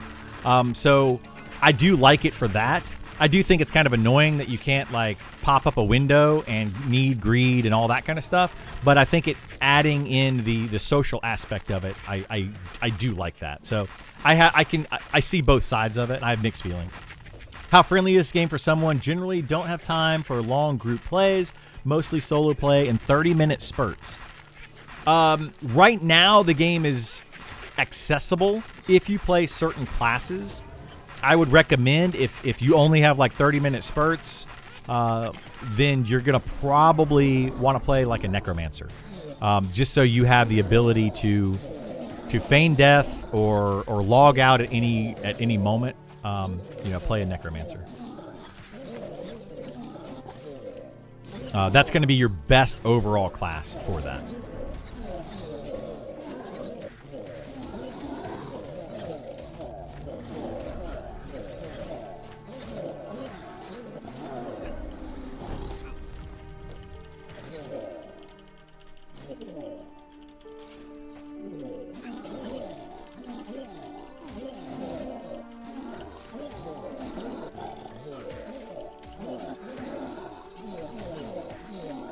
I've leveled 4 characters to 20 and stopped when they started the class revamp. I really hope they can get them soon as possible. Me too. Yeah, me too. It is fair. If you have more value, you deserve more reward, like any job. I mean, you could look at it that way too, you know. Is it fair because I put in, I'm just using myself as an example. I've put in thousands of hours into this game and they give me the opportunity to check out a dungeon before another player? I mean, some people will say, no, it's not fair. But other people will be like, no, absolutely. You know, like they put in more time than anyone else. They absolutely deserve to check that dungeon out. You know, they didn't quit when another game started up. EQ Legends, I'm looking at you. They didn't quit and jump ship to that game. You know, they put in some good feedback. They've found a mini bug report or bugs and things. They've done this. They've done that. Like some people just deserve more. You know, like I'm sorry I hate that the world is like that, but you get more from what you put into something. You get more out of it the more you put into it. Sean specifically said that about this game. Literally, I'm gonna try to quote him. This may not be in a direct quote, but it's gonna be really close. And he said that the more you put into the game, the more you get out of the game, and they intentionally did that. And not everyone will be able to get everything in this game. That is absolutely intended. So he emphasizes the more you play, the more you get. You know, and you know, why not keep it that way? You know, is it an unfair advantage? Sure. I'm not gonna say it's not, but did you put in the effort? You know? Maybe a loot window that shows what's being looted so it can be seen by everyone in a party, but you can't need or greet it. So what they have, Sci-Fi, is, I'll show you on this next loot right here. When you loot something, I can click this link button. And if I click it, it automatically sends a chat. Here, I'll show you what happens. When I click link, boom, it comes up party window. So link all, and it puts it into the party window like that. So you can link it to the party without looting it.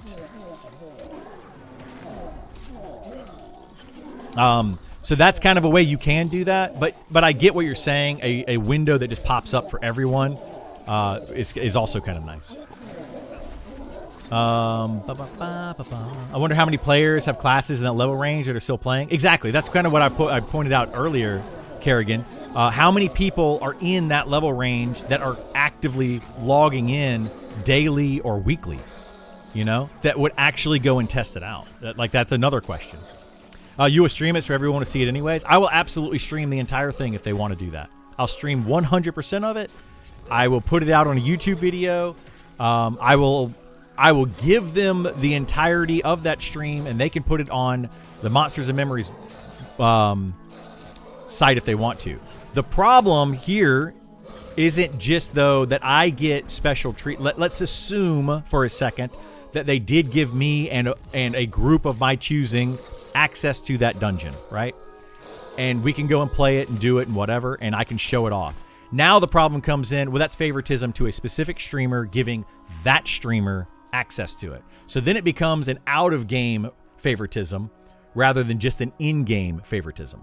You know, what if they went and gave it to Kungan? Kungan has more views than I do, and they gave it to Kungan and said, "Hey, Kungan, go check out that dungeon. You pick the people that you want to go in there with you." Well, is that fair? You know, somebody like me that's like, I put in way more time than Kungan has in this game, probably know a lot more about this game than Kungan does, but Kungan's a bigger content creator. So where's the fairness there? And that's the problem that I think the devs are running into. And I totally agree with it, you know? Giving one content creator the ability to preview something, it would also give me, you know, bonus views. It would allow me like, oh, well, this person, you know, gets extra views because they got access to a dungeon that nobody else has access to. You know, it's exclusive rights to, you know, it becomes a thing.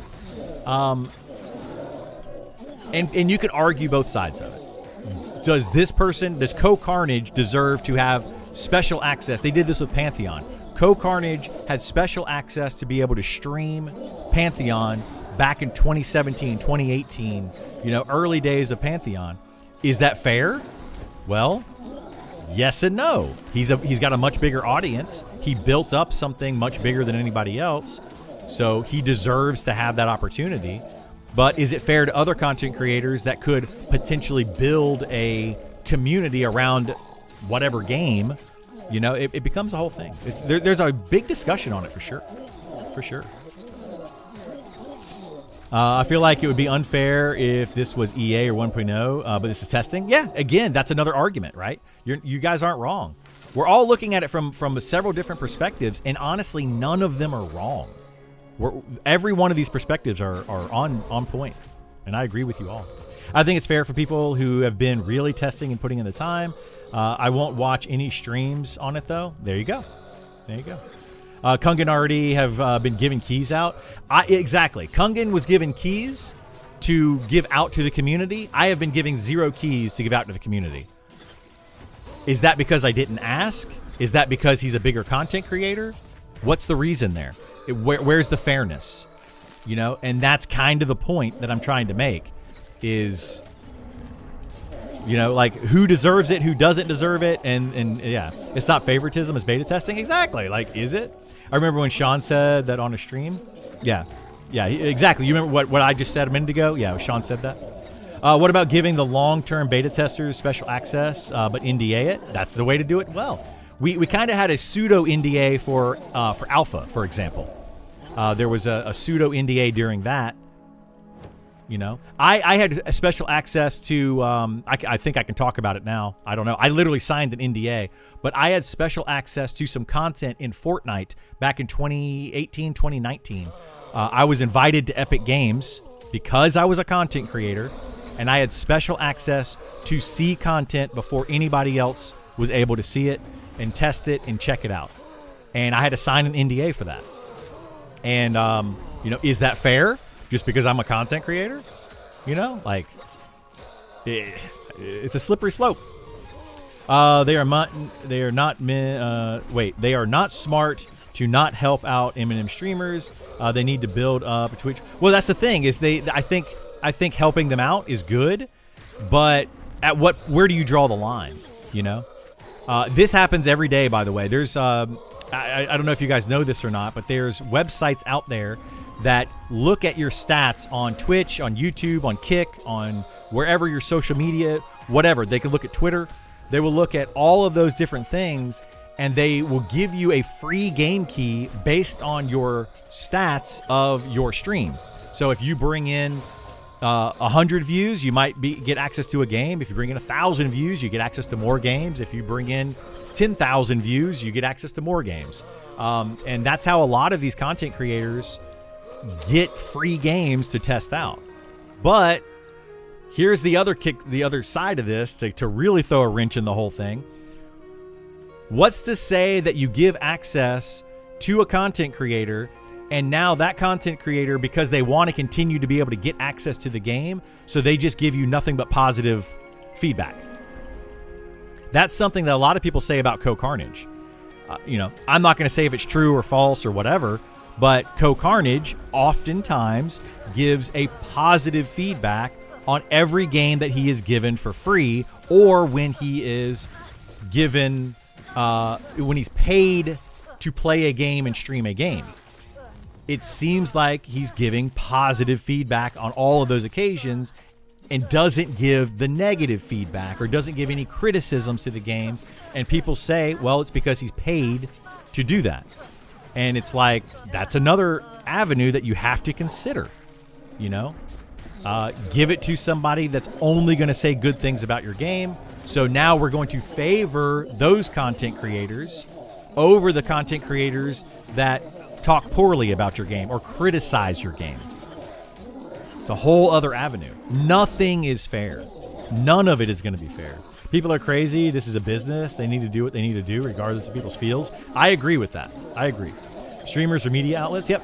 I'm pretty sure he asked for keys. Exactly. That might be why Kungan got keys, is because he asked. I haven't asked. So I haven't gotten any keys. Is it fair? Yeah, maybe. You know, I'm not hating on Kungan here, by the way. I appreciate what Kungan's doing. I love Kungan is one of the creators so far in Monsters and Memories that I respect more than some of the other ones, and I don't disrespect any of them. Don't take this out of context. But I really respect Kungan because EQ Legends came out, and instead of jumping on the EQ Legends view bandwagon that some content creators have decided to do, whether they like the game or not like the game or whatever, doesn't matter, he decided, hey, I'm going to go play Monsters and Memories, and I'm not going to play EQ Legends. For whatever his reason was. I don't know what his reason was, and I don't really care. But I really respect that, you know? He's not chasing views. He's playing the game that he likes. And he's talking about it. I love that. You know? Kudos to you, my friend. Now, on the flip side of that, the view chasers, the ones that went and played EverQuest Legends when it launched, because they're getting more views, okay, again, as Akuman just said a second ago, it's a business. You got to do what's best for your business. You know, like if I went and played EQ Legends and I hate the game or I hate the company, it makes me money. So of course it's a business, you know, like, so yeah, there you go. So I don't hate on anybody for doing it. You know, absolutely go chase the views, man. You're not gonna make any money by not doing that. You got to knock on some doors, you know. You got to make some cold calls. You got to do something if you want your business to take off. That's an issue since streamers aren't employees. They are not. Yeah, they're employees of themselves. Don't bite the hand that feeds you. Yeah, that's another one. Yeah. Wait, Criddle, you were a Fortnite streamer? I was a Fortnite Save the World streamer. Very specifically, I did not play the Fortnite Battle Royale. I played Fortnite Save the World, and that's where I became partnered on Twitch. So I was one of the handful of bigger content creators for Fortnite Save the World. Yeah, and that's why I was invited to Epic Games back in like 2018. Went to their corporate, stayed there for like 4 days or something, 5 days, maybe. I think it might have been a whole week. We were there for like several days, and we had meetings from 7 a.m. until 4 p.m. every day we were there. In office at the corporate. It was me and 5 other streamers. I think there's 6 total of us. And we all were in there together giving feedback, checking out new content. It was a really fun experience. And anyone that is a content creator, I hope you get that experience. It was awesome for me because I was just getting into streaming at that time. And they invited us all out. They even flew in a guy from Korea, and they flew in another content creator from Australia, as well as several people here from the U.S.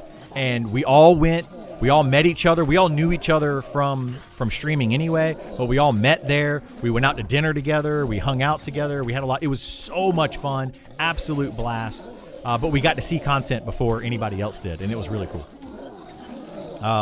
After his world first WoW era, he essentially is in gamer retirement. You talking about Kungan? Yeah, and that's awesome. You know, good for him to be able to do what he's doing. You know, he took off. He found that niche audience that you know, his world first, World of Warcraft, all that kind of stuff. Streamed it, built an audience, and now he's just like, I can do whatever I want, and people watch and people hang out, and it works. That's what I would like to get to. I would love to get to that point. You know, to get 1,000+ people watching me play literally any game that I want to play. CohhCarnage is kind of a pinnacle to me, even though he's still small compared to some other streamers. But I love what CohhCarnage can do. Any game he wants to play, doesn't matter what game it is, he'll have 5,000 to 10,000 people watching him, up to 30,000 or 40,000 people for like the really big games. You know, so I really appreciate what CohhCarnage does. He deserves, in my opinion, to have some special treatment in some of these games. Like when he got into Pantheon, well, I'm streaming, I play Pantheon, I would totally show it off. You know, I can say that all day, but CohhCarnage brought more views. Does he deserve it? Yeah, absolutely. You know, he worked very hard to get where he was. So anyway, that's kind of my take on the whole thing. I think we've kind of we've gone around in circles and beaten this to the ground, but you get my point, is that none of this is going to be fair. Like, no matter what they do, it's not going to be fair to someone. So, What you gonna do? You know, I think I'm the only streamer. Like I'll make my case for why they should give me access to Fallen Watch and allow me to show it off. Right? I'm gonna make my case for it. I am the only streamer in the past since beta that has streamed this game consistently every single stream. Other streamers have jumped from different games for very good reason, but I'm the only one that has done all of it. I have put in thousands of hours into this game. I have leveled up multiple characters to 60. I've literally done all content that I've been given, every bit of content. You know, I take the time to learn every single class, what they can do, where monsters are, where, you know, how the game functions, what the bugs are, what the I pay attention to every dev stream that I can to get as much information as I can. So that's my, you know, my elevator pitch, I guess, if you want to put it that way, as why I would deserve it. But I go to Kungan. Kungan's got far more viewers, far more reach to more people, right? So more people could get their eyes on it. He's also probably a better gamer than I am. Like, I would say that Kungan is more skilled at video games than I am. You know, that would be his elevator pitch to why he deserves to get it over somebody like myself. So, like, you know, everybody deserves it for different reasons. He doesn't say good things about Pantheon. Who doesn't? Kungan? Well, it's because Pantheon's a terrible game with a terrible company. Like, there's not much good to say about Pantheon. Although, I've said good things about it today and yesterday. Shocking to most. As a side note, I've been playing Fighter. What's on your hotbar and why? On my ability bar? Is that what you're talking about? Or my hotbar at the bottom?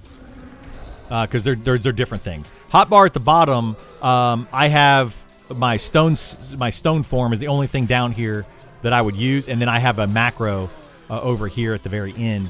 That's just my combat macro, which is this right here, just to cast my spells. That's it. But that's, if you're talking about my abilities, though, that's a different ability bar. So my abilities, I have basically all the abilities that you would want to use for the fighter over here. So the Frenzy and the Rend, these are going to be your damaging abilities and your threat generating, because this has bonus threat on it. So that's why I have those. Armor Break, because Armor Break is going to reduce their armor class, which increases the damage that you do to them. It does not increase the maximum damage. It just increases the chance that you will do maximum damage. That's how armor class works. I've got Taunt because I need to be able to taunt things if I lose aggro. Kick to interrupt. Clobber is my stun, so I can a secondary interrupt, or I could stun a mob that's trying to run away. Battle Cry is for my buff, so it's a strength buff that I can give to the entire party. It's plus 15 strength at level 60, which gives more damage to a physical DPS group, and this is mostly a physical DPS group, so it gives additional damage to our group. Disarm is a damage reduction on the enemy, so if I use Disarm, it disarms them of their weapon, and it reduces the amount of damage they do temporarily. Defense is my defensive skill. Gives me 40% damage reduction for 30 seconds every 5 minutes. If I need to, I use it when we pull, like when we had those two named a minute ago, I'll use it for situations like that. And the last thing is Merciless Assault, which I don't use very often. It's on a 20-minute cooldown, but we'll do that when we're in a burn phase. It gives you guaranteed crits for 12 seconds. So there you go. That's my rundown of my ability bar and why I use it. There are several abilities that the fighter gets that I don't put on my ability bar because they're just not worth it. So there you go. Let's see. I watched him do it, so I deserve what Criddle does too. Yeah, exactly. People can put it that way. The Pantheon PTR is a hot mess. Yeah, Pantheon is a hot mess, is really all you need to say. The PTR is just indicative of what they've done over the past 12 years. Well, I would say over the past 8 years. When did Brad McQuaid pass away? Since then, it's indicative of what's been going on in that company. I just checked in periodically to see what the latest breakages are. Yeah, it's just bad. Kungan is pronounced Kungan, by the way. Okay, am I saying it wrong? It's not Kungan, it's Kunyin? Kunyin? Am I saying that right? I don't want to get it wrong, and I don't want to sound terrible. Kunyin. All right, I'll try to remember that. I apologize. I don't know. I know he's not from the U.S., so it's probably a different type of pronunciation. The G is like a soft G or whatever, right? Got it. Yeah, that was perfect. Means king. Okay, cool. I like that. King in Swedish. Nice. People either say Kunjin or Kunjin. Okay. Almost perfect. Okay, got it. So Kunyin. I had a friend of mine when I was growing up, my best friend when I was in elementary school, like 3rd grade. His name was Kinyin. And very unique name at the time. I didn't know anybody else named Kinyin, like the country Kinyin. Same thing. So similar to that, I guess. Finnish word for king. That's awesome. Yeah. Sounds Korean. Does it? You think it sounds Korean? I don't know. Therm's Cross. We got another breastplate.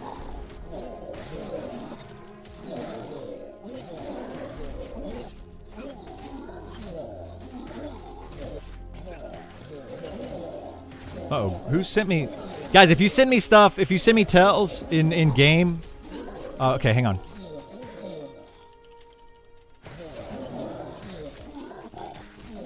If you send me tells in game, I may or may not see it. This just happens to be somebody I don't think is in my stream though. Bragan wants it for his paladin. All right, we'll do that. There we go. There we go. Boom.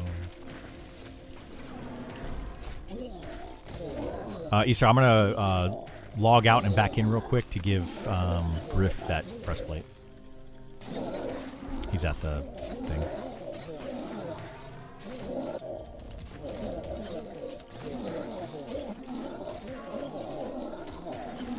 What's my slash played on this character? I'll check in a second. Hang on.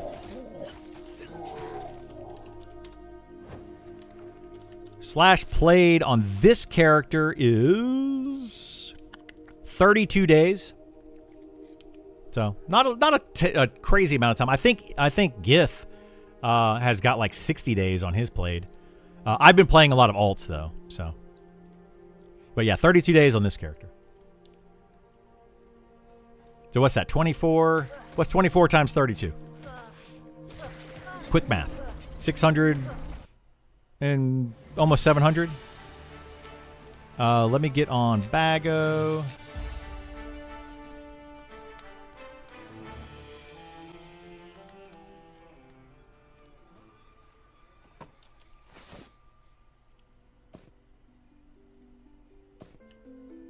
All right. Let's see. Target.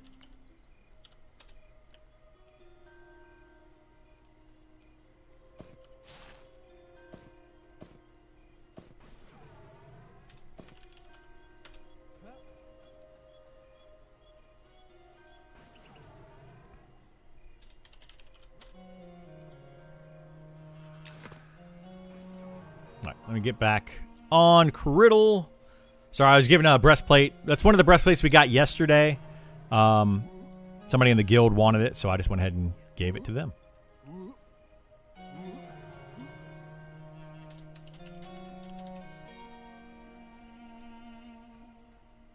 The guy's pretty twinked out, I think. Pretty twinked out.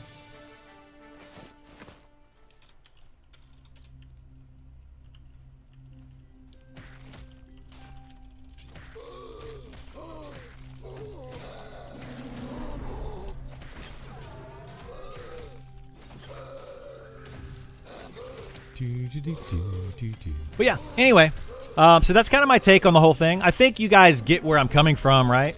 And I think some people are going to agree and some people are going to disagree, and that's totally understandable. And I respect that. Another way they could do it too is like, what if they did a streamer, a streamer thing? They got 6 different streamers that they feel like have 6 different perspectives of the game that are that all like this game and play it a bunch and that kind of thing. Got 6 of them together and said, you guys all play together. You know, that could be another way to do it. It could be like, you know, me and Kungan, and like, I'm just specifically putting those 2 out because we've been talking about them. And then like 4 other content creators, and we all go in, play it together as one big, you know, stream kind of thing. That could be fun. You know, it could be very interesting for the community. And it would be a kind of a more fair way to do it, maybe. You know, a lot of stuff.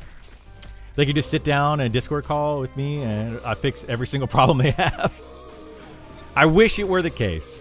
I feel like the same thing sometimes. Like, hey, you know, give me 1 hour with the entire team, and let's go over the different issues that we have in the game. You know, and let's see if we can work out some things. But honestly, an hour wouldn't do it any justice.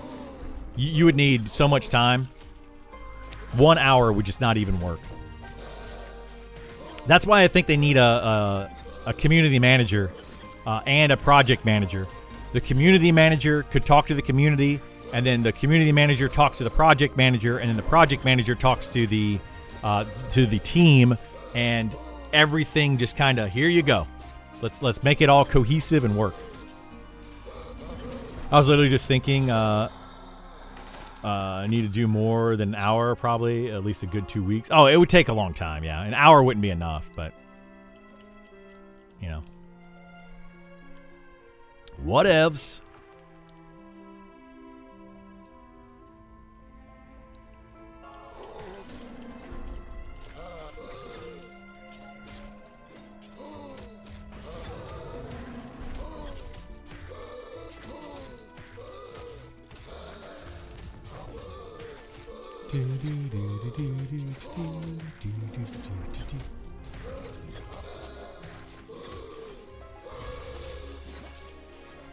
Yeah, I don't know what their plan is with the Fallen Watch thing, but hopefully they figure something out.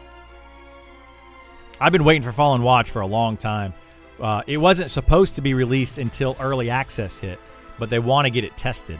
So they decided, and since they extended or they delayed early access, they were like, okay, we're probably going to put out Fallen Watch before. So now it's coming out in beta. It's going to be a good testing phase for them. But here's another thing, too. How are they going to do future content? This could be a good time to try out something of how they want to test future content. Like, what's going to happen, you know, when in 3 months after early access drops, 3 months later they do their first module, right? Well, everybody, they're going to have a bunch of people level 60 at that point. So how is this any different than throwing in new content when that first module hits? Is it any different? I don't think it is. So it's going to be that way until the game comes out in 1.0, and then they add in new servers again. Right? So, I don't know, man. I don't know. I just want to know what's so iconic about Fallen Watch over the rest of the dungeons. One is specifically needed to be gone over with such a fine-tooth comb. Yeah, that's another good, it's a very valid question. The reason, my understanding, the reason for that is because it's an in-game dungeon. It's meant to be done by the higher level players. It's meant to be the pinnacle of the current content in the game. It's where the lore kind of comes from. So the current lore in the game is that there's some corruption that is starting to take over the western side of the game, of the world. So that's why you see all of this green haze in the corruption area and the corruption monsters and all that. That's coming from Fallen Watch and whatever is inside of Fallen Watch. So the lore dictates that Fallen Watch is a very important dungeon compared to other dungeons in the game. On top of that, I think there's going to be end-game raid-type creatures inside of Fallen Watch.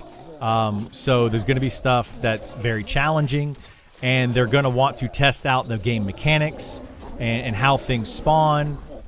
Maybe some sort of ring event could be in there. So it's going to be new type of stuff that we have yet to see in the game, and I think they want to make sure that it's tested properly.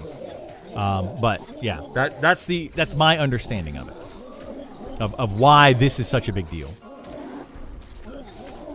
So there you go. Fallen Watch is Bowser's Castle. Yeah, it's Bowser's Castle of early access.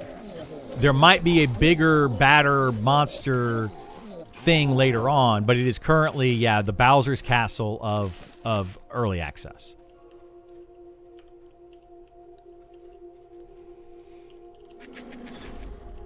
And yeah, they want to make sure everything works right. So, totally understandable. All right, we have 2 of these. I'm going to get rid of this one. Boom. Oh, we can't disenchant these. Okay. Great.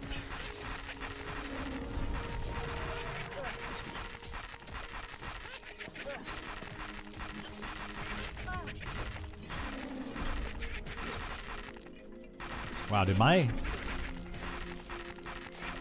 Man, that buff wore off already. That's already been another hour? Holy moly! What's going on?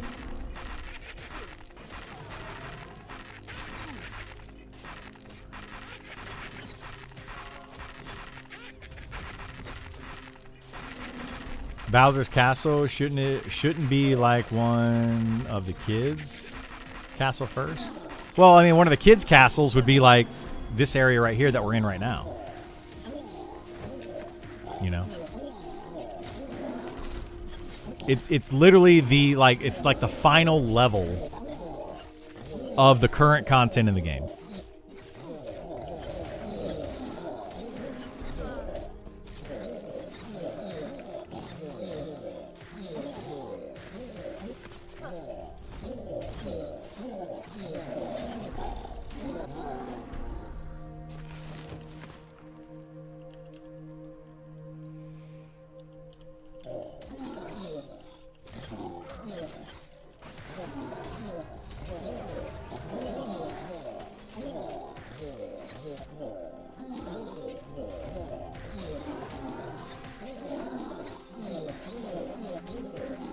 I've been enjoying the discussion today, by the way. This has been a really good discussion. Like, a lot of different perspectives as well. So, really, really appreciate that, guys. You guys have been awesome today.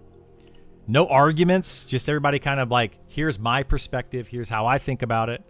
And people are just being like, okay, yeah, I see that.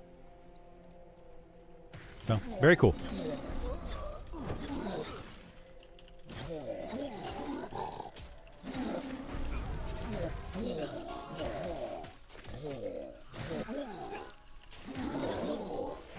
I don't know why I'm trying to get closer to the fire. I don't need the campfire buff. But I was like moving over there because I noticed my rested buff was going down, and it's just like, it's ingrained in me to make sure I have the rested buff. Even though I don't need it anymore on this character.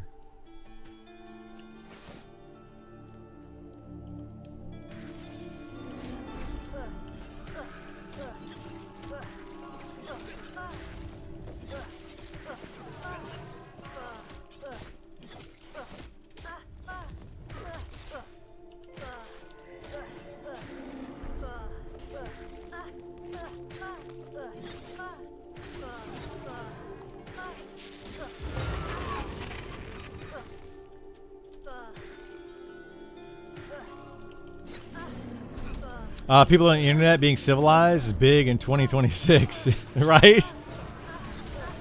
It's crazy. You don't have people yelling at each other and telling them that they're absolutely wrong, even though you don't know half the information. What? You're nuts.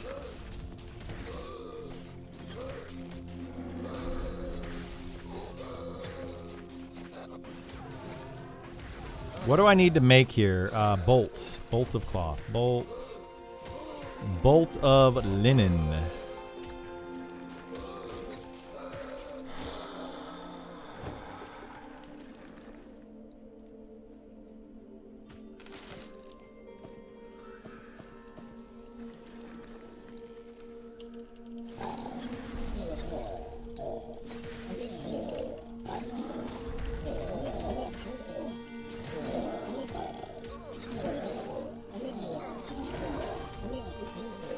Yeah, I don't know what to do with these pants. Anybody want some chain wisdom pants? Who would even use this? A cleric that is under-geared?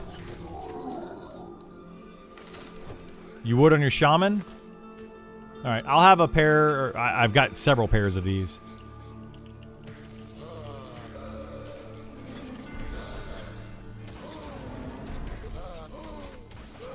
So, yeah, we'll give them away because I can't disenchant those.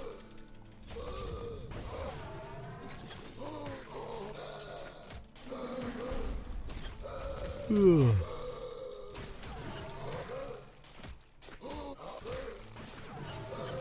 you like the class changes so far? No, I would be on the not positive side of that. If I were to give like a scale of 1 to 10 on the class changes, I would probably be closer to like a 4. Like not middle of the road, like a little under middle of the road. Like if 5 were indifferent, I'd be like, I prefer they would have done something different.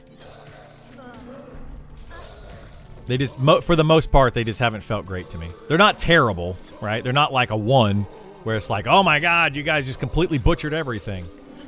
But they're also not a 10 where they, everything is phenomenal and great. They could have done better. Is kind of where I look at it.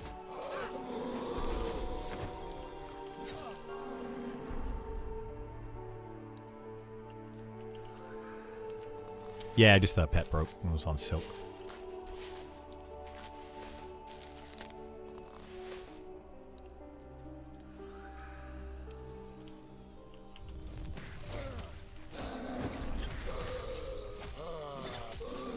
Now, I'm a little bit nervous because of the class rework so far on the fighter. Fighter I have played more than any other class. So I'm more knowledgeable about that class than I am about any other class. And I'm a little bit nervous that it's going to end up being not great. But I like the ideas that they have. I like what they're planning for the fighter. I just hope they implement it well. Because I also like the idea of the glyph system. I thought it was a really cool idea. It was just poorly implemented.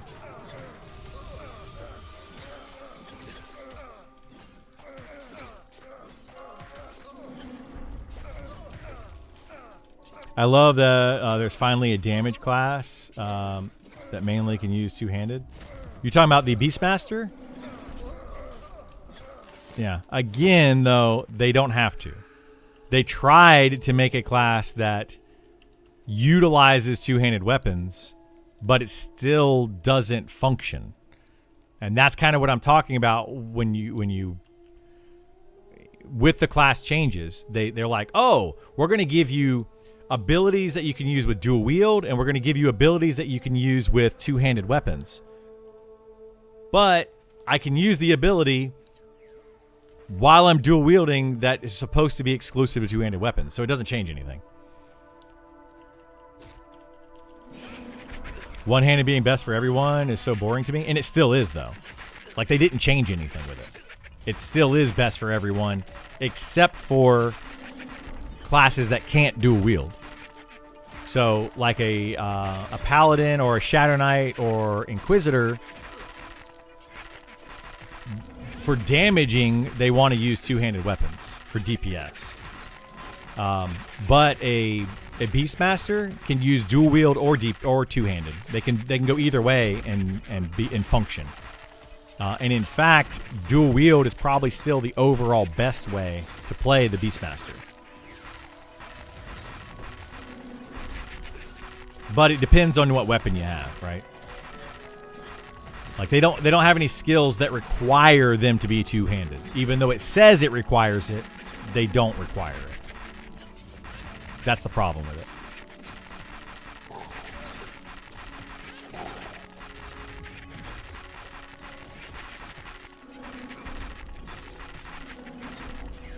Not yet. Not yet. Eventually, maybe, but until they actually put that functionality in, it doesn't matter, right? We can't say that, hey, this is a two-handed class. It's not. It's still a dual-wield class that can use two-handed. Nothing changed. It could always use two-handed weapons.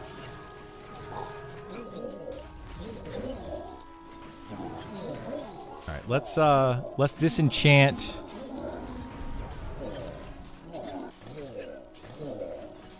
Lysandra's Crook here.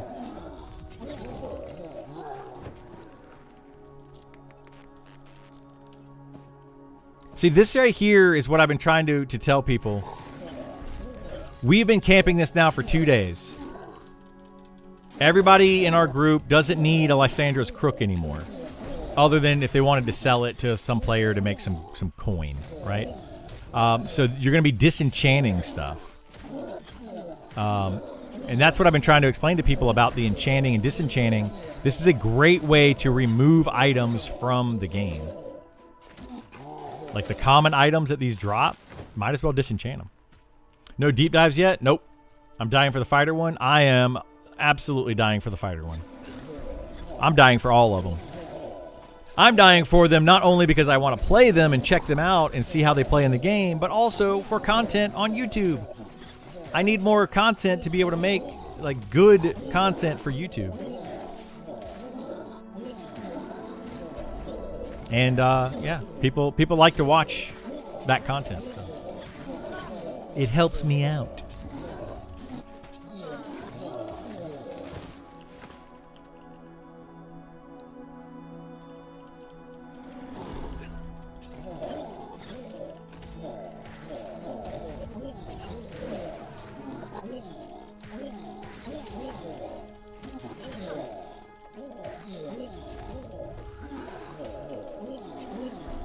I still find it crazy though. This is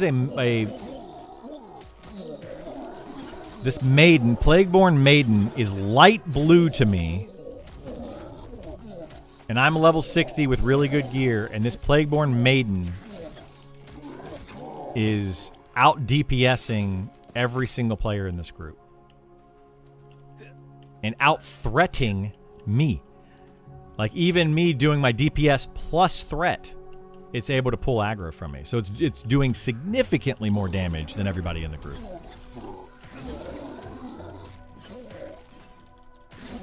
Crazy.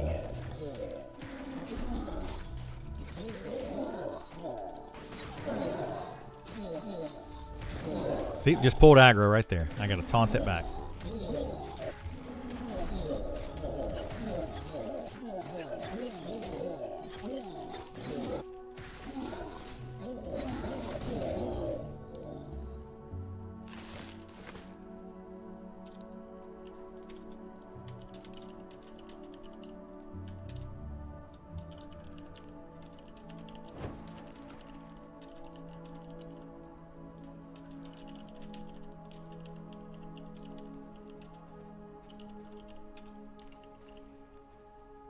He said charm is too weak. Yeah, he did say charm was too weak a couple times.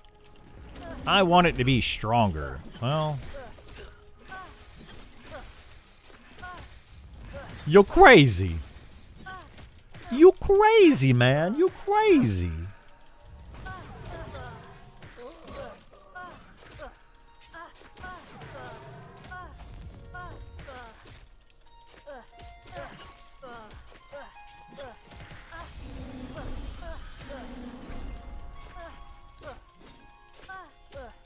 Dun, dun, dun, dun, dun, dun, dun.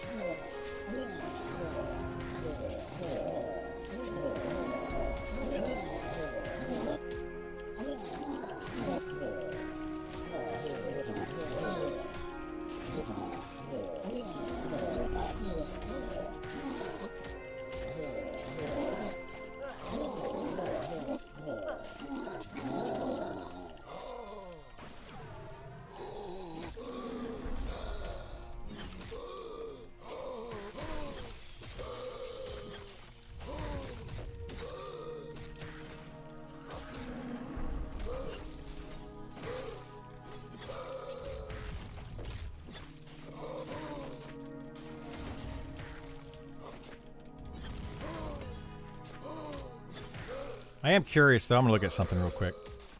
Since we've been talking about it quite a bit today.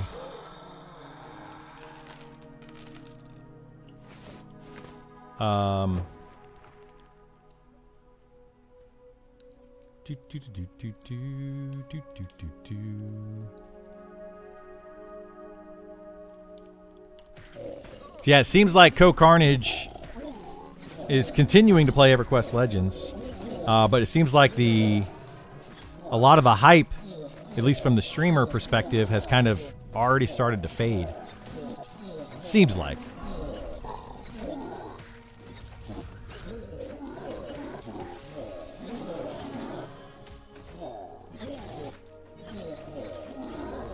I mean, there are still people playing it, of course, but...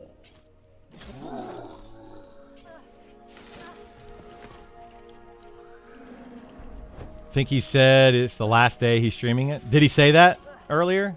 Yeah. Why are the other guys doing nothing? Which ones? So Silk's attacking. Isar's attacking. I'm attacking. You have Vor, who is sitting... Hang on, let me... Gotta move, I got stunned there. You have Vor. Yep, see, he's doing something. Vor's healing me. And buffing and stuff. Dorencia is controlling the... No. Dorencia is buffing and sending in the pet. Kinnan, I believe. Dorencia is Kinnan's pet. And then Bragan is doing the charmed pet of the maiden. So everybody's doing something. Yeah. Those characters are spellcasters in this game. Spellcasters, oftentimes, they sit down to regain mana. So Vor is doing something by sitting down. See how he's only at like little under 50% mana? Now he's at about 30% mana.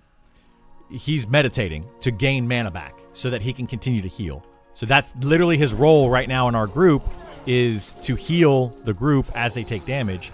Otherwise, he sits down to gain his mana back so that he always has mana to heal. Didn't know you could do stuff while sitting. You can, like, they can send in their pets, yeah. So Bragan and Dorencia are sitting down and they just say pet attack. Then they stand up, they cast a buff, and then they sit back down. You always want to be sitting, if you are a spellcaster, in a group setting as much as you possibly can. Because you're going to be spending your mana to do all the things that you do. And it's going to be very costly if you don't sit down. You're literally going to run out of mana if you don't sit. So that is technically what they're doing, is meditating. If you want to like put an actual skill on it, they're meditating, which is gaining mana faster. So like World of Warcraft terms, it would be like sitting down and eating and drinking, like eat and drink food. It's that kind of thing. Ko said it was the last day of EQ Legends at the beginning of his stream. Yeah, it makes sense.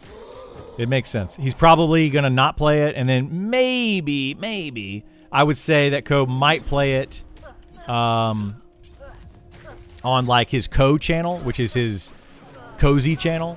But I don't think he's ever even going to go back to EQ Legends. To be honest, like, I'm just guessing. Like, I have no idea what his plan is. But he'll probably stop playing it and never go back. I'm, again, guessing. I don't know. He was probably offered something, paid, whatever, to stream the game so much. So he's like, yeah, I'll play and stream the game. I mean, I would too. If EQ Legends came in here and said, "Hey, here's $10,000. Stream the game for a week." Okay. Sure, why not? Right? Who wouldn't do that? I think most of us would. They're in deep meditation. They are. What is what's his name? Jim Carrey do in that movie? Alrighty then. I love that. He's doing 100% reruns on Code Channel. Is that all he does on the Code Channel is 100% reruns? Wow. Easy money for him, man. That is crazy. I'm hoping we get some high threat shield skills. I dislike the dual wield DPS to hold threat. Me too. I would love to see more threat abilities. I actually like the dual wield, but then I think we need to get some shield type skills for tanking specifically. But here's the thing. If they make it to where using a shield is required for tanking, and the only job of a fighter is tanking, then it's basically just a sword board class. You no longer really want to dual wield. So I guess we'll have to see what they do with it. I still think dual wield might end up being better DPS, and better DPS translates into better threat. So we'll have to see how much emphasis they put on it. My guess is it will not be balanced well, to be honest. It won't be balanced well at all. And there's just going to be a meta, and people are going to choose that direction. Shield bash or smash or strike, yeah. They already have a shield bash in the game. But it's not worth using because dual wield is just far better. And block is not good enough. So they need to do more than just have a shield bash skill because they literally already have that. Yeah. The alrighty then chant is one of my favorite Jim Carrey moments. I loved it. Yeah, it was so funny, dude. I was dying at that movie. All right. Hang on a second.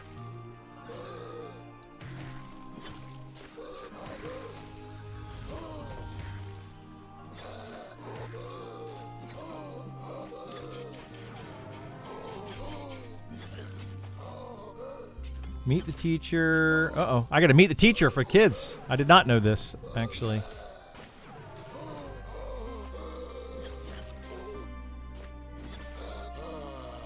Actually, I did. I think I did know about it, but I had forgotten about it is the problem. How in the world do you back up? Golly, I hate this iPhone. Guys, if you're on Android, don't switch to iPhone. Don't do it. It drives me nuts. This thing is just... ugh.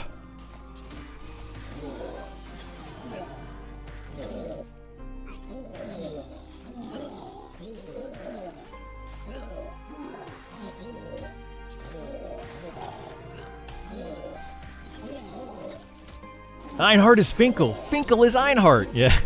God, I love Ace Ventura. The solution, give us dual wield sword shields. I'd take it. Solves the problem. Yeah. Yeah, I got some life aggro going on there. Yeah, I've got my kid. So tomorrow my kid's got percussion practice, so I got to take him to that. Wednesday we're going bowling in the afternoon, and then Thursday he's got meet the teacher. Holy moly. We were doing something else on Thursday, too. I forget what it was.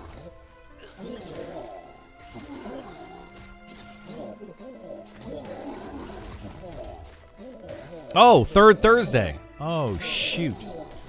Wait, no, that's not third Thursday. That's not what's happening. Okay, we're good. No, something else was happening. Maybe that was what I was thinking of for Thursday, but we're not doing that this Thursday because it's the first Thursday of the month, not the third Thursday of the month. You guys have events like that around where you live? Where like once a month they do something within your community and they pick like a day? We have one around here called Third Thursday or something along those lines.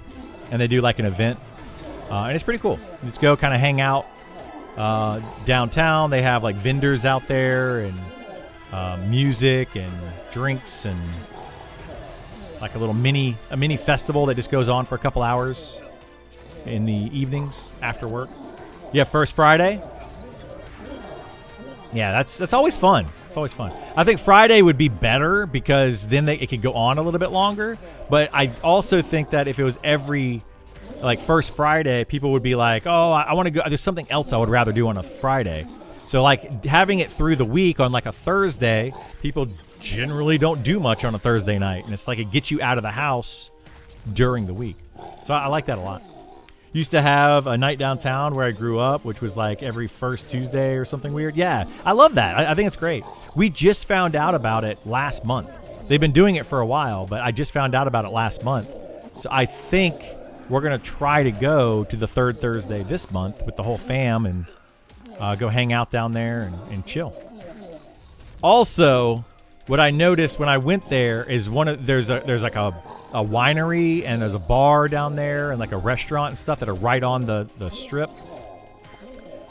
Anyway, one of the locations that sells beer had $2.50 beer. Any beer that they sell, $2.50. I was like, what? You're going to give me a draft beer for $2.50? I haven't seen that since the 90s. Like, dude, I go somewhere now and it's like $6 for a beer. It's crazy. So I'm very happy about my $2.50 beers. We're going to sit there at a little thing, let the kids run around.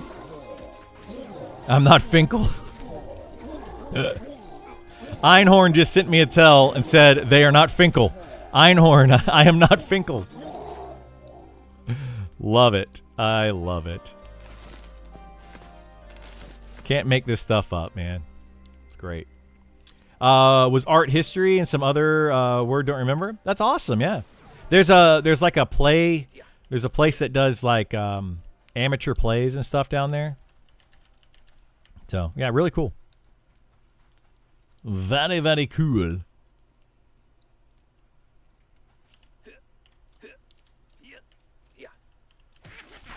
Ooh, hell to the cook.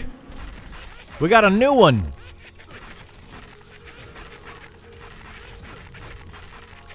Some music, vendors selling art, and you can go into the historic buildings and stuff, architecture.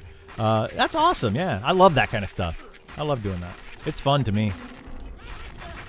Oh, see, my taunt got resisted, and this maiden is just going to town.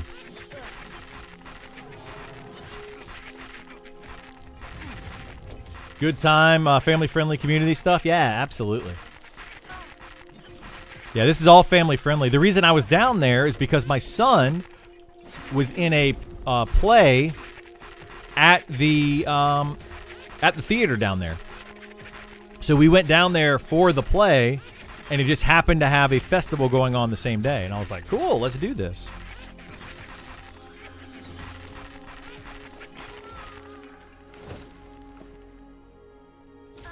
Kitchen Defender. 7-inch shield.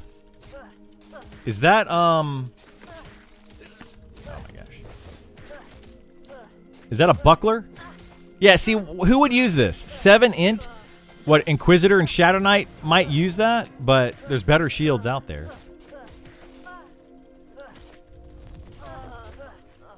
Nobody's gonna want that dang thing. What the heck are they thinking?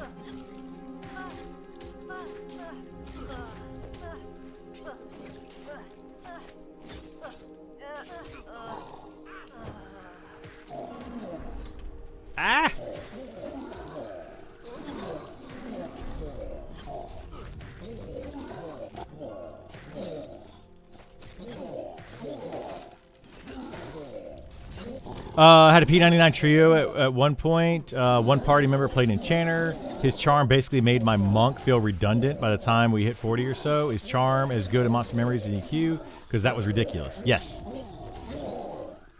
Yes. It's the same concept. That's why I've been trying to get him to nerf it for a year. It's been like that since I've been playing the game. And I've been begging them to change it. So they're supposed to be changing it at some point in the future. We'll see what happens.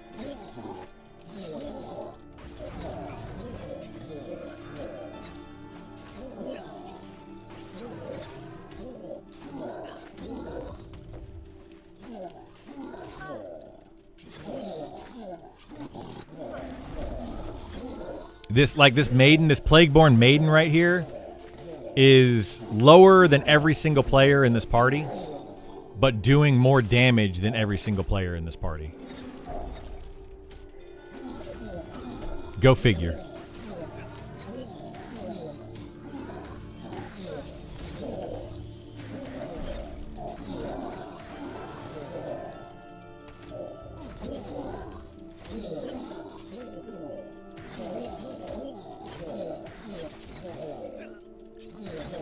And as you can see, it's not hard to control a charmed pet. Not hard to keep it charmed and all that. You do need to have charisma gear, though.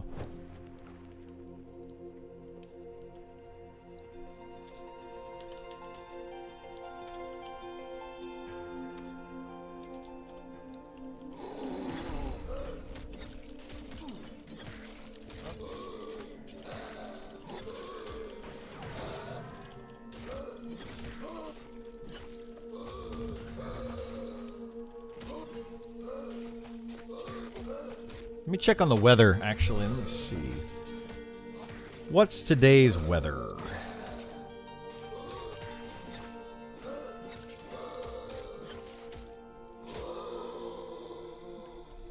It's supposed to rain all week this week. 85. It's supposed to... Oh my gosh, it's going to actually start raining. It's got a high chance of raining for the rest of the afternoon. Oh my gosh.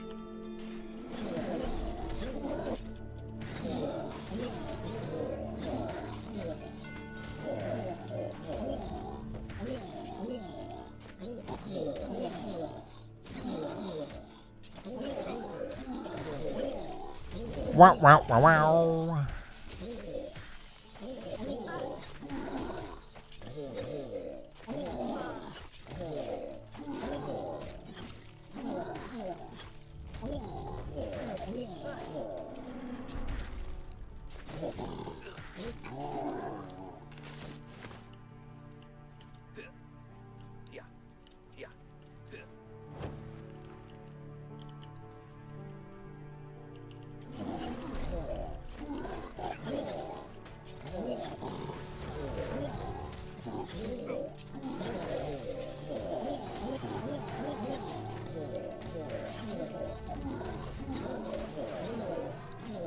I want to play more of that DeMeo. Have you guys seen that DeMeo Dungeons & Dragons version? I want to play some more of that. With my kiddo. We had a lot of fun playing that the other day.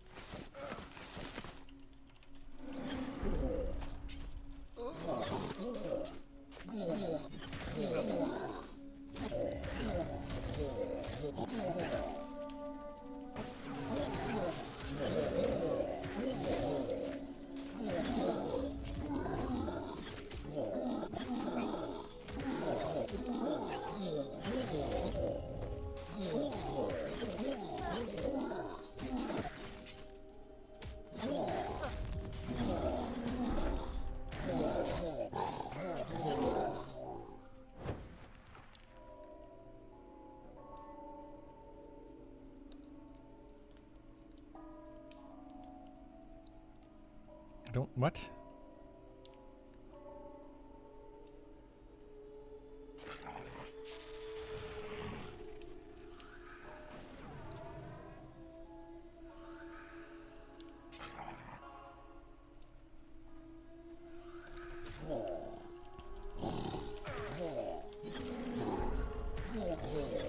Sorry, my phone's doing something weird. I'm trying to set something up here.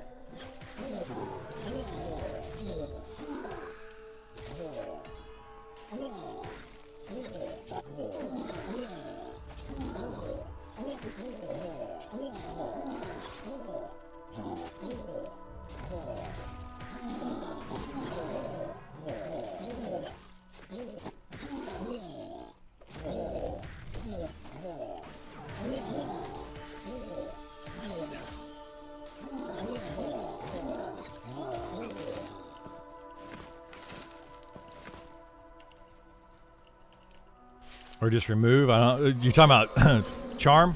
Oh, you said something different. I see. Why should you be able to charm the same mob infinite times, especially if it's high intellect? How would you balance just making it weaker, as charm seems uninspired in my opinion, but that's best route. Maybe that's best route. There's a lot of ways that they could do it. Yeah, a lot of things that they could do. One of them is reduce the effectiveness of the mob, make it either attack slower or reduce its damage, which is the one that you were talking about.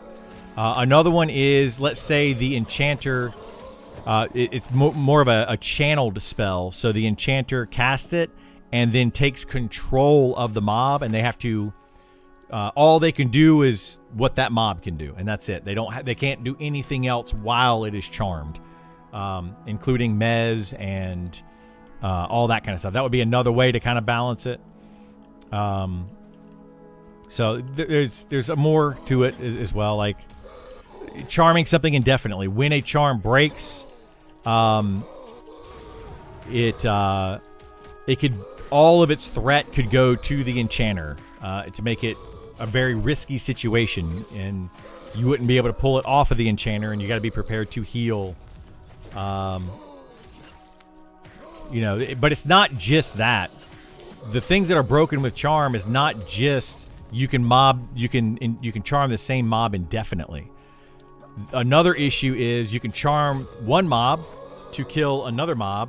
Then now this one's low health, so you charm another mob to kill the charmed mob, and then you kill another. You keep charming different mobs to kill the previous mob, and that's another way that people have used charm.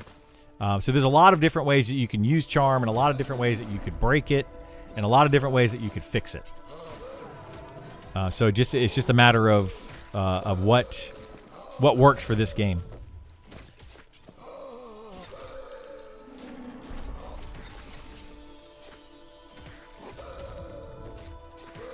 The opinion charm should be removed, but I know it's a very unpopular opinion. It's a pretty unpopular opinion, yeah. I don't even want it to be removed, even though that I dislike the current balance of charm. It's not balanced at all, but it's a really cool spell when used the way that it's intended to be used. The thing is, over time, players have figured out ways to use it more effectively than its original intended way to be used.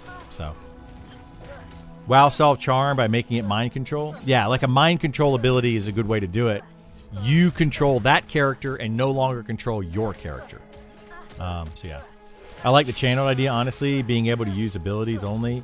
Maybe could add some strategy that way. Yeah, I think that's a good idea, but I don't know what their plan is with it. It still would be super powerful. Like, you would still, as an enchanter, want to charm things. So you would charm a mob.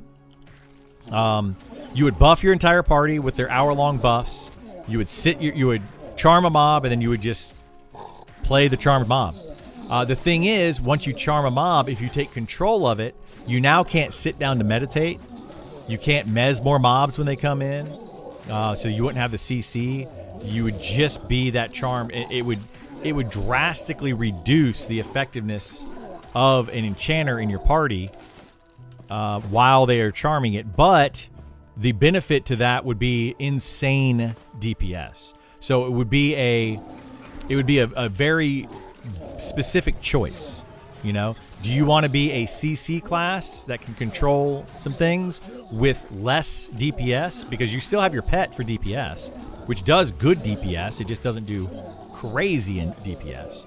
Or do you want to lose control of being able to CC things that are around you and gain more DPS? So it would be a choice.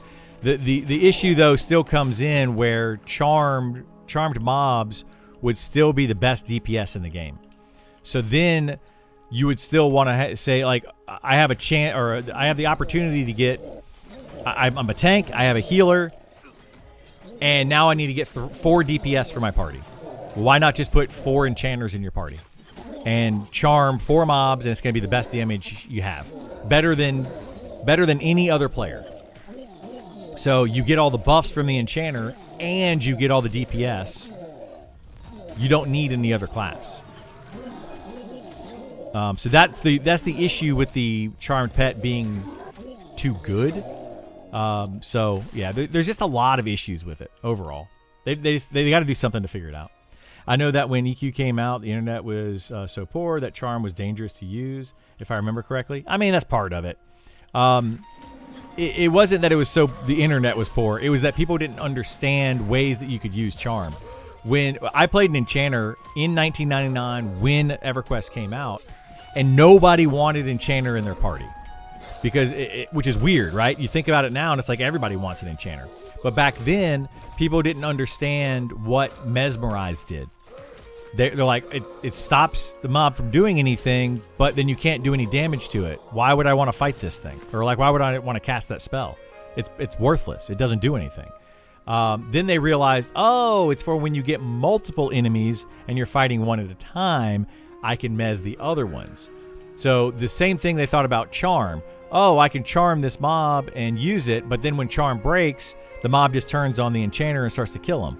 Then they started learning, oh, I can use this mob, and people start to learn how to play it that way, and it changes the game completely. So that's kind of what happened with enchanters and the timeline of them. The first several months of EverQuest, enchanters were not wanted in parties at all. There's no reason to have them. They did less damage. Their buffs didn't seem to do anything. Their mez was pointless. But then about level 30, people are like, whoa, holy moly. I'm in Khazak Thul, and we pulled 15 mobs at once. What do I do? You know? And then they started learning that enchanters are amazing. Charm a healer mob and heal your party could be too. Yeah, that one doesn't work. Charmed mobs will only cast spells on the charmer, not on their party members. But that would be insanely powerful if you could do that, yes. Level 52 Necro here. I can almost solo every name in the game. I'll absolutely abuse charm mechanic until they heavily nerf it, because there isn't a reason not to. Game is too easy, like you said. Yep, exactly. There's so many people that are doing that. Enchanters and necromancers are abusing charm so much at the high level. People are like, oh, well, you can't even charm mobs over level 52. So what? Who cares? Because you can still kill named enemies, levels like high level 50 and even level 60 named enemies using charmed level 52 pets. It's crazy. But people just assume you can't because, oh, it's just a level 52 pet. That doesn't mean a dang thing. It means nothing. I can't imagine how amazing it was to play EQ at launch. I played WoW at launch and it was awesome, but WoW derived from EQ. It was a lot of fun. EQ at launch is a very unique, fun experience, and I think that's what Monsters and Memories is trying to get back to. Is EverQuest at launch 1999. Even P99 doesn't feel like EverQuest at launch, because people have already solved the entirety of the game when P99 started. Everything that was in P99, people knew. They already knew about it. They knew where the mobs were. They knew where the items dropped. They knew all the strategies. They knew the strongest classes, all of that. And it's a completely different game when you don't know all of the information. So yeah, even P99 doesn't feel like original EverQuest. EQ launch was amazing. It was. It was absolutely phenomenal. I loved it. I was 8 when I played EQ. The entire concept blew my mind. The idea of persistent world was incomprehensible to me. Yeah, absolutely. Me too.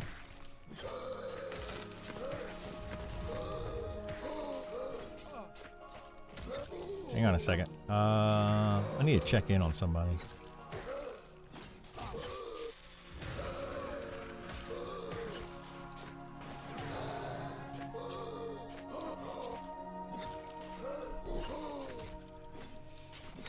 Yeah, I started playing EverQuest in 1999. I was in high school.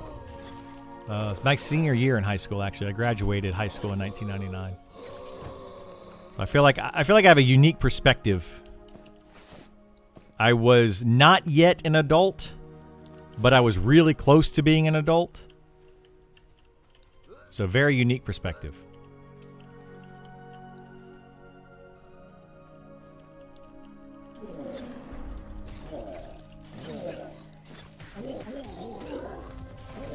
And then I hear about, people that were younger, like yourself. You're saying you were 8 when you played EverQuest. Probably very different way than I played it. Probably very, very different than how I played it. 38, and your son was 9. We started playing together. That's awesome. Yeah, I love that. That's fantastic. Yeah, I played with a few people that were in their 20s. I think the oldest guy that I played with at the time was like 32 or so, somewhere in his early 30s.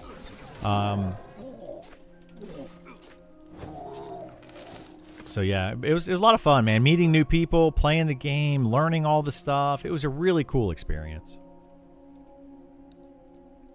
Something that will never, hate to break it to everybody, you're never going to have that feeling again. That was a very, very special, unique feeling that we are never going to see again. Even with Monsters and Memories. They can get as close as they can to it. It won't be the same.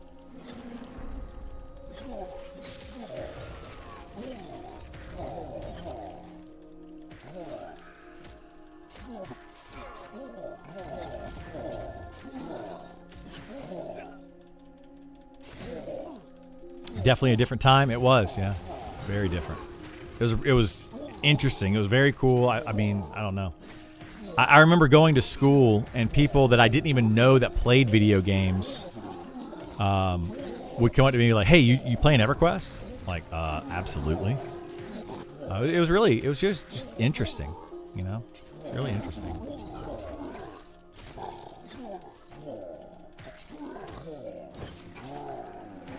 I played a warrior. Took me years to level it. 8-year-old me didn't meta at all. Just went around seeing stuff. Yeah.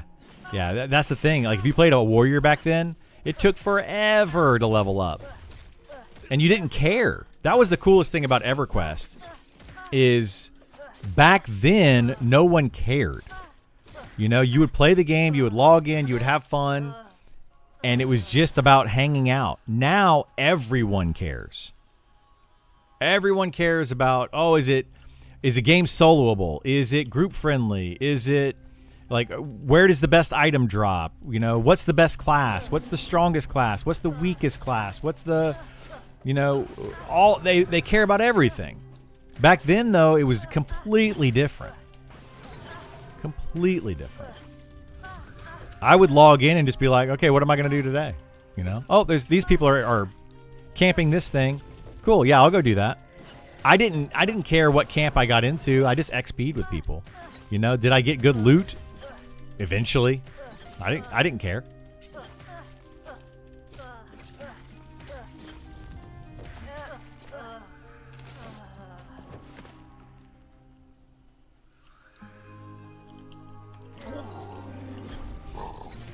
But yeah, hopefully it'd be nice to get back to that, but it's not going to happen. Even the people that say they don't care about loot, they do. They just claim that they don't. I feel like they're just trying to be different. But they're going to log in, they're going to find out an item that they want to get, and they're going to go try to get it. Or if they're told about it, they're going to go try to get it. If it drops, they're going to obviously roll on it. They're going to oh yeah, I want that.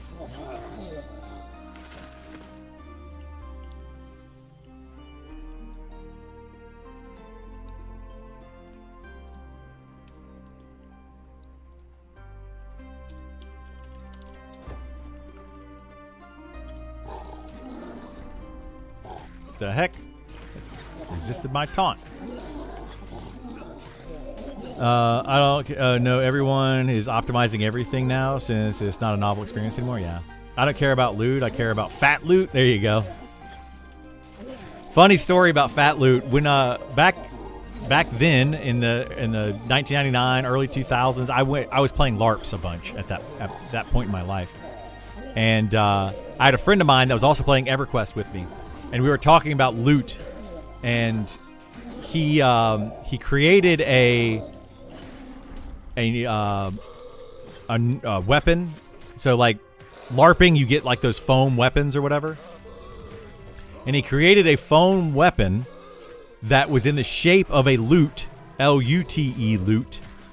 But he wrote on the side of it, fat loot. And he would go around hitting people with it, and that was his weapon that he used in the game. And then he would go into the tavern, and he would play the lute and sing songs like a bard or something. And he just kind of like turned it into a whole thing. Like his whole character revolved around that. It was pretty funny. Probably one of those you had to be there kind of moments, but it was funny.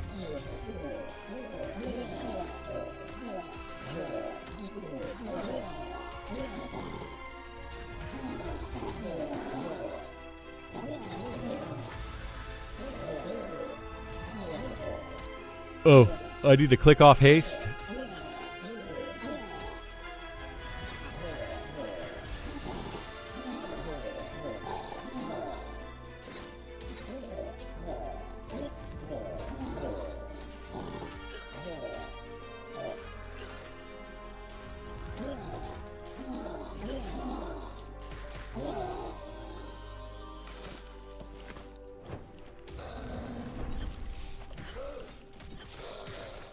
Try to think of some fun things I could do with my son today. Anybody have some ideas? I want to maybe play some video games with him. I thought about the pool, but it looks like it's going to be rainy all day. So maybe if it rains really hard and then clears up, maybe we can go to the pool or something. Trying to think of what else. Trying to think of stuff that's also not super expensive. Did bowling already happen? We're going to do bowling on Wednesday. I'm going to take my son and 2 of his friends, and then my girlfriend's daughter and 1 of her friends, I think, is the plan right now. Go fishing? Oh my god, I hate fishing. I can't stand fishing. I don't own any fishing rods. Do some origami? That's an idea. We could get out some arts and crafts stuff and do that. Prince in Plane of Growth would ask you what you seek if you hailed him. You did not want to say fat loot. I don't remember that at all. Play with Legos. Legos is fun. Yeah, we could build some Legos. A Nerf war. I don't know if we have any Nerf weapons, but that could be a lot of fun. We do have, at one point, my sister bought my son laser tag weapons. And I think there were like 4 of them, and they were like literally laser tag kind of things. That was pretty fun to play that. Like a little laser tag set. Golf driving range. Ooh, that could be cool. I wonder if my kid would like that. I would say putt-putt, but again, outdoor activities might be out because of the weather. Took my kids to Spider-Man movie, which was awesome. Oh, was it good? I do want to watch that. Do want to see the new Spider-Man. That's one of the actors, the current actors right now that I really like. Whatever his name is, Holland. I forget his first name now for some reason. Tom Holland. I really like him. He's just a very likable guy, you know? And he's still in his infancy. Like, Spider-Man put him on the map. Like, he was basically a child actor for Spider-Man. I mean, he was an adult at the time, but he's really done a lot with it, and I respect him. Like, he just seems like a genuinely nice guy. I don't know. Maybe he isn't, but yeah. Well, it's great. Also, Topgolf is fun. It's covered. Topgolf is fun. I don't know if my son would be any good at it. Maybe. He's only 28. Yeah, he's pretty young, and he started Spider-Man like the first Spider-Man he was in was many years ago now. Like, he was probably only like 20 at the time. So, yeah. Crazy thing, he's in both Odyssey and Spider-Man. Yeah, like, his box office right now has got to be through the roof. It's crazy. Odyssey and Spider-Man at the same time in the theater. Like, two of the biggest movies of the year.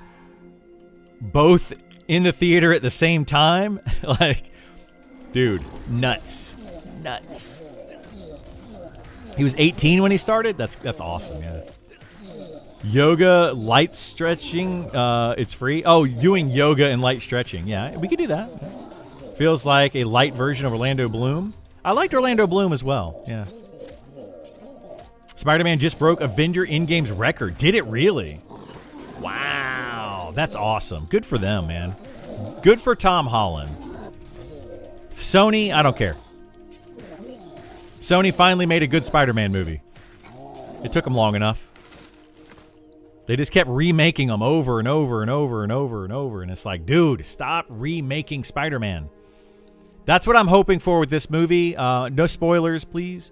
But what I'm hoping for in this movie is it's not the same story again, you know?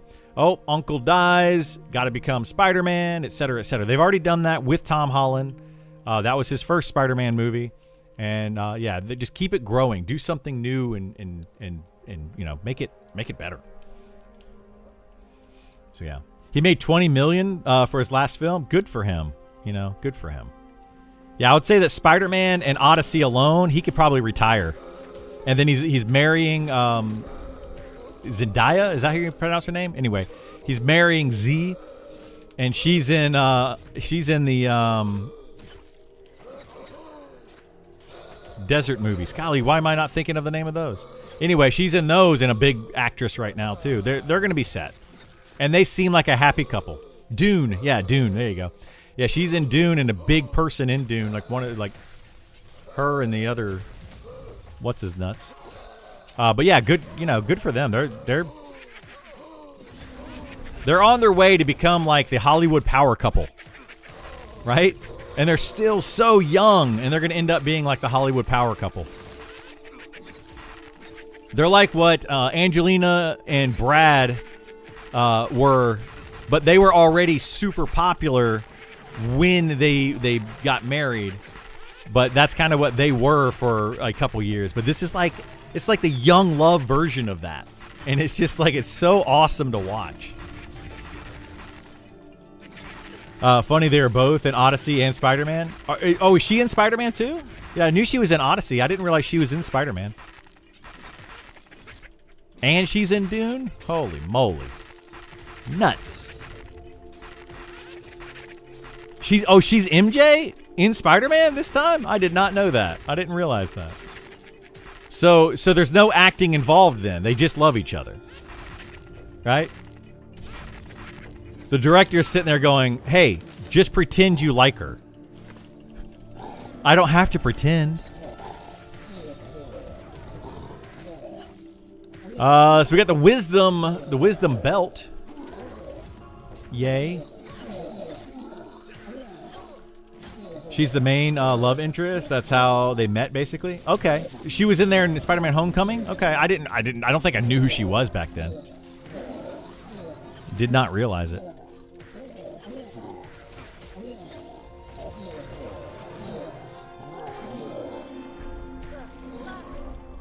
Yeah, she kind of like, I don't think I recognized her until Dune. I think that's where I first was like, okay, that's who she is, you know. Look ugly on purpose for the first movie? They made her look ugly on purpose? You think?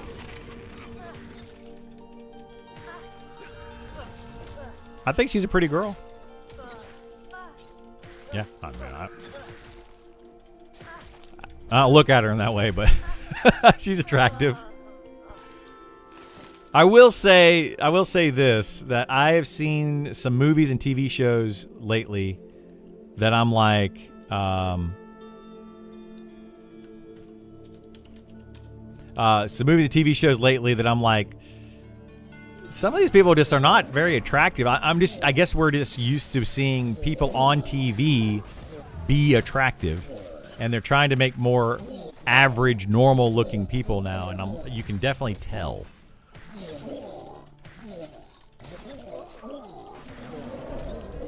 But yeah, I mean, yeah, I think she does a really good job. In Dune, like her eyes in Dune, but I guess everyone's eyes in Dune are special because they get the spice, and it like glazes their eyes and it makes them that special color or whatever. So the eyes in Dune, but yeah, her eyes in Dune just look awesome.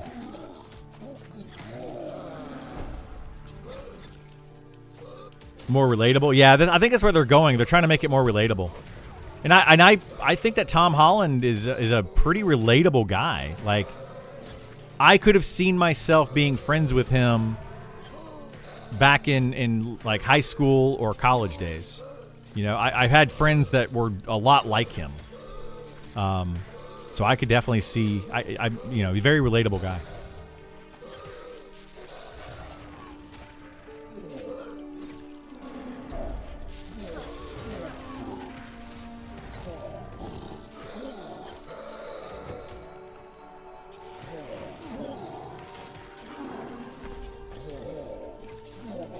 But yeah, very, very good for them. Awesome to see.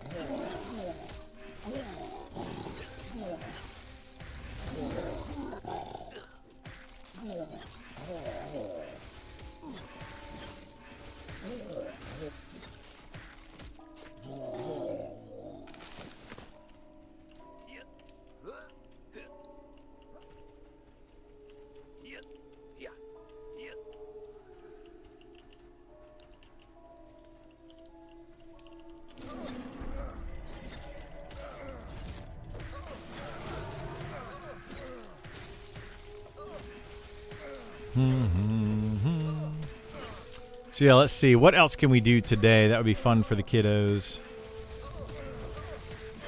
I actually wouldn't mind going putt-putt if it doesn't get rained out. That could be fun.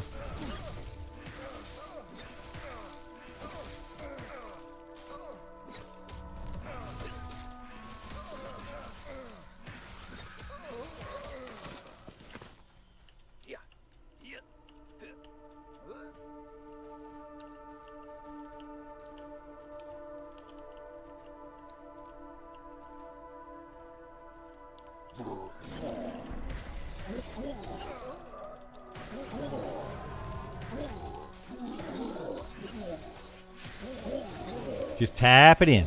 Tap it in. Get in your home. Do you not want to go to your home?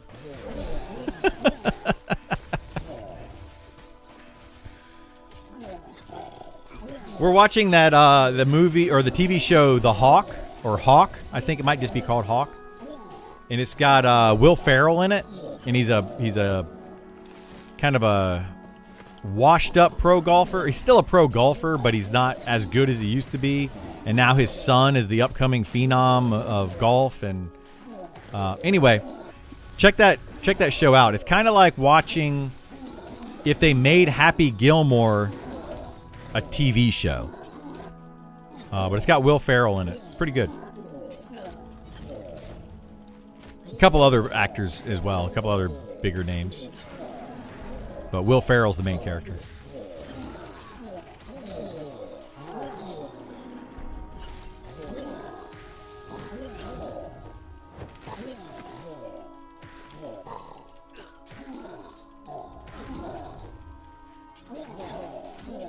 Fortune Feimster.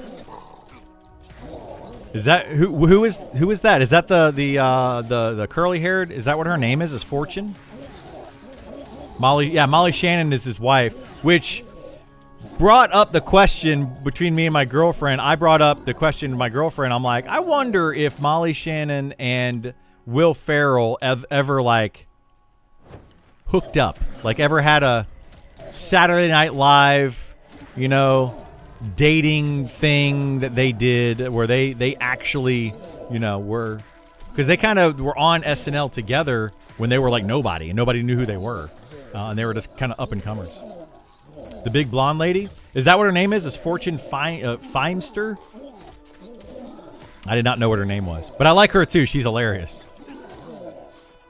Very funny lady. They have a ton of iconic SNL skits. They do, yeah. They did a lot of skits together in SNL. And they had to have at some point. There had to be one, like, SNL night. Hey, the cast is going out. We're gonna hang out, where they probably at least, you know, kissed or something. You know, like, just I could just see them together, but I have no idea. Like, I'm just speculating, no clue anything about that. But when they first got into it, you know, had to be. I just learned about this game yesterday. I knew it was inspired by EQ, but wow, they didn't really bother prettying it up much, did they? It's much prettier than EQ. Much. Go play any EverQuest and then play this game and you'll see the differences. EverQuest is not nearly as detailed. This is still a work in progress as well. And it already, the detail is more fine. The animation's better. Just a lot of that stuff. But it does look very much like EverQuest, yes. It's got the old school look on purpose, like EverQuest. They've been in a couple movies together. Yeah. Pretty sure she was his girlfriend in Night at the Roxbury. She might have been, yeah. Way better looking than EQ. I agree, yeah. Go watch EQ Legends. It looks like crap. Yeah, EverQuest. We remember EverQuest looking good at the time, but we still remember it now being dated. But this looks way better than EverQuest. People that are saying like, oh, it looks the exact same as EverQuest, they're just trying to hate on it If you actually compare them side by side, you can see the difference. Very big difference. Like pixel-wise, sure, but animations and stuff, simple spell animations is pretty close. It's pretty close, but these are way more animated. And that's because the animation team is not... They're just trying to get the basics in so the game is playable. They're adding more animations as time goes on. Like, this is still a game very much in development. Not a game 27 years later that looks exactly like it did back then, you know? But they did it on purpose. The idea is they want it to resemble a game made back then, but just look better. EQ Legend looks like a phone game. It looks worse than a phone game. I've played phone games that look way better than EQ Legends. Like pixel-wise, yeah. Let's see. Are they doing stuff like having the level 36 Griffin or whatever flying around the Common Lands? I miss troll stuff like that. Yeah, they do have that. They have a Lockjaw, like you're saying. They have a character called Chompers, which is a crocodile that goes up and down the Newbie Beach. That is a good 5 or 6 or 10 levels higher than everything else around it. A giant crocodile. And that's kind of a throwback to EverQuest. They also have giants, like sand giants, that run around or that stomp around in like newbie areas where there's a bunch of newbie monsters. But then there's these sand giants that are level 30 that are around a bunch of level 15 enemies, 15 to 20 enemies. So yeah, they're doing a lot of that kind of stuff. Very, very cool stuff that they're doing.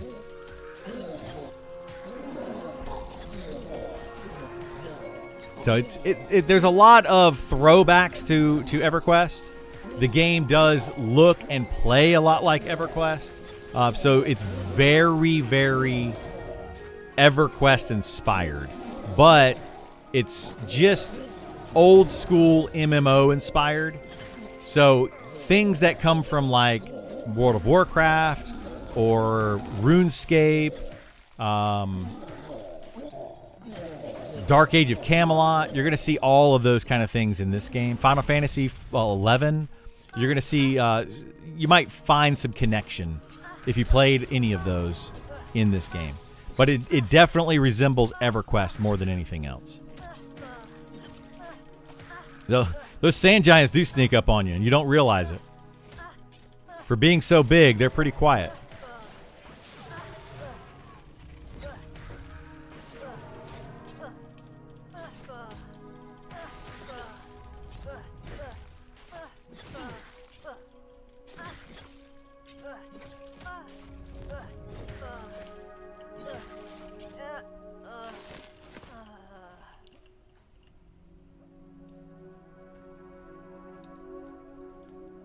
How come nobody ever made a class like the Albion from DOC? I don't know. Like, that's what I feel like this game should have done. They should have taken the combat inspired by EverQuest, and instead of doing what they did, which was a copy and paste of classes from EverQuest, they are currently fixing that. I feel like that's what they should have done, is look at some of the other classes from different games of that era and tried to make some more of those. Would have been really cool. But they're currently kind of doing that. They're trying to get their own spin on the classes now, which I appreciate and I applaud. But it's almost a little too late to start doing that, I feel like. Because people are going to be like, oh, this game feels very unfinished. It felt more finished 2 months ago than it does today because of how they're revamping these classes, which feels kind of bad.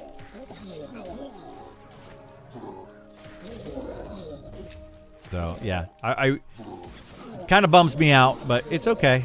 It's okay.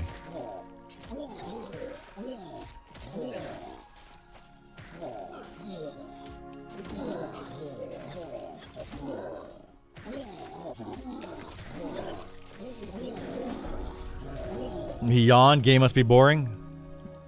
Super. Now, I mean, I can't say that this game is always fun and always, like, not boring.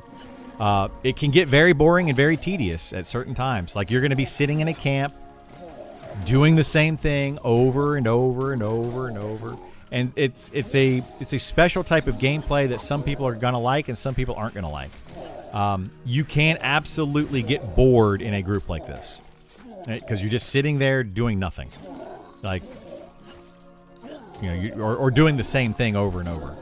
I'm not going to try to sugarcoat it and be like, no, game's always super fun. But yeah, a game like this can absolutely get tedious. But that's kind of part of what makes it special. You know, you don't always have to be pushing a button. You know, this isn't necessarily the best game for ADHD people that are just like, I got to do this, got to do this. Oh my gosh, got to do this. If you're ADHD, you need to make sure you pick the right class. Making unique classes would be cool. It would be very cool. And I hope that they continue to make unique classes. I just don't want them to break it. They're going early access in October or something? Yes. October 1st is the planned date for early access. Yes. It was smart of them to push the release back and do the class changes, even though it was late because it felt too close to EQ. I do think it was smart that they did it. I just feel like they overdid it. Like, maybe they didn't need to go so hard into the class revamps. That kind of feels bad. But, you know, here we are. It's for 50-year-olds to take a nap between pulls. They do call it sandwich combat, which means that you can eat a sandwich while playing, is the idea. And for the most part, that is true. There are some fights where you kind of need to pay attention.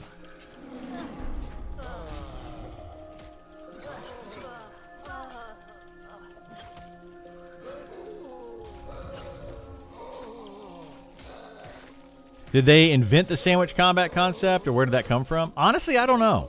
That's just what people have been calling it. I don't think I heard of it before Monsters and Memories, but Maybe. I don't know if it came from something before that. But it's pretty sandwichy. I mean, I could pick up my drink here and drink it.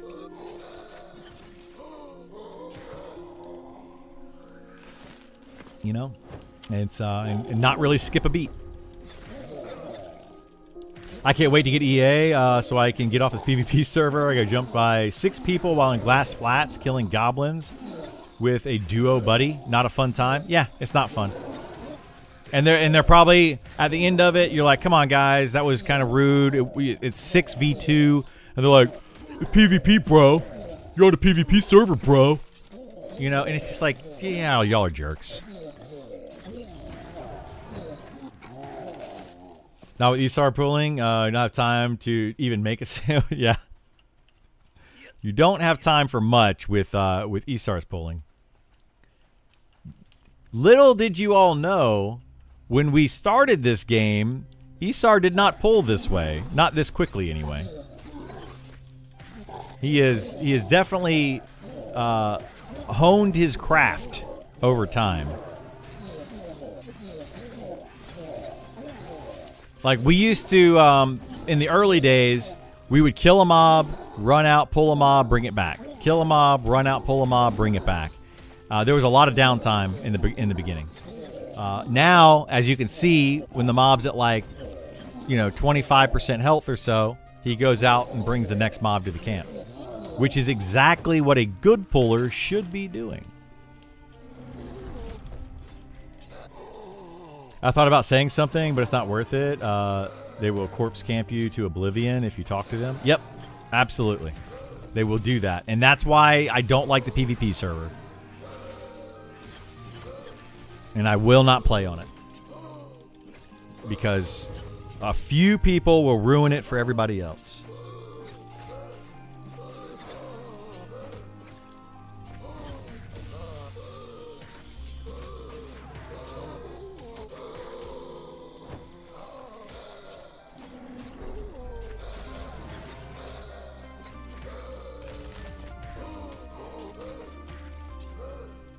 It's very, very sad.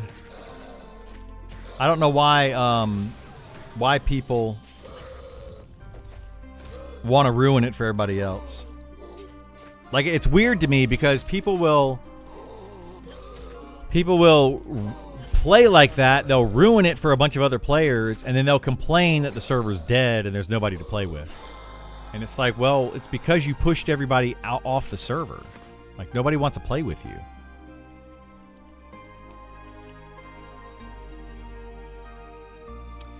I was Relo's deck all day, and whenever one came out that was team PvP based on our character's faction. Yet they're not doing any type of team faction based or anything like that yet. Maybe in the future, but not in the beginning. It's not the plan. Could change.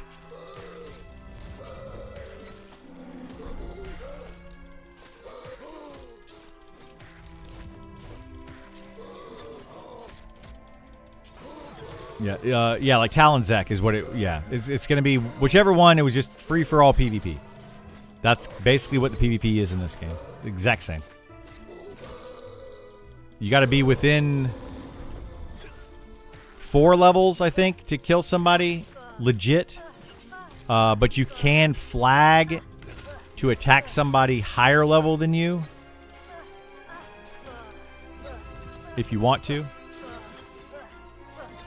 What's up with the launcher exe file? Why does Windows stop from executing? Do you have a similar issue? It's because it's just not a known file by Windows. So Windows doesn't recognize the exe file, so it just gives you a warning saying, hey, we don't recognize this file, so proceed with caution. But yes, it does the same thing for everybody. GM gave me a title for discovering a bug where I could charm my friend and others in PvP and type /get lost, and it instant killed them. That's awful. That's awful.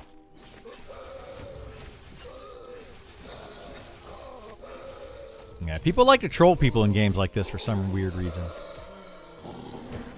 I don't know why. Why are people like that? I reported it right away instead of abusing it, and he gave me a title for it. Awesome. Yeah, that's cool. I don't know if they're going to do anything like that with this game.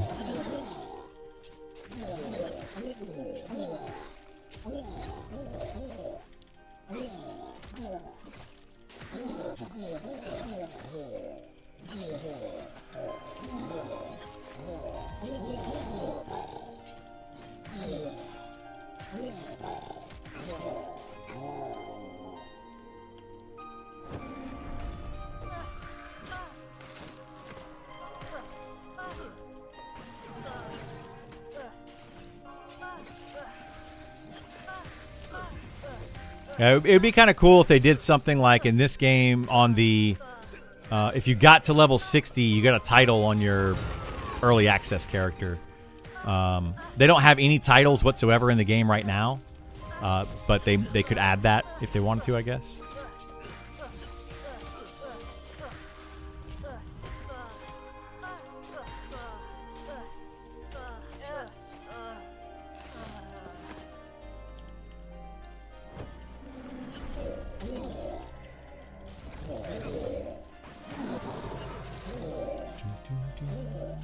The other day, I was in Glass Flats again, and a rogue was stalking me and 2 others. He killed our ranger when he was tanking a mob and got low health, and he just stealthed away. Yeah, it's so silly. They just grief people. That's all they do. Like, PvP is griefing. It's not PvP. It's, hey, I see that you're struggling with this fight. I can backstab you when you're low health, you know, while you're waiting for a heal and kill you. Like, that's not fun. It might be funny to them, and if they find it funny, I find it. I don't know how to put it. It's not funny to the person that you do it to, and if you find it funny, there's a problem with you. You know, like it's like a mental illness. Like you need to go get checked out. So do they have like an unrest like zone in this zone? In this one, they have a lot of dungeons like that. Yeah, a lot of places that are just challenging. No way to spot light a rogue and stealth. Yeah, no way to currently see them.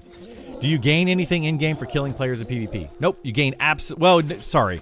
You can loot their corpse of coin, so you can take whatever money they had on them. That's the only benefit to killing another player. So these people are just doing it because they think it's funny, and it's not funny. It's pathetic. That's a good word for it. How do some folks get the second name? So you can do surname. When you hit level 20, type in / /surname space and then whatever name you want. And you can change that, I believe, every month or something. Like once a month you can change your last name.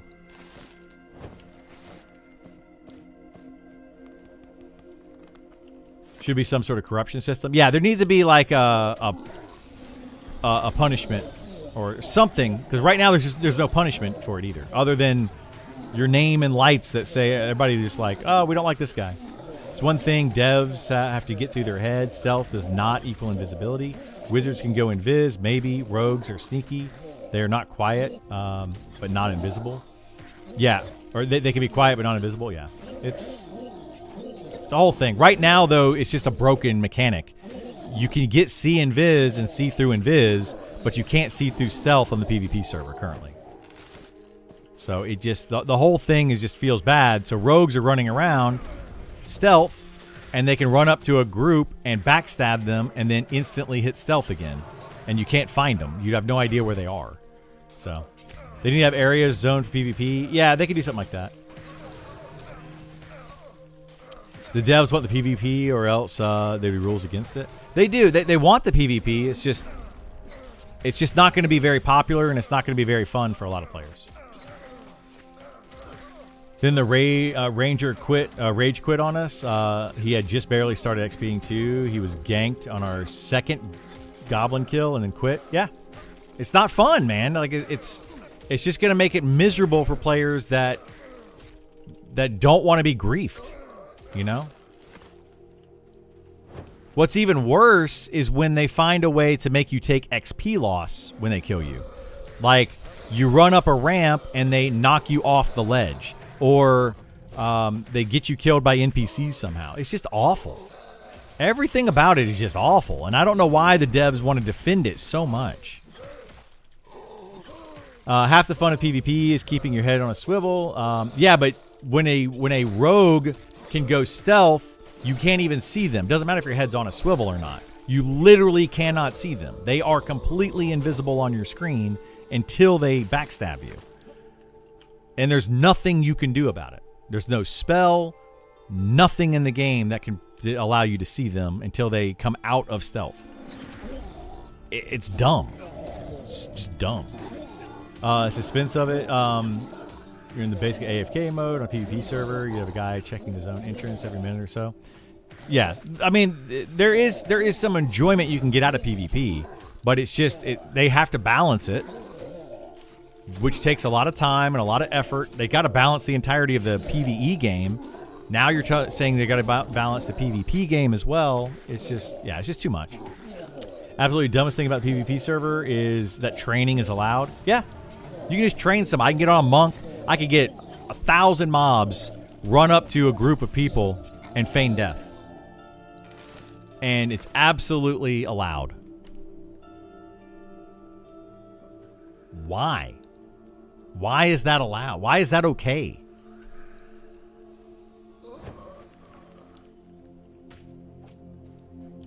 So anyway, all that kind of stuff. It's just a lot of issues with it. It's going to be a griefing nightmare.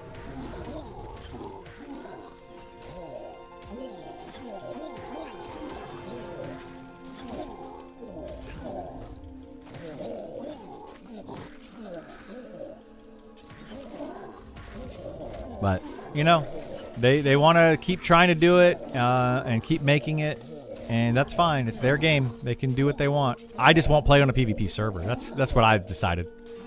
I do not want to play PvP server. And I will not. Like, another thing about it is, like, if you are a content creator, a streamer, or whatever, you're going to get stream sniped. You know, I could be playing, and they could wait for a bad pull and be like, oh, bad pull. Okay, I'm going to go stream, you know, it's going to run in. It's just dumb. Back in Relos Zek days, where everyone could PvP everyone, you deploy a reputation. If you rolled into Unrest as a known aggressive jerk, everyone would instantly mob you. It became very hard to level. Yeah, and I think eventually that'll happen in this game, but it's a bit different because back then you had individual players running around and being jerks. Now you have full groups of players running around and being jerks. And what are you going to do against a full group? You need another full group to be able to take that full group down. So it just, the entire thing is just like these people have found each other. All these griefers have found each other and made a community out of it. And they just want to go and grief everybody else. They find fun in making other people feel miserable. You know, it's a different game now than it was back then. You know, back then, you know, reputation mattered. Now it doesn't matter. People don't care about their reputation in game anymore. They just don't. It worked back in those days. WoW's kind of killed it with stuff because you had no way to grief the jerks. Death meant nothing. Yeah, kind of. And that's how it is kind of now with this game. Like, it's just...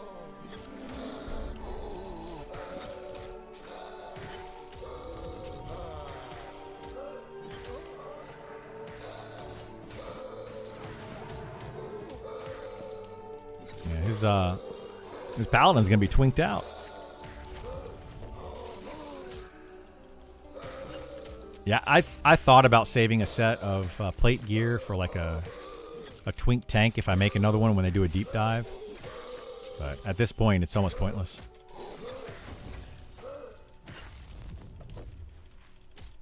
Like, we only have like 7 weeks left of beta.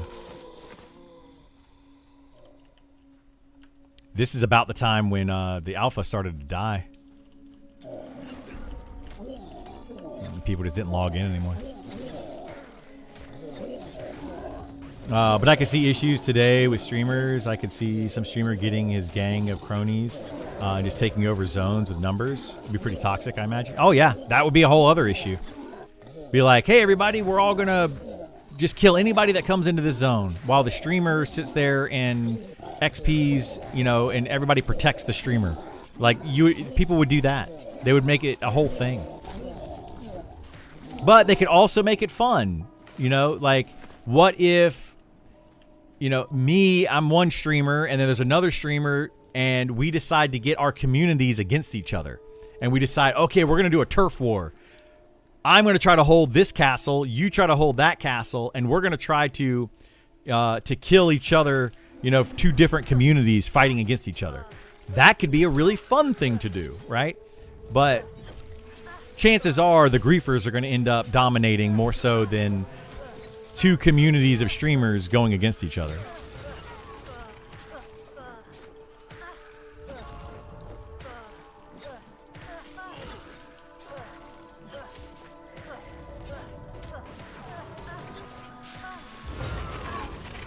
So, yeah, we'll just have to see what happens.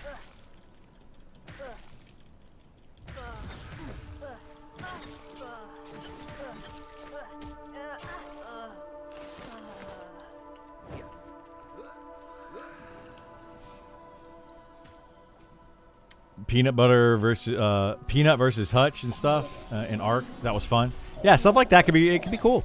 It'd be very cool if they did stuff like that. I would probably do that. Like if I could get a community that enjoyed PvP, which I'm not a PvP person just in general, but that would be fun to do. You know, create a like community run events like that. Could be a lot of fun.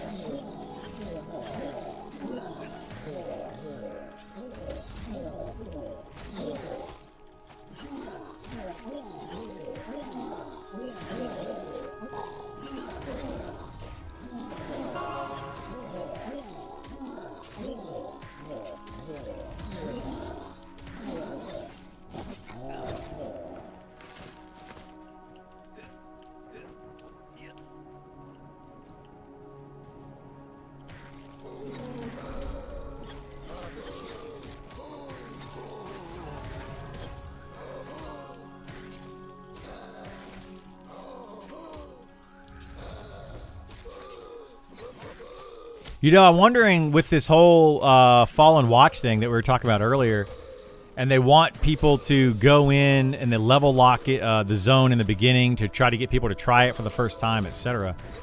What about when they put raids in? I wonder how they're going to deal with that. It's just going to be a free-for-all. Whoever gets there, whoever, you know, runs up to the raid and starts to kill it first, it just automatically gets it. Or are they going to try to lock people out of it? And I wonder what they're going to do. Is it just me, or does the armor color scheme almost look Captain America? Yeah, I mean, I guess.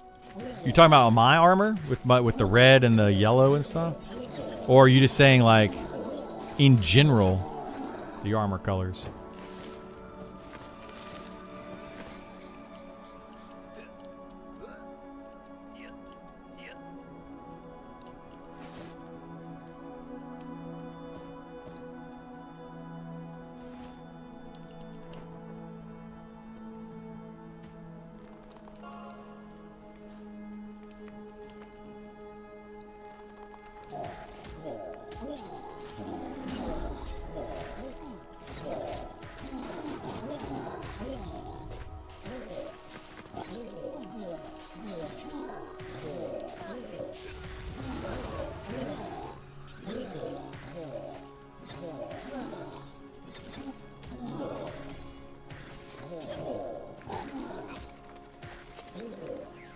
Shoulder steel, but almost look blue. Yeah, like the red and blue, and yeah, I can see that. I really hope that they do like more like more armor sets so that you have a cohesive set. I would like to see that. Game doesn't like my name, I guess because it's a food item. I gotta name myself Muffin instead. It won't let you just... Does it say that it's already taken, or does it say that Muffin is not an allowed name? It's kind of weird. I've seen people named like all sorts of weird things in this game. I don't know why Muffin would be an issue.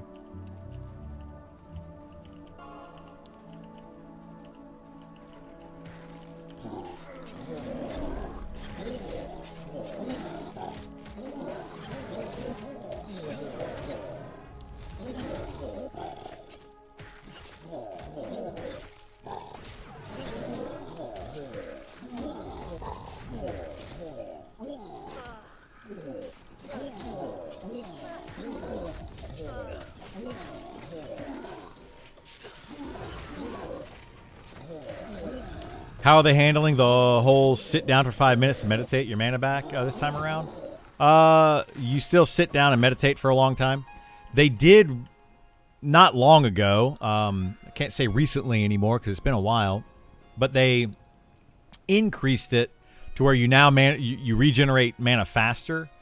And the more intelligence or wisdom you have, whichever one your class uses, you meditate faster based on the amount that you have. So gearing up, just getting better gear and getting higher intelligence or higher wisdom allows you to meditate or just regain mana faster.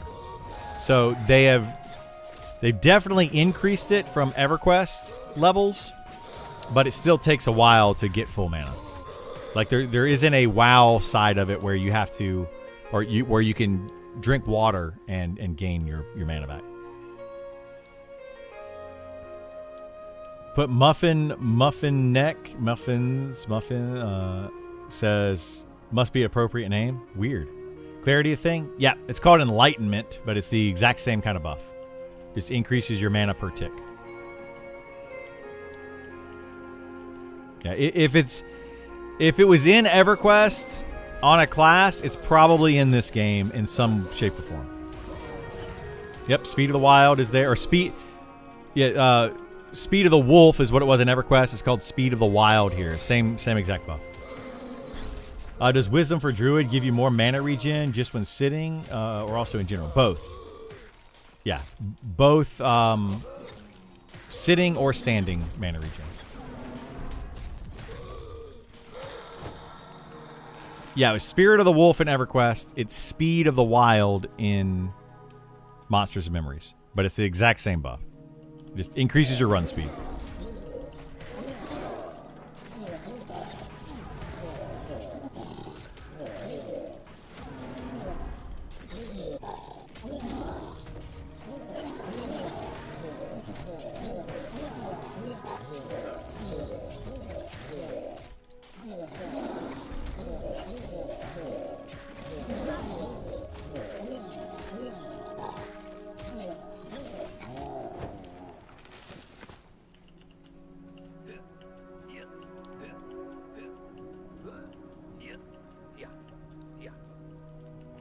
Part of me thinks that is cool. Part of me wishes they got at least a little creative with it. Yeah, that's a whole debate. It's a whole debate. They're working on making changes to it. At this point, though, people are kind of accustomed to having the faster run speed, so now it's just a big nerf if they were to take it away or change it or whatever. People will be like, "Oh my God, you nerfed my class." So yeah, it's just a whole thing. I wish they would have not done it in the first place, but they tried to make this game too much like EverQuest from the beginning, to where everybody commented it's just a copy and paste of EverQuest, and now they're going back and saying, well, we're trying to make it different. But yeah, it just... All of these topics have come up many times over the past several years. Endless kiting like in the old days. Yep, all of that's the same thing. Tell Esar to stream so we can learn. Oh, you want to learn how to pull? We can figure that out one day. Maybe I can have Esar play Criddle and I'll pull and show you guys how to pull. If that's what you want to learn. Nerf Sal, increase move speed on roads and towns. Yeah, that's a way to do it. But then if they increase run speed on roads and towns, then it becomes the roads outside of town. Everybody just kites up and down the roads. You know, that becomes another issue. Then people are like, oh, well, then it should be out of combat. You don't get the run speed buff, and or when you're in combat, you don't get the run speed buff. When you're out of combat, it's the only time you get it.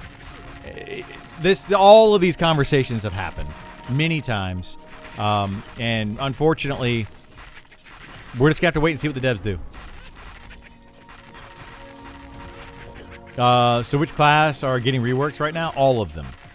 There's 18 classes in the game. 6 of them have had their rework, but all of them are getting reworked. Currently, the current 3 they're pushing out soon is going to be Fighter, Monk, and Cleric. Those are the ones that are currently on the chopping block, waiting to be revamped. But all of them are going to be done, hopefully, by early access.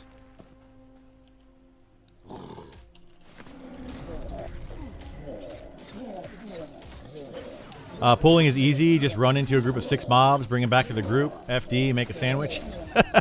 It's super easy. OG Monk EQ. Want to see what's different, if anything. It's a little different, but it's mostly the same. As far as pulling is concerned, it's the exact same.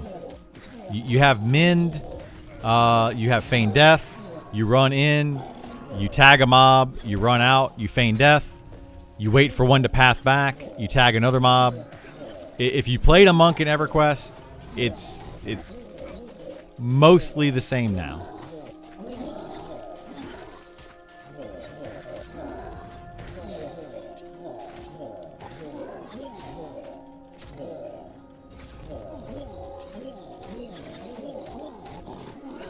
Shaman, Necro, Enchanter, Druid get theirs yet? The Druid has had theirs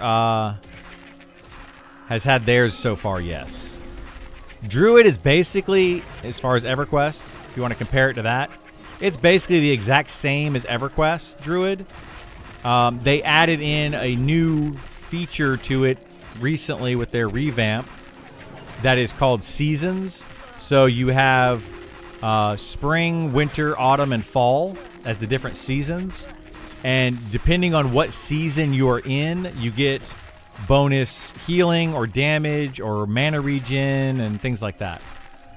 So you can kind of choose a season, and then you have to stay in that season by casting the correct spells. If you cast a bunch of damaging spells, you're going to stay in the damaging season, which is winter, I believe, if I remember correctly. And then summer is going to be your healing season. And so if you heal a bunch, you're going to stay in summer all the time. But you can rotate them by casting different spells. You cast an evocation spell, you're gonna rotate into a new thing, basically. So yeah, but the overall play style of the Druid is very similar to that of an EverQuest Druid. I don't have a beta key, no, unfortunately. Sorry. I know you've done dungeon overviews. Thanks for those. But could you consider doing a moving party that fights through zones so we get an idea of the layout and mobs for each? I could try, but that means I'd have to get 6 people together to go try to do that. And that's difficult to do right now, to get everybody back in the game, because it's, people are kind of already burnt out. But maybe. I might try.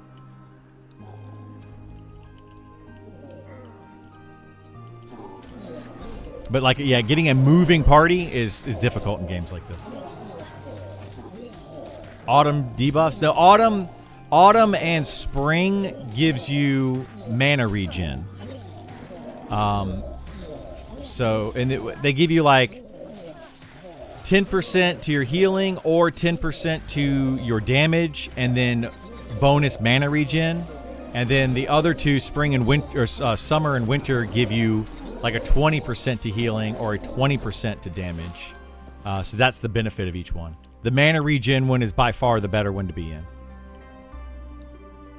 Like it's not even close. Everybody tries to stay in the mana regen specs. What's Rampage's historical? They came from P99. That's where they Rampage guild came from. And then they transferred over to Pantheon, played that for a little bit. That's where I met them, was in Pantheon. And then they came over to Monsters and Memories.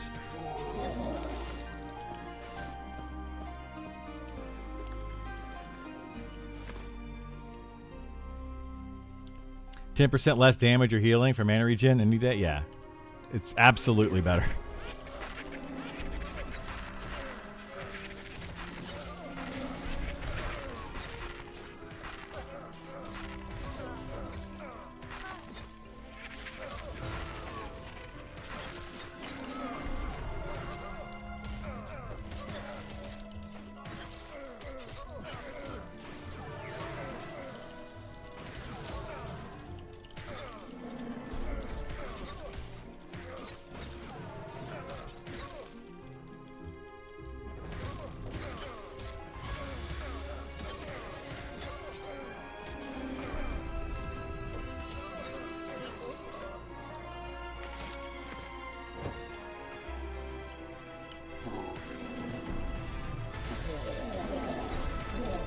Where are Doritos and Mountain Dew? In my belly. We need some Doritos and Mountain Dew. You're talking to me into this, even though I'm not an MMO guy anymore. 3 kids and all that. MMOs are a young man's game. But you got me intrigued. It's a great game. I mean, there's a lot of single dads that play this game and want to play this game. So, yeah, absolutely. I say give it a try, you know. I'm a dad. I play, but I also stream it, so it's a little different. Little bit different. Does it work for married dads? I've got a girlfriend. It's me, my girlfriend, and we got 2 kids. So, but again, it's my job. I'm a content creator. This is what I do. But it can work. It depends on your family dynamic, you know. Does your wife and kids, do they allow you some downtime to go play a game for a couple hours? Some families do, some families don't. I feel like that's why fishing is so popular. Is some of these dads will be like, "I'm going fishing," and it's just so they can get away from their families. I know it sounds mean, but come on, that's what a lot of dudes do. Hey, what's going on, Master Devil? How are you? I was in a group the other day where Druid didn't want to heal. He even told us to be careful. He's taking heal off the bar. He just wanted to sit and nuke. That's the problem with allowing Druids to be high DPS nukers and also good at healing. That's the problem with it, is they're going to have people that are going to choose which one they want to do.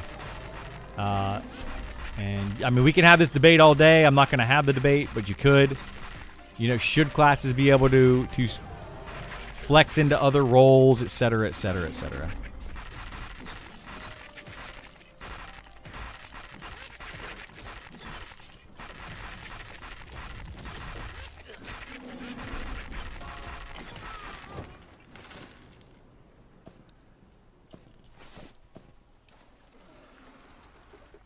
All right. I stream 2 strategy games mostly, but I could probably swing it. There you go. Yeah. If you can do it for that. It all depends. They just have to let you know they're a nuker.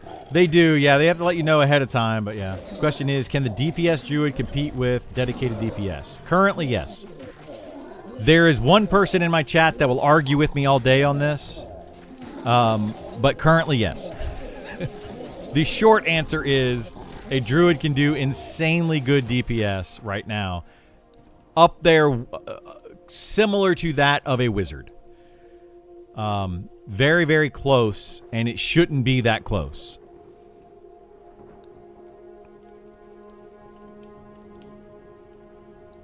But that's because wizards are a little underpowered and druids are a little overpowered. If they were to balance that a little bit, then it would resolve the issue. But they need to bring wizards up some and bring druids down some, and it would probably resolve the problem.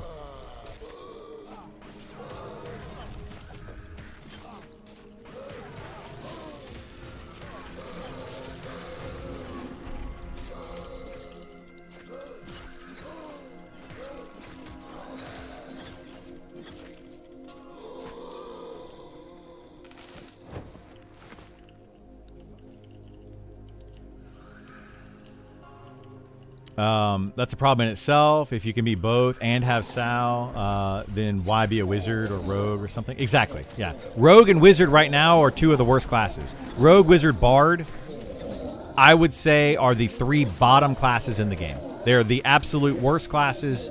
If you had a choice of pretty much any other class in your party, you would want to take them. Most of the time. It depends on the situation. There's always a caveat in there, right? But yeah, it feels bad. You glad your classes are wizard and rogue? Yeah, kind of feels bad, man. Feels bad. Yeah, I would hate to be that way.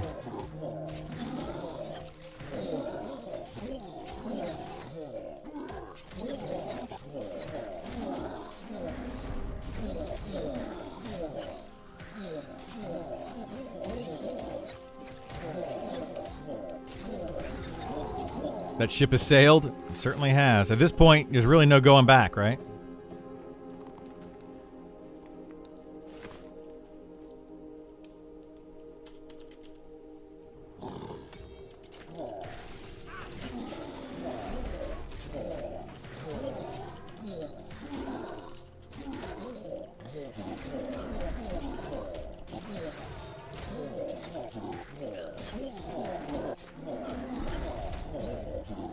Okay.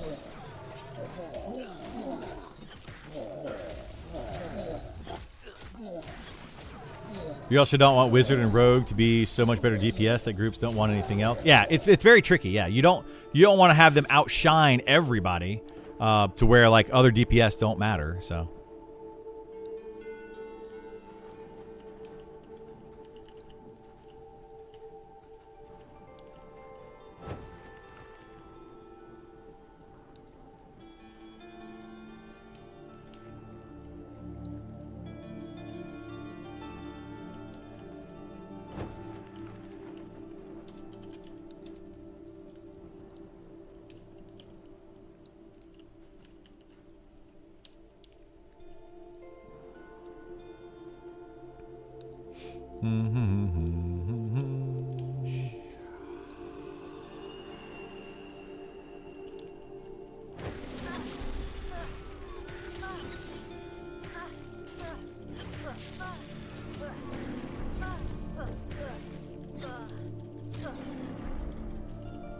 Maybe they need to get creative with Unity for Wizard Rogue so they can stay evenish in DPS with DPS Druid, but bring some crowd control or something unique. Yeah, they're working on all that now. It's just a balancing thing that they just got to figure out where they want it to be, because they're doing all the reworks currently. It's just everything's kind of up in the air. They've taken everything and tossed it up, and we're trying to, make everything work, but eventually we'll get there. Anyway, I hate to cut it short today. I told my family, I've got my son this week, so I told him that I would be hanging out with him a lot more this week since it's his last week of school. So I want to make sure I hang out with him a bunch. So I'm going to go ahead and cut the stream a little bit short today and go do that with him. Today was an awesome day, though. Absolutely loved chatting with you all today. We talked about a lot of different things, and it was just a good time today. So I do appreciate everybody coming in, hanging out with me. Be sure to follow the stream and such. I stream every single day starting at 9 a.m. Eastern, and I've been playing mostly, pretty much exclusively Monsters and Memories right now. We'll be playing other games maybe down the road, but this is my my kind of go-to everyday game at the moment, and we're going to be doing this all the way up until and through early access as much as we can. So thank you so much for being here. Do appreciate it. Take care. Have a good one, and I will see you all next time. Bye.